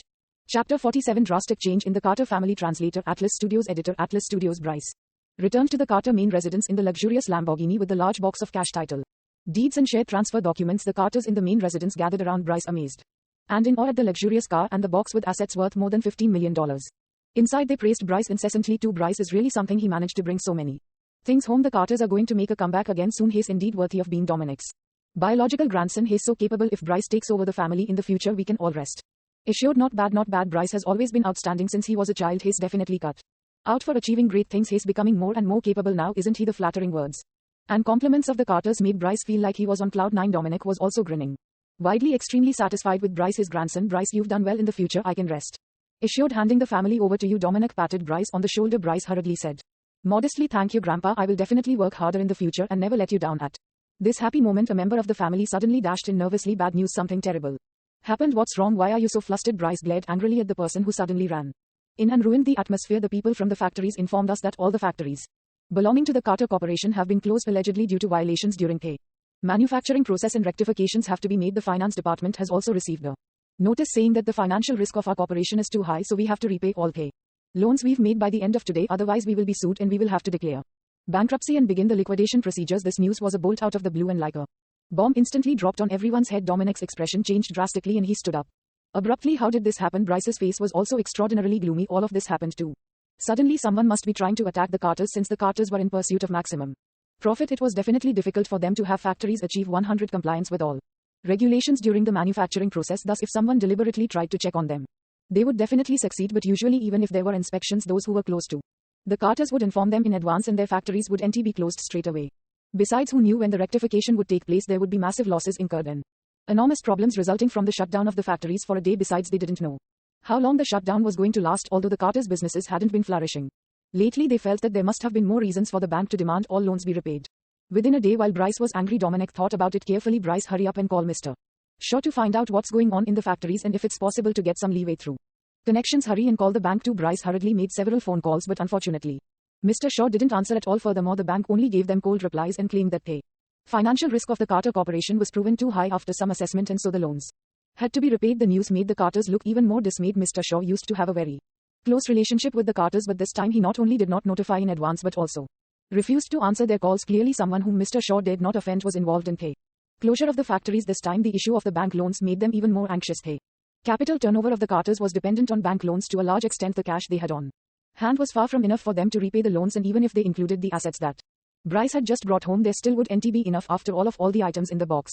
Only the $1 million in cash was usable. The administrative procedures for the title deeds and the luxury car hadn't been settled yet. While the Carters were at a loss, they were struck with a greater blow. The head of the finance department of the Carter Corporation dashed in his forehead, covered in sweat. Oh dear, Chairman, many partner companies have asked to terminate their contracts with us. We can't dissuade them at all now. There are many people gathered in front of the company demanding to terminate their contracts with us and for us to pay off our debts. Dominic sat down on the sofa with a loud thump. Pale as a sheet. All of you go and find out who's the one getting up to such tricks behind our backs. After he ordered coldly, the Carters dared not idle about any longer and made countless calls. Hello, Mr. Wilson, I am calling from the Carter Corporation. Our contract with your company. Damn it, he hung up. Hello, Mr. White, I'd like to ask about our contract. Hello. People in charge of various partner companies immediately hung up after hearing the Carters' questions. After great effort, they finally got some information from a company they used to Cooperate with often, don't blame me. The Carters offended a big shot and got us into trouble too, Mr. Evans said helplessly. Dominic's heart dropped and he hurriedly grabbed the phone. Mr. Evans, on my account, can you tell me which big shot the Carters have offended? Mr. Evans sighed. Mr. Carter, it's not that I don't want to tell you, but I really don't know. We also received a phone call from someone who said that our company would be in trouble if we didn't terminate our cooperation with you. Don't think I am fearmongering or trying to lie to you. You'll find out if you ask others. Mr. Evans hung up without saying anything further. Dominic and the other Carters all had dismal expressions. There was no longer a need to make more phone calls to confirm the fact that that big shot could cause their factories to cease production and have the bank demand repayment of all their loans within a day. Meant that they were definitely powerful. However, even after racking their brains, they still couldn't figure out how they had offended a big shot. While remaining silent, Dominic suddenly looked at the box that Bryce had brought home. The lid of the box was open, revealing the stacks of pink banknotes, as well as the large stack of supporting documents. Dominic suddenly thought of something and inhaled sharply before slapping Bryce on his face. Sinner, it's all your fault. Bryce was dumbstruck by the loud and sudden slap. It took him a long time to react. Covering his face aggrievedly, he asked, Grandpa, what wrong did I commit? Chapter 48. Seek her forgiveness. Translator, Atlas Studios. Editor, Atlas Studios. Dominic pointed at the box furiously. Are you still clueless? What did you say in front of that family yesterday? Right after you snatched this box of items from them today, our factories had to close and production lines had to cease for rectification. The bank even demanded repayment of all our loans, and so many of our partner companies are asking to terminate their contracts with us. Think about it. Who did we offend? Bryce froze immediately after thinking through the events of the past 2 days. Bryce blinked and asked in disbelief, Grandpa, are you saying that Ethan Sawyer did these things? Dominic said with displeasure. Who else could it be? It has been quite peaceful at home these days, but ever since you brought your people there to snatch this box from them, terrible things have been happening one after another. This is definitely a warning from the Sawyers because we took away the gifts meant for Charlotte Carter. Only then did Bryce realize that the Sawyers had been watching Charlotte's family. He covered his hot and flushed face, feeling extremely aggrieved. He wasn't the one who suggested going to Cheyenne's home to snatch the betrothal gifts from them in the first place. Besides, they had all given their approval beforehand, yet now they were blaming him anyway. Since you've made a grave mistake by bringing this box here, you have to solve this matter. Ignoring Bryce's displeasure, Dominic instructed with a stern expression, send these items back. You must seek Charlotte's forgiveness so that the Sawyers will let us off, otherwise it'll be over for the Carters. Despite his reluctance, Bryce had no choice but to go and look for Charlotte. He searched for a long time before finding out that Charlotte had gone to work at the Stardust Corporation today, but unfortunately he was stopped at the entrance of the Stardust Corporation office. His security would nt let him in. My cousin is working in your company. I am urgently looking for her remaining unmoved pay.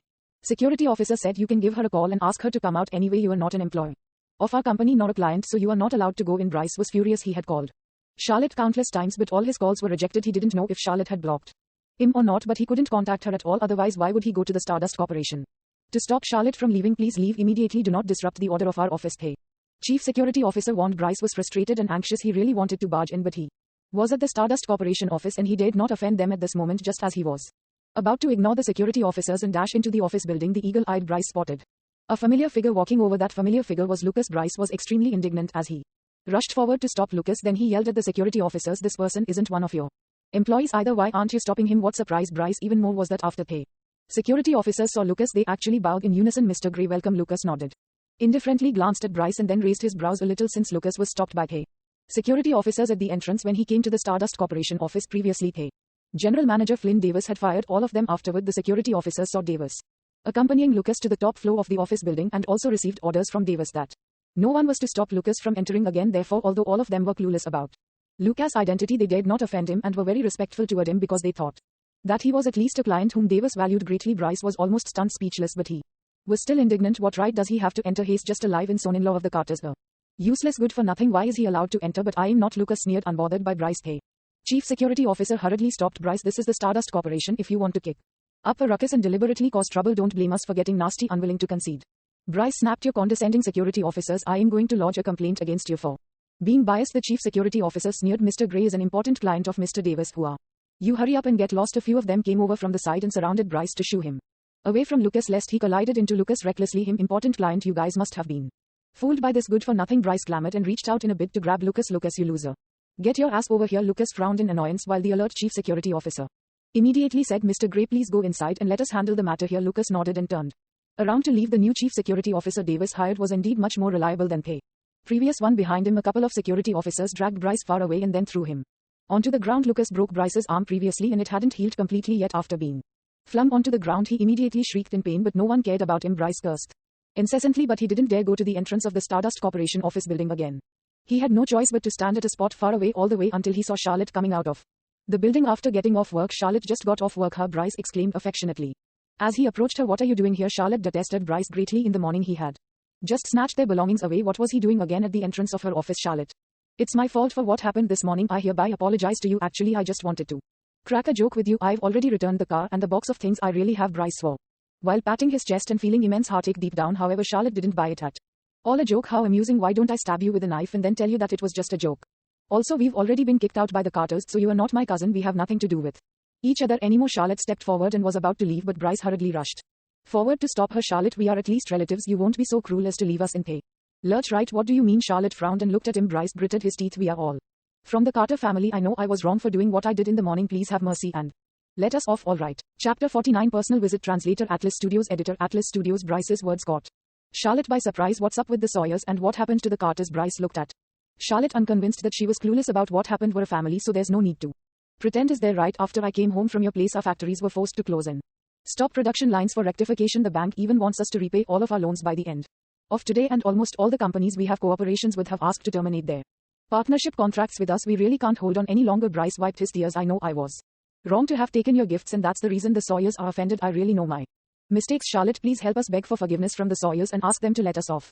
Only then did Charlotte find out what had happened to the Carters. However, to be honest, Charlotte felt thrilled to see how miserable the Carters seemed to be. According to Bryce, I can only say that you people deserve it. If you keep doing evil, you will end up harming yourselves one day, Charlotte said without emotion. Also, don't come looking for me. I've already said this morning that a box of gifts wasn't for me. But Lucas, even if you want to get someone to plead for mercy on your behalf, you found the wrong person. Are you really that heartless? Bryce glared at Charlotte with a menacing expression. Charlotte was so frightened that she hurriedly scurried away after saying, anyway, don't come looking for me. Bryce stared at her figure from behind with a vicious gaze.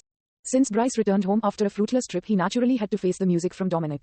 Have I been overindulging you? You can't even get such a trivial matter done right. You are so disappointing. At this moment, the Carters were facing a huge crisis, and Dominic was so anxious that he started being hostile to his grandson, whom he usually doted on. Bryce clenched his fist and tried to argue. Grandpa, I stayed put at the entrance of Charlotte Carter's workplace for the entire day, but she refused to budge and even said that those gifts were meant for Lucas, not her. She was obviously just trying to fool me. That's your problem too. Anyway, if you can't deal with Charlotte Carter, don't come back to see me again. Wastrel, after being scolded harshly by his grandfather, he turned around and left the house feeling frustrated and upset. Dominic, the Larsons are insistent on terminating their cooperation with our company. Chairman, the president of ICBC Bank, refuses to give in, and he insists that we have to repay the loans by the end of today or we will be sued. We went around trying to raise funds, but to no avail. They all hung up after hearing our names. The Sawyers refuse to communicate with us, and they simply said that they are in no place to make a decision because Ethan Sawyer is not in town. As he heard these pieces of bad news, Dominic's face grew increasingly downcast, and he couldn't sit still at all. After thinking about it, he made up his mind. He decided to swallow his pride and personally go to William Carter's home. Dominic's sudden visit made William and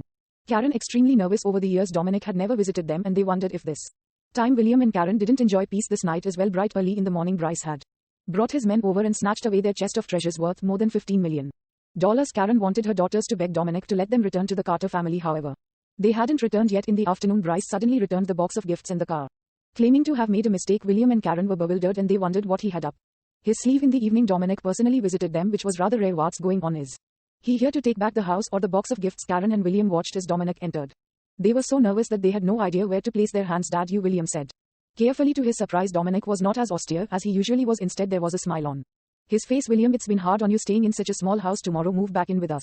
I'll pick out a nice house for you. William and Karen glared at him in disbelief. Is Dominic Carter letting us move back in? The Carters owned a large cluster of mansions where all the direct descendants of the Carter family lived. However, due to the fact that William was not blood related to the Carters, they were singled out and made to live in this old and shabby residence where they had stayed for decades. Yet Dominic is asking us to go back now, seemingly thinking that it wasn't enough.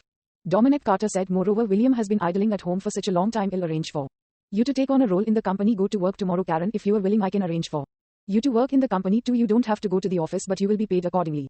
Really? Karen and William were overjoyed to be able to work at the Carters. Company was simply their dream for many years. Previously, they also wanted to enter the company countless times, but unfortunately, the Carters never gave them the chance. Today, Dominic visited them personally and even announced such a good piece of news that they had never dared to imagine. All of a sudden, the two of them felt like they were in a dream. William was gazing at Dominic with tears in his eyes. It turns out Dominic Carter still treats me like his son after all. At this moment, Cheyenne entered through the door while holding Amelia's hand. When she saw Dominic sitting in the living room, she couldn't help but widen her eyes in surprise, while beside her Amelia was even staring at him curiously. Forcing himself to smile kindly, Dominic asked, Cheyenne, you are back. This is your daughter, right? It was actually funny. Dominic had always disliked Cheyenne and Amelia because of her scandal back then, and he even forbade her from bringing Amelia to the office and the main residence. So this was Dominic's first time seeing Amelia and talking to her, even though she was already 5 years old.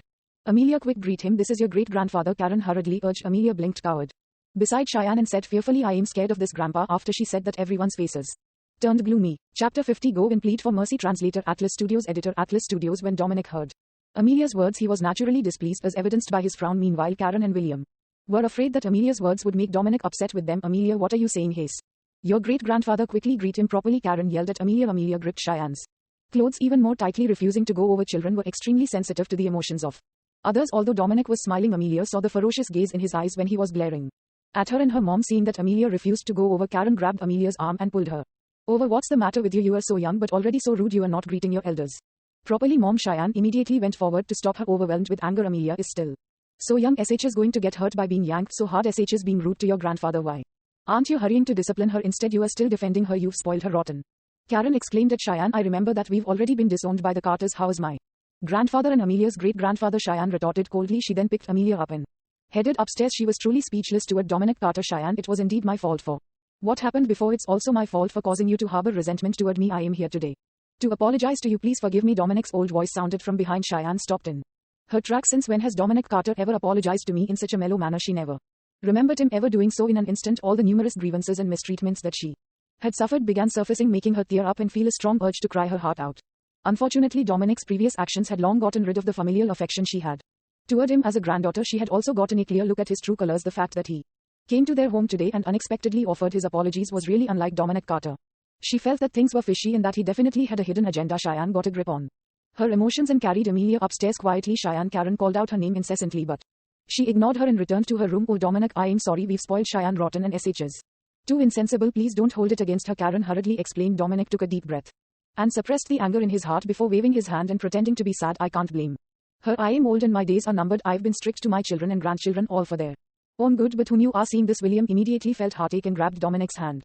Dad, don't say that. You are healthy and the Carter family needs you. The loving scene of an affectionate father and his son was taking place in the living room downstairs. So when Charlotte came home, she was shocked to see the two of them talking to each other affectionately. She couldn't help but blink her eyes, wondering if her eyes were playing tricks on her. Charlotte, you are finally back. Your grandfather has been waiting here for a long time. Karen hurriedly took Charlotte's hand and walked over. Dominic's eyes lit up and he looked at Charlotte with a heartened look before saying warmly, Charlotte used to be a little girl. In the blink of an eye, she has already become a beautiful young woman. When Charlotte heard this unprecedented praise from Dominic Carter, she was extremely surprised and disgusted at the same time. Save it, just get straight to the point, Charlotte said hostilely. Charlotte, watch your tone with your grandfather. What happened to your manners? William berated Charlotte with a dark expression. What's going on today? Dad finally made a trip here to ask us to move back in with the Carters, yet Cheyenne and Charlotte have been so hostile to him. What if he really gets angry? Charlotte sneered. Bryce Carter came to look for me this afternoon and now it's Grandpa's turn. You guys can drop the pretense. I'll get straight to it. I can't fulfill Bryce's request, so you'd better look for someone else. Karen looked bewildered. What request? What's going on? William had a furious expression. What nonsense are you spouting? Your grandpa came here to ask us to go back to the Carter family. He also asked us to move back to the main residence and offered me a job at the Carter Corporation. Your grandpa is being so kind. Don't upset him. William stated what happened explicitly, but he was also warning Charlotte, fearing that she might end up angering Dominic and causing him to change his mind. After hearing this, Charlotte said sarcastically, oh, I see, Grandpa is here to throw a Trojan horse at us. Indeed, he's pulling the same tricks as Bryce. He first played pay kinship card and then tried to lure me. No wonder he's your grandson. After saying that, Charlotte ignored William's paling face and continued, isn't this just a trick you are playing to get us to go to the Sawyers to plead for mercy so that they'll let the Carters off? Karen and William both froze in shock for a moment. Despite having been directly exposed by Charlotte, Dominic did not seem awkward at all and still continued pretending to be kind. Charlotte, I know that we have some misunderstandings between us, but we're still a family after all. I came here today because I am really worried about you guys. I also have some things to ask of you. I've already punished Bryce for what he's done today and I guarantee he won't do it again. Charlotte, just tell the Sawyers to be merciful and let us off. We will definitely treat you well in the future. After hearing what Dominic said, Karen and William realized that he was not here to catch up with them and reminisce about the past, but to get Charlotte to go to plead with the Sawyers. He chose Charlotte as his target naturally, because he still thought that she was going to marry into the Sawyer family and he was just trying to make up with them out of convenience. Charlotte laughed self-deprecatingly. What makes you think that the Sawyers will forgive you on my account? Who am I to influence the Sawyers? Dominic said anxiously. Aren't you the fiancé of Ethan Sawyer's son? The Sawyers did that to us because they are standing up for you. I just need you to explain to them that this is all just a misunderstanding and things will be resolved soon. Charlotte smiled dryly. What fiancé? Ethan Sawyer's son has been married for a long time.